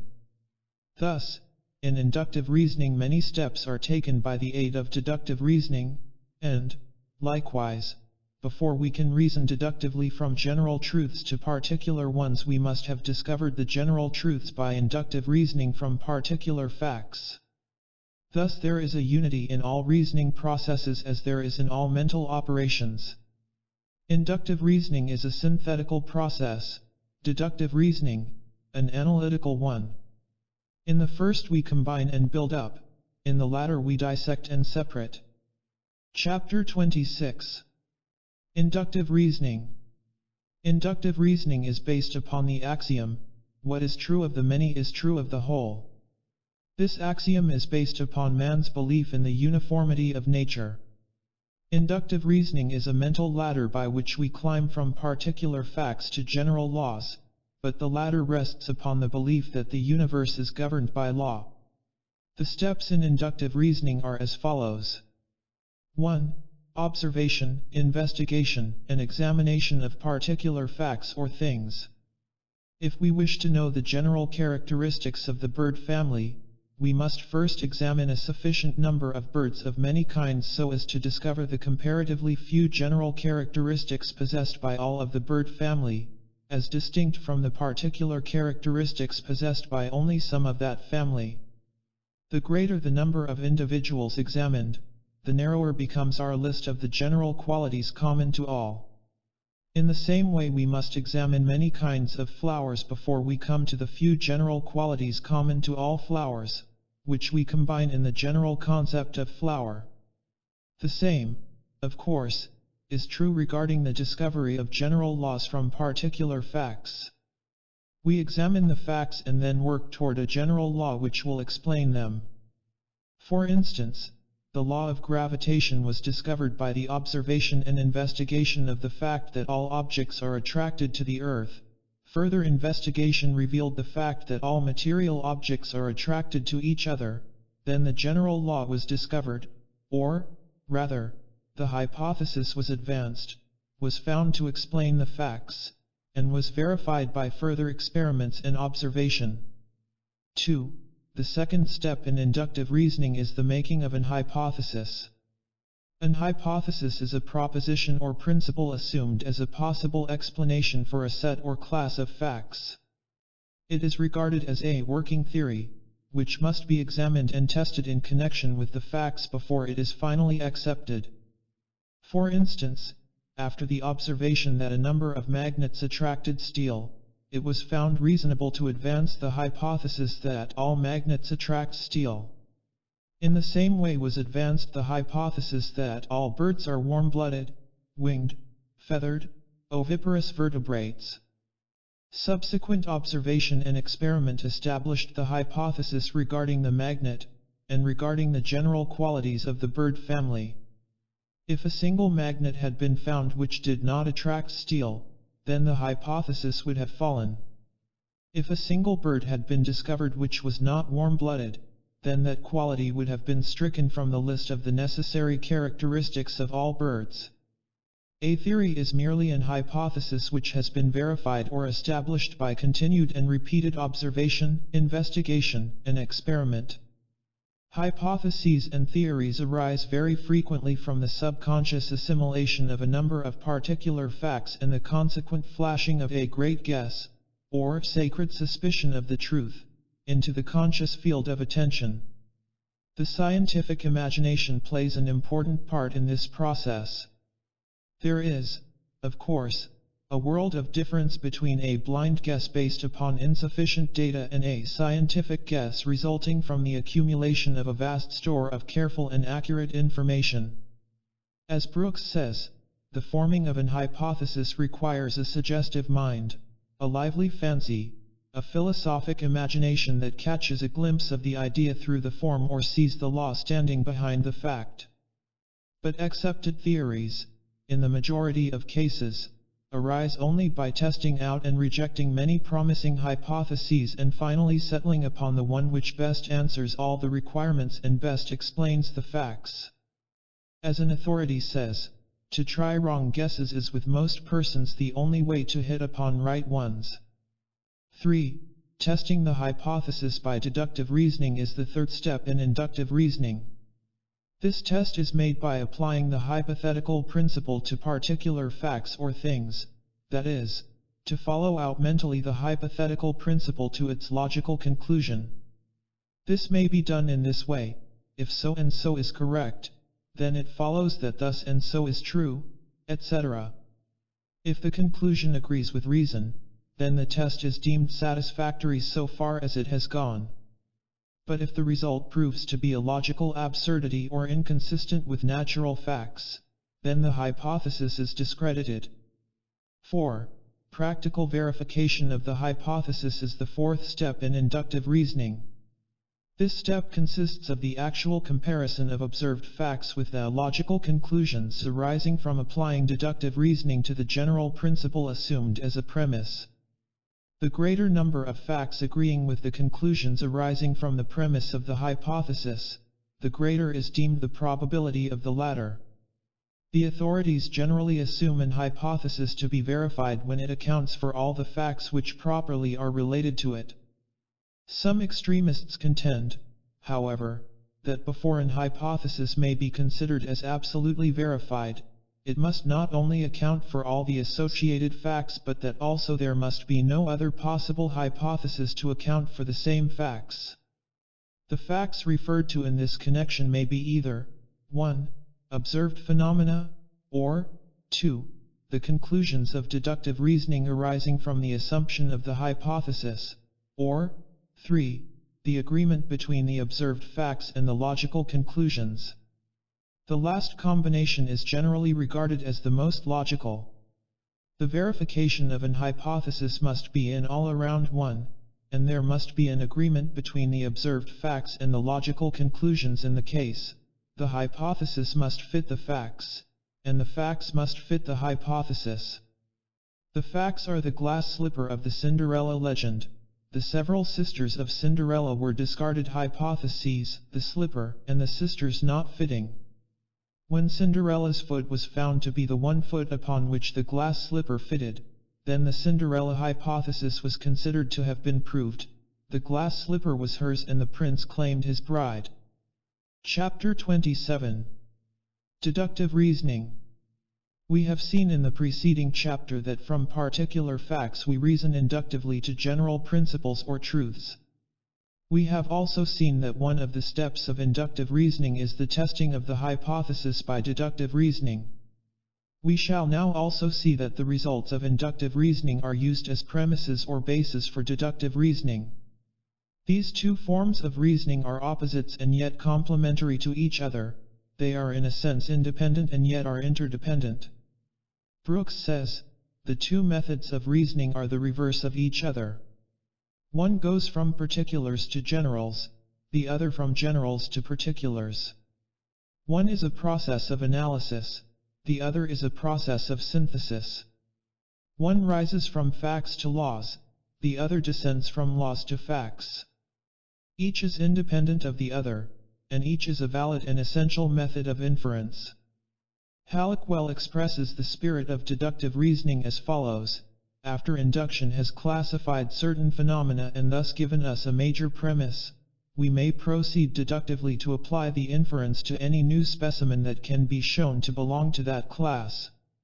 Induction hands over to deduction a ready-made premise. Deduction takes that as a fact, making no inquiry regarding its truth. Only after general laws have been laid down, after objects have been classified, after major premises have been formed, can deduction be employed. Deductive reasoning proceeds from general principles to particular facts. It is a descending process, analytical in its nature. It rests upon the fundamental axiomatic basis that whatever is true of the whole is true of its parts, or whatever is true of the universal is true of the particulars. The process of deductive reasoning may be stated briefly as follows. 1. A general principle of a class is stated as a major premise. 2. A particular thing is stated as belonging to that general class, this statement being the minor premise. Therefore, 3. The general class principle is held to apply to the particular thing, this last statement being the conclusion. A premise is a proposition assumed to be true. The following gives us an illustration of the above process. 1. Major premise: a bird is a warm-blooded, feathered, winged, oviparous vertebrate. 2. Minor premise: the sparrow is a bird, therefore. 3. Conclusion: the sparrow is a warm-blooded, feathered, winged, oviparous vertebrate. Or, again. 1. Major premise: rattlesnakes frequently bite when enraged, and their bite is poisonous. 2. Minor premise: this snake before me is a rattlesnake, therefore. 3. Conclusion: this snake before me may bite when enraged, and its bite will be poisonous. The average person may be inclined to object that he is not conscious of going through this complicated process when he reasons about sparrows or rattlesnakes. But he does, nevertheless. He is not conscious of the steps, because mental habit has accustomed him to the process, and it is performed more or less automatically. But these 3 steps manifest in all processes of deductive reasoning, even the simplest.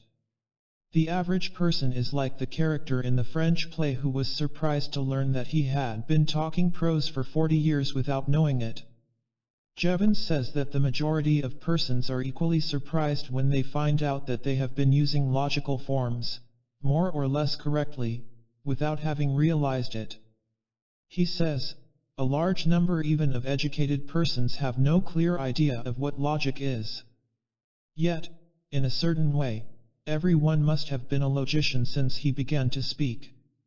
There are many technical rules and principles of logic which we cannot attempt to consider here.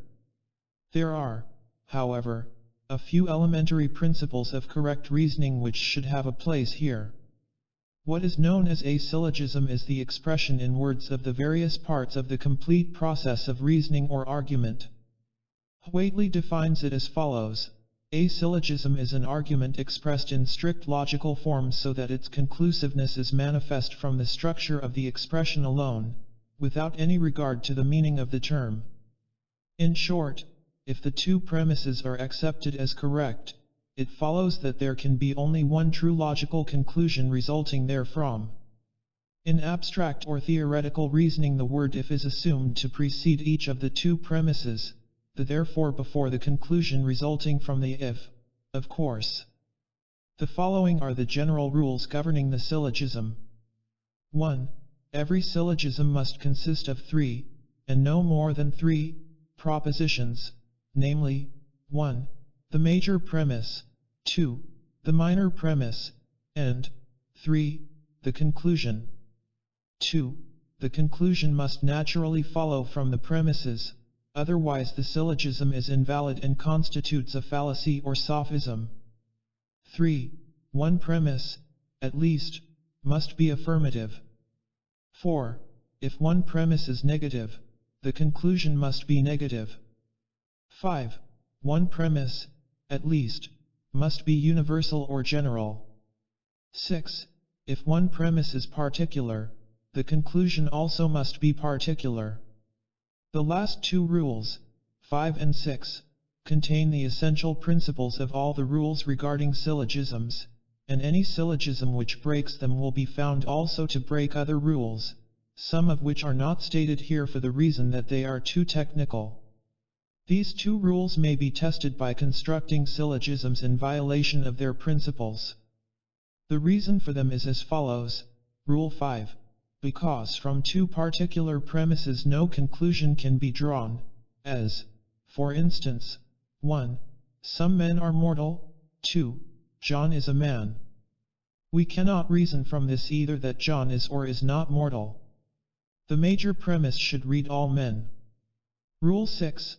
Because a universal conclusion can be drawn only from two universal premises, an example being needless here, as the conclusion is so obvious. Cultivation of reasoning faculties. There is no royal road to the cultivation of the reasoning faculties.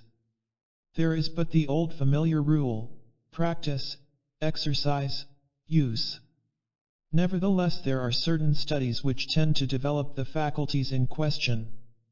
The study of arithmetic, especially mental arithmetic, tends to develop correct habits of reasoning from one truth to another, from cause to effect. Better still is the study of geometry, and best of all, of course, is the study of logic and the practice of working out its problems and examples. The study of philosophy and psychology also is useful in this way. Many lawyers and teachers have drilled themselves in geometry solely for the purpose of developing their logical reasoning powers. Brooks says, so valuable is geometry as a discipline that many lawyers and others review their geometry every year in order to keep the mind drilled to logical habits of thinking. The study of logic will aid in the development of the power of deductive reasoning. It does this, first, by showing the method by which we reason.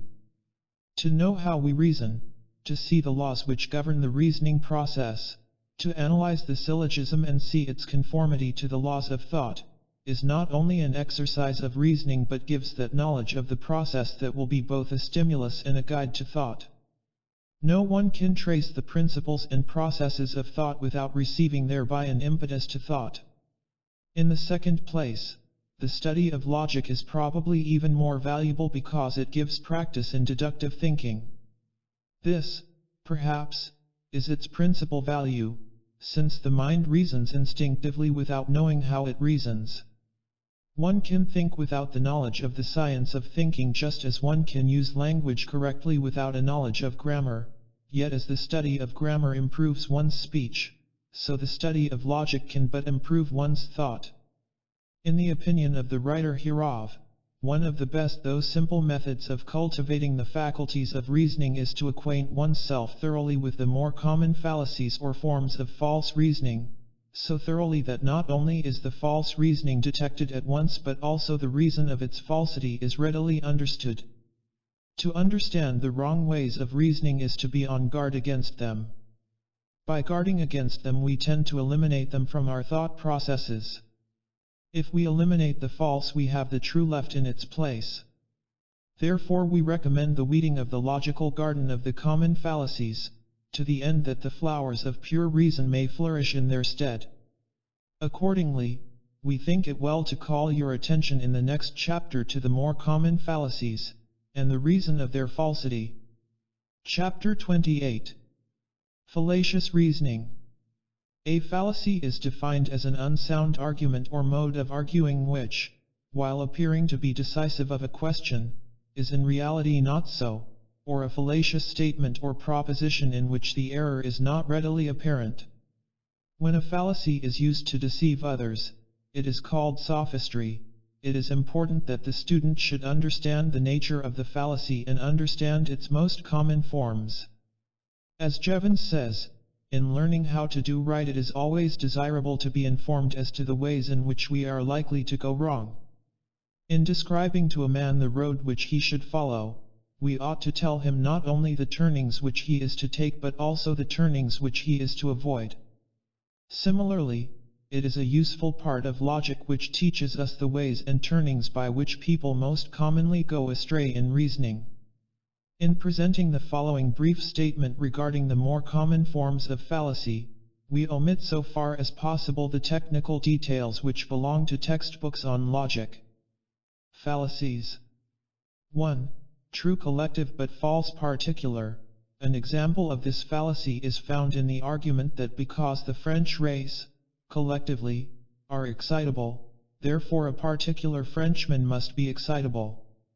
Or that because the Jewish race, collectively, are good business people, therefore the particular Jew must be a good businessman.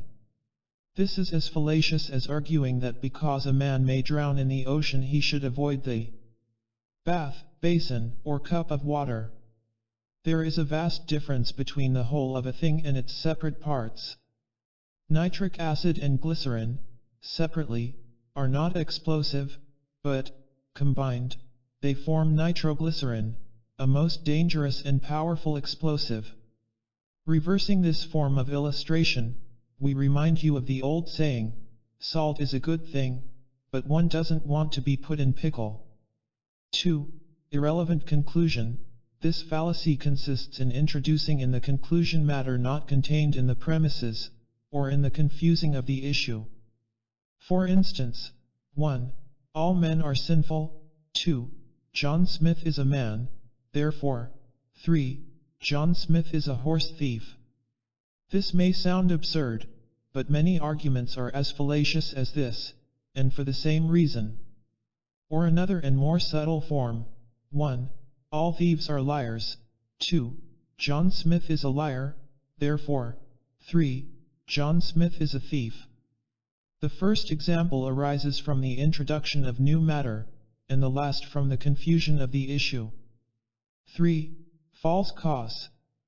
This fallacy consists in attributing cause to a thing which is merely coincident with, or precedent to, the effect. For instance, 1. The cock crows just before or at the moment of sunrise, therefore. 2. The cock crowing is the cause of the sunrise. Or, again, 1. Bad crops followed the election of a Whig president, therefore. 2. The Whig party is the cause of the bad crops. Or, again, 1. Where civilization is the highest, there we find the greatest number of high hats, therefore. 2. High hats are the cause of civilization. 4. Circular reasoning. In this form of fallacy the person reasoning or arguing endeavors to explain or prove a thing by itself or its own terms. For instance, 1. The Whig party is honest because it advocates honest principles. 2. The Whig principles are honest because they are advocated by an honest party.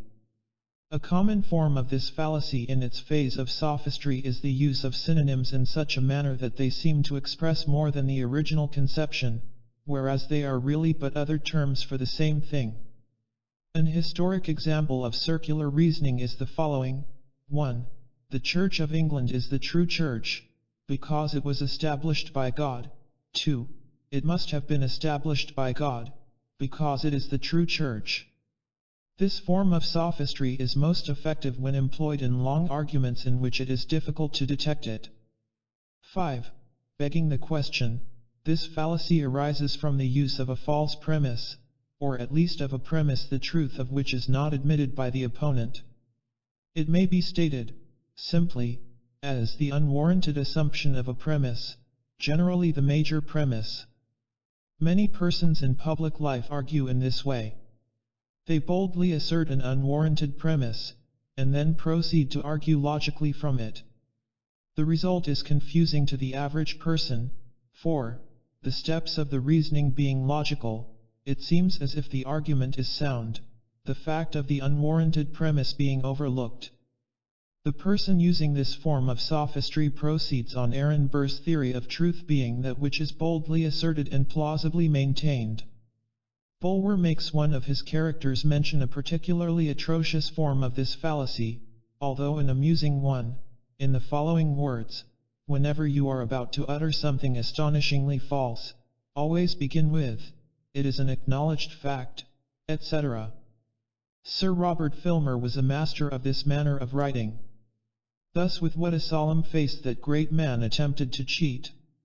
He would say, "It is a truth undeniable that there cannot be any multitude of men whatsoever, either great or small, etc., but that in the same multitude there is one man among them that in nature hath a right to be king of all the rest, as being the next heir of Adam." Look carefully for the major premise of propositions advanced in argument, spoken or written. Be sure that the person making the proposition is not begging the question by the unwarranted assumption of the premise. General rule of inference. Hislop says concerning valid inferences and fallacious ones, "We cannot infer anything we please from any premises we please. We must conform to certain definite rules or principles. Any violation of them will be a fallacy. There are two simple rules which should not be violated. 1. The subject matter in the conclusion should be of the same general kind as in the premises. 2. The facts constituting the premises must be accepted and must not be fictitious. A close observance of these rules will result in the detection and avoidance of the principal forms of fallacious reasoning and sophistry." Sophistical arguments. There are a number of tricky practices resorted to by persons in argument, that are fallacious in intent and result, which we do not consider here in detail as they scarcely belong to the particular subject of this book. A brief mention, however, may be permitted in the interest of general information.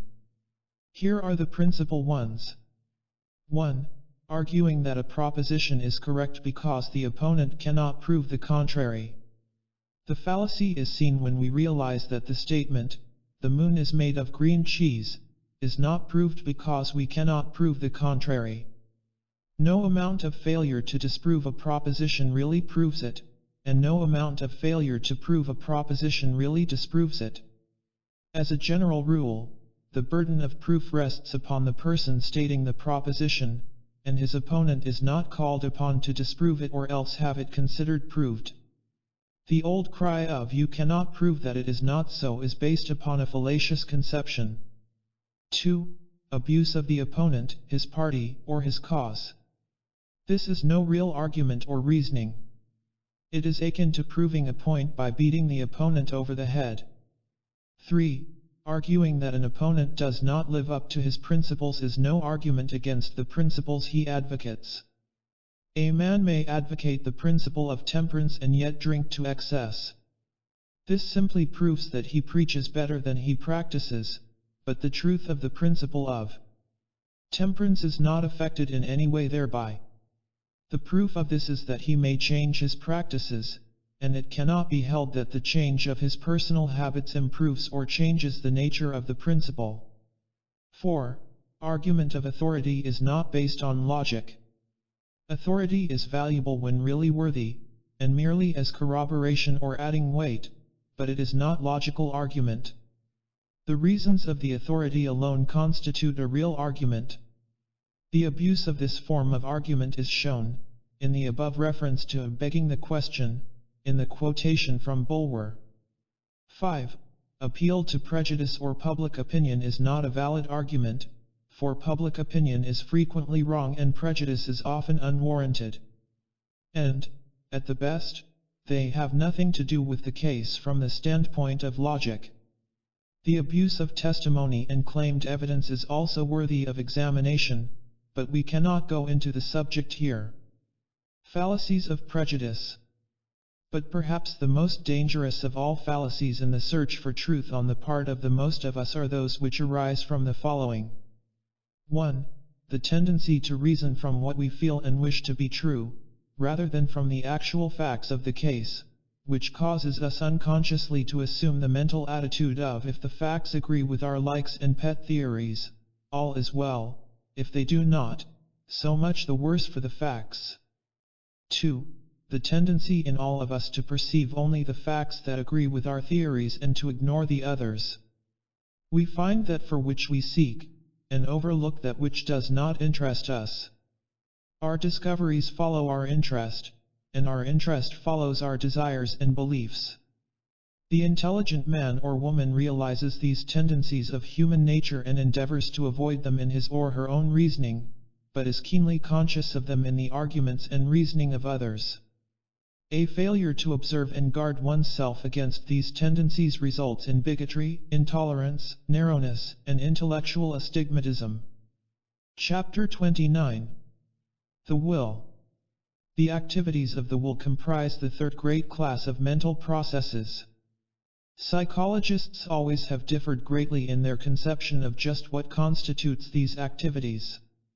Even today it is difficult to obtain a dictionary definition of the will that agrees with the best opinion on the subject. The dictionaries adhere to the old classification and conception which regarded the will as that faculty of the mind or soul by which it chooses or decides. But with the growth of the idea that the will acts according to the strongest motive, and that the motive is supplied by the average struck between the desires of the moment, under the supervision of the intellect, the conception of will as the choosing and deciding faculty is passing from favor. In the place of the older conception has come the newer one which holds that the will is primarily concerned with action. It is difficult to place the will in the category of mental processes. But it is generally agreed that it abides in the very center of the mental being, and is closely associated with what is called the ego, or self. The will seems to have at least three general phases, viz. 1. The phase of desire, 2. The phase of deliberation or choice, and 3. The phase of expression in action. In order to understand the will, it is necessary to consider each of these three phases of its activities. 1. Desire. The first phase of will, which is called desire, is in itself somewhat complex. On its lower side it touches, and, in fact, blends into, feeling and emotion. Its center consists of a state of tension, akin to that of a coiled spring or a cat crouching ready for a spring. On its higher side it touches, penetrates, and blends into the other phases of the will which we have mentioned. Desire is defined as a feeling, emotion, or excitement of the mind directed toward the attainment, enjoyment, or possession of some object from which pleasure, profit, or gratification is expected. Halleck gives us the following excellent conception of the moving spirit of desire. Desire has for its object something which will bring pleasure or get rid of pain, immediate or remote, for the individual or for someone in whom he is interested. Aversion, or a striving away from something, is merely the negative aspect of desire. In Halleck's statement, above quoted, we have the explanation of the part played by the intellect in the activities of will. The intellect is able to perceive the relations between present action and future results, and is able to point the way toward the suppression of some desires in order that other and better ones may be manifested. It also serves its purposes in regulating the striking of the average between conflicting desires. Without the intervention of the intellect, the temporary desire of the moment would invariably be acted upon without regard to future results or consequences to oneself and others. It also serves to point out the course of action calculated to give the most satisfactory expression of the desire. While it is a fact that the action of will depends almost entirely upon the motive force of desire, it is likewise true that desire may be created, regulated, suppressed, and even killed by the action of the will. The will, by giving or refusing attention to a certain class of desires, may either cause them to grow and wax strong, or else die and fade away. It must be remembered, however, that this use of the will itself springs from another set of desires or feelings. Desire is aroused by feelings or emotions rising from the subconscious planes of the mind and seeking expression and manifestation. We have considered the nature of the feelings and emotions in previous chapters, which should be read in connection with the present one. It should be remembered that the feeling or emotional side of desire arises from either inherited race memories existing as instincts, or from the memory of the past experiences of the individual. In some cases, the feeling first manifests in a vague unrest caused by subconscious promptings and excitement. Then the imagination pictures the object of the feeling, or certain memory images connected with it, and the desire thus manifests on the plane of consciousness. The entrance of the desire feeling into consciousness is accompanied by that peculiar tension which marks the second phase of desire. This tension, when sufficiently strong, passes into the third phase of desire, or that in which desire blends into will action. Desire in this stage makes a demand upon will for expression and action. From mere feeling, and tension of feeling, it becomes a call to action. But before expression and action are given to it, the second phase of will must manifest at least for a moment.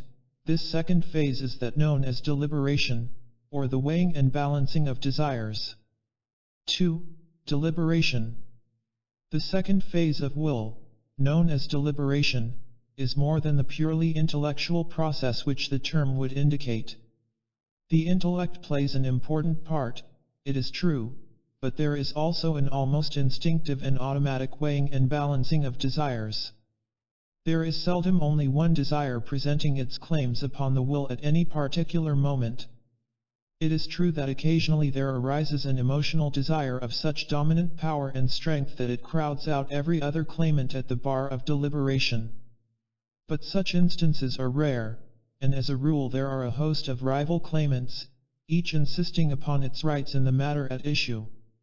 In the man of weak or undeveloped and untrained intellect, the struggle is usually little more than a brief combat between several desires, in which the strongest at the moment wins. But with the development of intellect, new factors arise and new forces are felt. Moreover, the more complex one's emotional nature, and the greater the development of the higher forms of feeling, the more intense is the struggle of deliberation or the fight of the desires.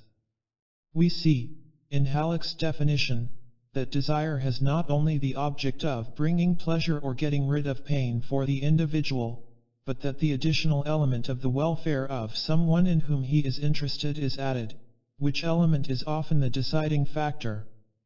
This element, of course, arises from the development and cultivation of one's emotional nature. In the same way, we also see that it is not merely the immediate welfare of oneself or those in whom one is interested that speaks before the bar, but also the more remote welfare. This consideration of future welfare depends upon the intellect and cultivated imagination under its control. Moreover, the trained intellect is able to discover possible greater satisfaction in some course of action other than in the one prompted by the clamoring desire of the moment. This explains why the judgment and action of an intelligent man, as a rule, are far different from those of the unintelligent one, and also why a man of culture tends toward different action from that of the uncultured, and likewise, why the man of broad sympathies and high ideals acts in a different way from one of the opposite type. But the principle is ever the same: the feelings manifest in desire, the greatest ultimate satisfaction apparent at the moment is sought, and the strongest set of desires wins the day. Halleck's comment on this point is interesting. He says, "Desire is not always proportional to the idea of one's own selfish pleasure.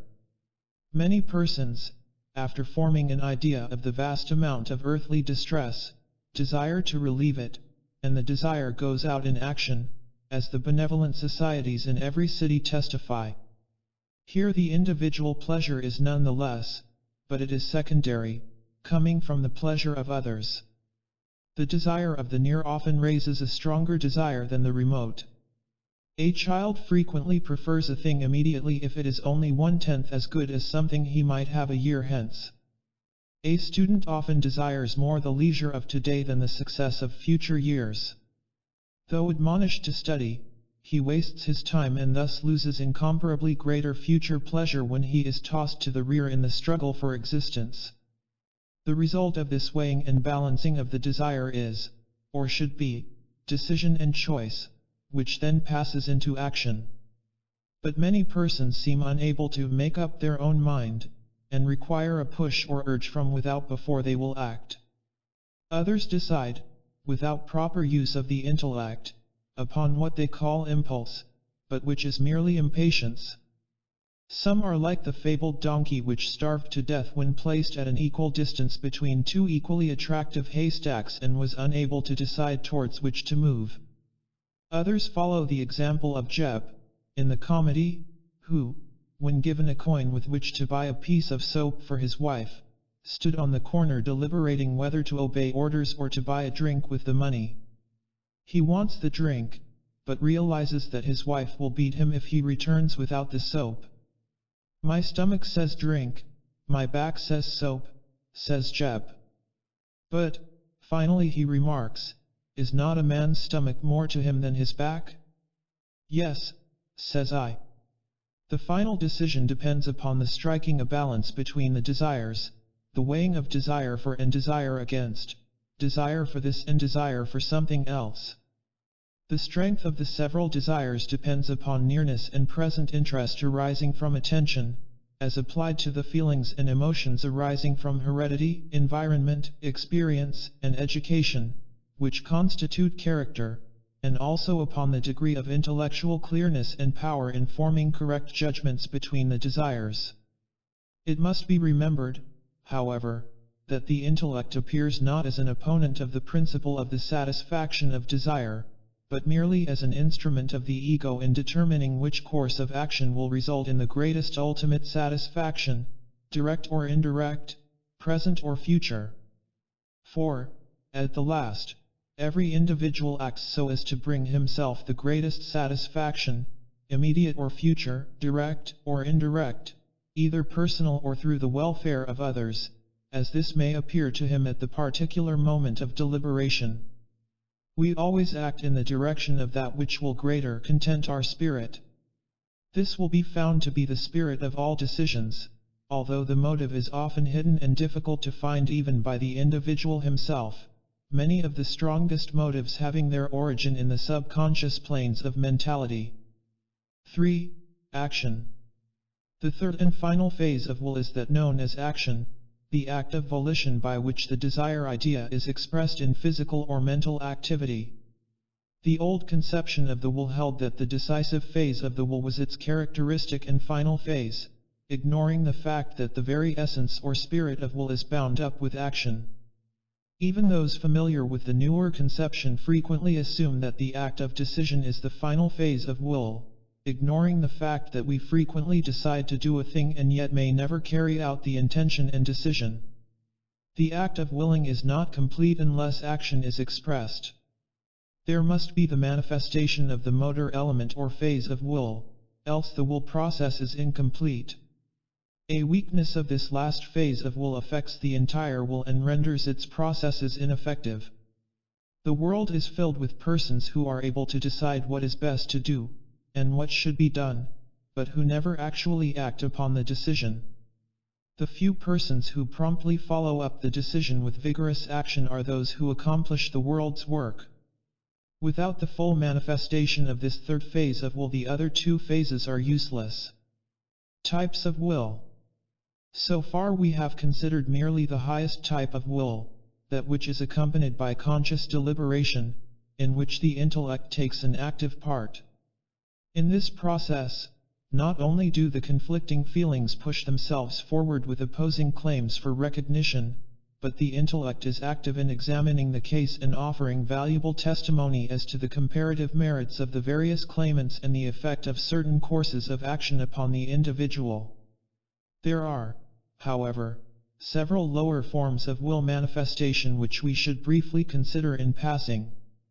Reflex action.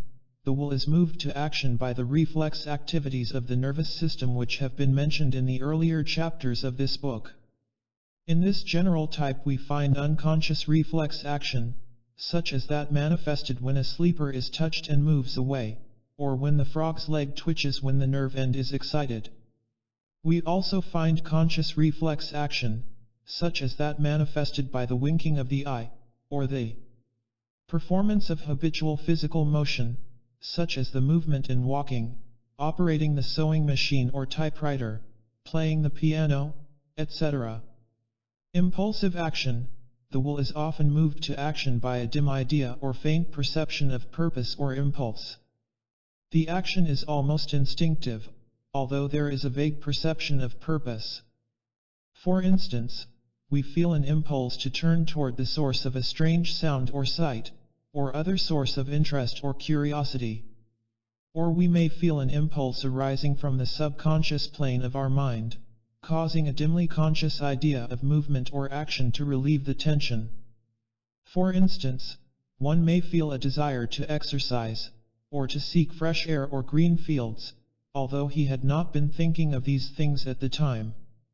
These impulses arise from a subconscious feeling of fatigue or desire for change, which, added to a fleeting idea, produces the impulse.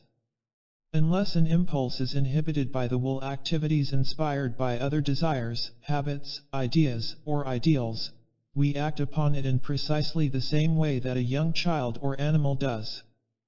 Hofding says of this type of action, the psychological condition of the impulse is, that with the momentary feeling and sensation should be combined a more or less clear idea of something which may augment the pleasure or diminish the pain of the moment. Instinctive action. The will is frequently moved to action by an instinctive stimulus. This form of will activity closely resembles the last mentioned form, and often it is impossible to distinguish between the two. The activities of the bee in building its comb and storing its honey, the work of the silkworm and caterpillar in building their resting places, are examples of this form of action. Indeed, even the building of the nest of the bird may be so classed. In these cases there is an intelligent action toward a definite end, but the animal is unconscious of that end. The experiences of the remote ancestors of these creatures recorded their impressions upon the subconscious mind of the species, and they are transmitted in some way to all of that species. The nervous system of every living thing is a record cylinder of the experiences of its early ancestors, and these cylinders tend to reproduce these impressions upon appropriate occasions. In preceding chapters we have shown that even man is under the influence of instinct to a greater extent than he imagines himself to be. Chapter 30. Will training. It is of the utmost importance that the individual develop, cultivate, and train his will so as to bring it under the influence of the higher part of his mental and moral being. While the will is used most effectively in developing and training the intellect and building character, it itself must be trained by itself to habitually come under the guidance of the intellect and under the influence of that which we call character. The influence of the trained will upon the several mental faculties is most marked. There are no faculties which may not be cultivated by the will. The first and great task of the will in this direction is the control and direction of the attention. The will determines the kind of interest that shall prevail at the moment, and the kind of interest largely determines the character of the man, his tastes, his feelings, his thoughts, his acts. Gordy says, cooperating with a pre-existing influence, the will can make a weaker one prevail over a stronger. It determines which of pre-existing influences shall have control over the mind. Moreover, concentrated and continued attention depends entirely upon the exercise of the will. As Gordy says, if the will relaxes its hold upon the activities of the mind, the attention is liable to be carried away by any one of the thousands of ideas that the laws of association are constantly bringing into our minds. Even in the matter of mental images, the will asserts its sway, and the imagination may be trained to be the obedient servant of the developed will. Regarding the influence of the will upon character, Davidson says, "It is not enough for a man to understand correctly and love duly the conditions of moral life in his own time. He must, still further, be willing and able to fulfill these conditions. And he certainly cannot do this unless his will is trained to perfect freedom, so that it responds, with the utmost readiness, to the suggestions of his discriminating intelligence and the movements of his chastened affections." Halleck says, "We gradually make our characters by separate acts of will, just as a blacksmith by repeated blows beats out a horseshoe or an anchor from a shapeless mass of iron. A finished anchor or horseshoe was never the product of a single blow." Training the will.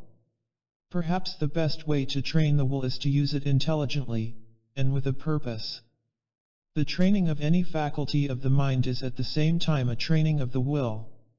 The attention being so closely allied to the will, it follows that a careful training of attention will result in a strengthening of the will.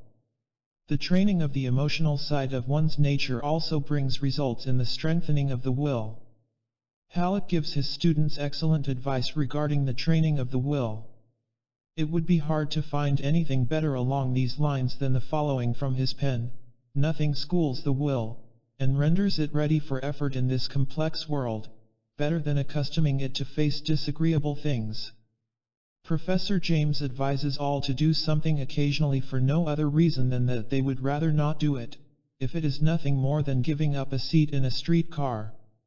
He likens such effort to the insurance that a man pays on his house. He has something that he can fall back on in time of trouble. A will schooled in this way is always ready to respond, no matter how great the emergency. While another would be crying over spilled milk, the possessor of such a will has already found another cow. The only way to secure such a will is to practice doing disagreeable things. There are daily opportunities.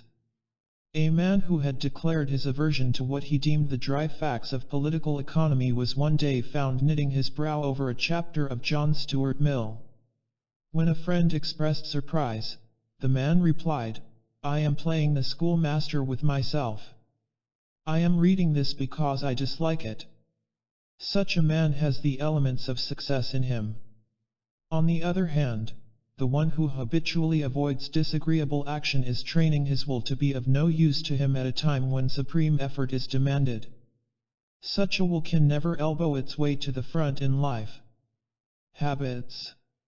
Habits are the beaten track over which the will travels. The beaten path of habit is the line of least resistance to the will. One who would train his will must needs pay attention to providing it with the proper mental paths over which to travel. The rule for the creation of habits is simply this: travel over the mental path as often as possible. The rule for breaking undesirable habits is this: cultivate the opposite habit. In these two rules is expressed the gist of what has been written on the subject. Professor William James has left to the world some invaluable advice regarding the cultivation of right habits. He bases his rules upon those of Professor Bain, elaborates these, and adds some equally good ones. We herewith quote freely from both James and Bain on this subject. It is the best ever written regarding habit building. 1. In the acquisition of a new habit, or the leaving off of an old one, launch yourself with as strong and decided an initiative as possible. This will give your new beginning such a momentum that the temptation to break down will not occur as soon as it otherwise might, and every day during which a breakdown is postponed adds to the chances of it not occurring at all. James. 2. Never suffer an exception to occur till the new habit is securely rooted in your life. Every lapse is like the letting fall of a ball of string which one is carefully winding up. A single slip undoes more than a great many turns will wind again. James. It is necessary, above all things, in such a situation, never to lose a battle. Every gain on the wrong side undoes the effect of many conquests on the right. The essential precaution is so to regulate the two opposing powers that the one may have a series of uninterrupted successes, until repetition has fortified it to such a degree as to enable it to cope with the opposition, under any circumstances. Vain. 3. Seize the very first possible opportunity to act on every resolution you make, and on every emotional prompting you may experience in the direction of the habits you aspire to gain. It is not in the moment of their forming, but in the moment of their producing motor effects, that resolves and aspirations communicate their new set to the brain. James. The actual presence of the practical opportunity alone furnishes the fulcrum upon which the lever can rest, by which the moral will may multiply its strength and raise itself aloft. He who has no solid ground to press against will never get beyond the stage of empty gesture making. Vain. 4. Keep the faculty alive in you by a little gratuitous exercise every day. That is, be systematically ascetic or heroic in little, unnecessary points, do every day something for no other reason than that you would rather not do it, so that when the hour of dire need draws nigh, it may find you not unnerved and untrained to stand the test. The man who has daily inured himself to habits of concentrated attention, energetic volition, and self-denial in unnecessary things will stand like a tower when everything rocks around him, and when his softer fellow mortals are winnowed like chaff in the blast. James. Chapter 31. Will Tonic. In addition to the general rules for developing and training the will given in the preceding chapter, we ask you to tone up and strengthen the will by the inspiration to be derived from the words of some of the world's great thinkers and doers. In these words there is such a vital statement of the recognition, realization, and manifestation of that something within, which we call will, that it is a dull soul, indeed, which is not inspired by the contagion of the idea. These expressions are the milestones on the path of attainment, placed by those who have preceded us on the journey. We submit these quotations without comment, they speak for themselves. Words of the wise. They can who think they can. Character is a perfectly educated will.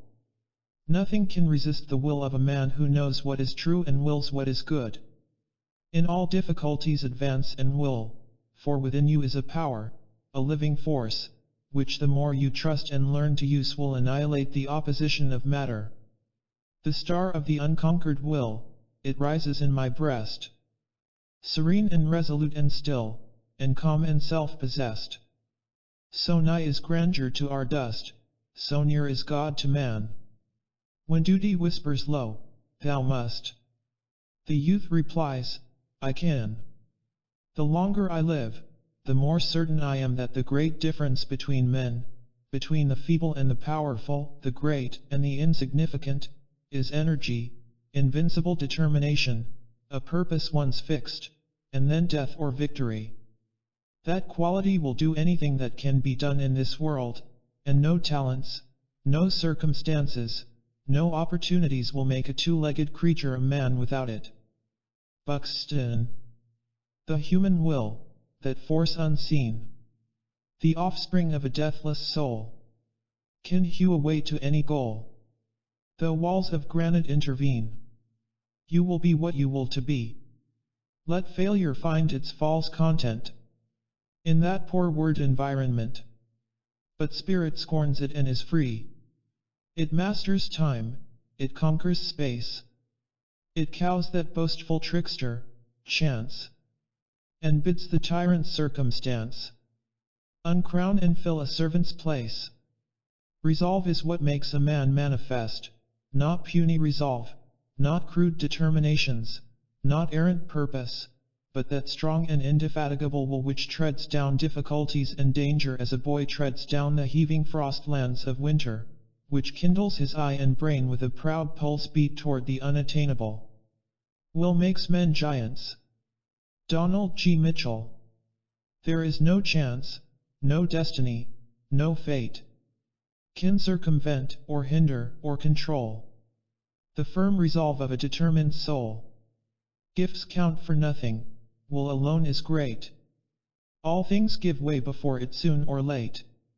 What obstacle can stay the mighty force of the sea-seeking river in its course, or cause the ascending orb of day to wait? Each well-born soul must win what it deserves. Let the fools prate of luck. The fortunate is he whose earnest purpose never swerves, whose slightest action, or inaction, serves the one great aim. Why, even death itself stands still and waits an hour sometimes for such a will. Ella Wheeler Wilcox. I have brought myself by long meditation to the conviction that a human being with a settled purpose must accomplish it, and that nothing can resist a will which will stake even existence upon its fulfillment. Lord Beaconsfield. A passionate desire and an unwearied will can perform impossibilities, or what may seem to be such to the cold and feeble. Sir John Simpson. It is wonderful how even the casualties of life seem to bow to a spirit that will not bow to them, and yield to subserve design which they may, in their first apparent tendency, threaten to frustrate. When a firm, decisive spirit is recognized, it is curious to see how the space clears around a man and leaves him room and freedom. John Foster. The great thing about General Grant is cool persistency of purpose. He is not easily excited, and he has got the grip of a bulldog. When he once gets his teeth in, nothing can shake him off. Abraham Lincoln. I am bigger than anything that can happen to me. All these things are outside my door, and I've got the key. Man was meant to be, and ought to be, stronger and more than anything that can happen to him. Circumstances, fate, luck, are all outside, and if he cannot change them, he can always beat them. Charles F. Lummis.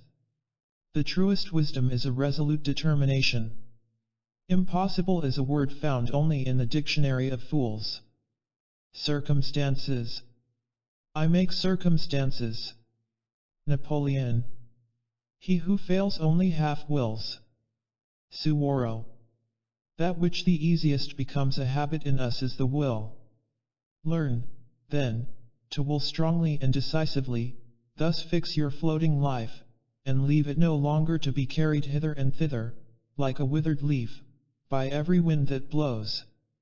Man owes his growth chiefly to that active striving of the will, that encounter which we call effort, and it is astonishing to find how often results apparently impracticable are thus made possible. It is will, force of purpose, that enables a man to do or be whatever he sets his mind upon being or doing. A strong, defiant purpose is many-handed and lays hold of whatever is near that can serve it. It has a magnetic purpose that draws to itself whatever is kindred. Let it be your first study to teach the world that you are not wood and straw, that there is some iron in you. Munger. It's dogged as does it. Yorkshire proverb. One talent with a will behind it will accomplish more than 10 without it, as a thimbleful of powder in a rifle, the bore of whose barrel will give it direction, will do greater execution than a carload burned in the open air. O. S. Martin. Will may not endow man with talents or capacities, but it does one very important matter, it enables him to make the best, the very best, of his powers. Father Gill. Tender-handed stroke a nettle, and it stings you for your pains. Grasp it like a man of metal, and it soft as down remains. Don't flinch, don't foul, but hit the line hard. Roosevelt. The more difficulties one has to encounter, within and without, the more significant and the higher in inspiration his life will be.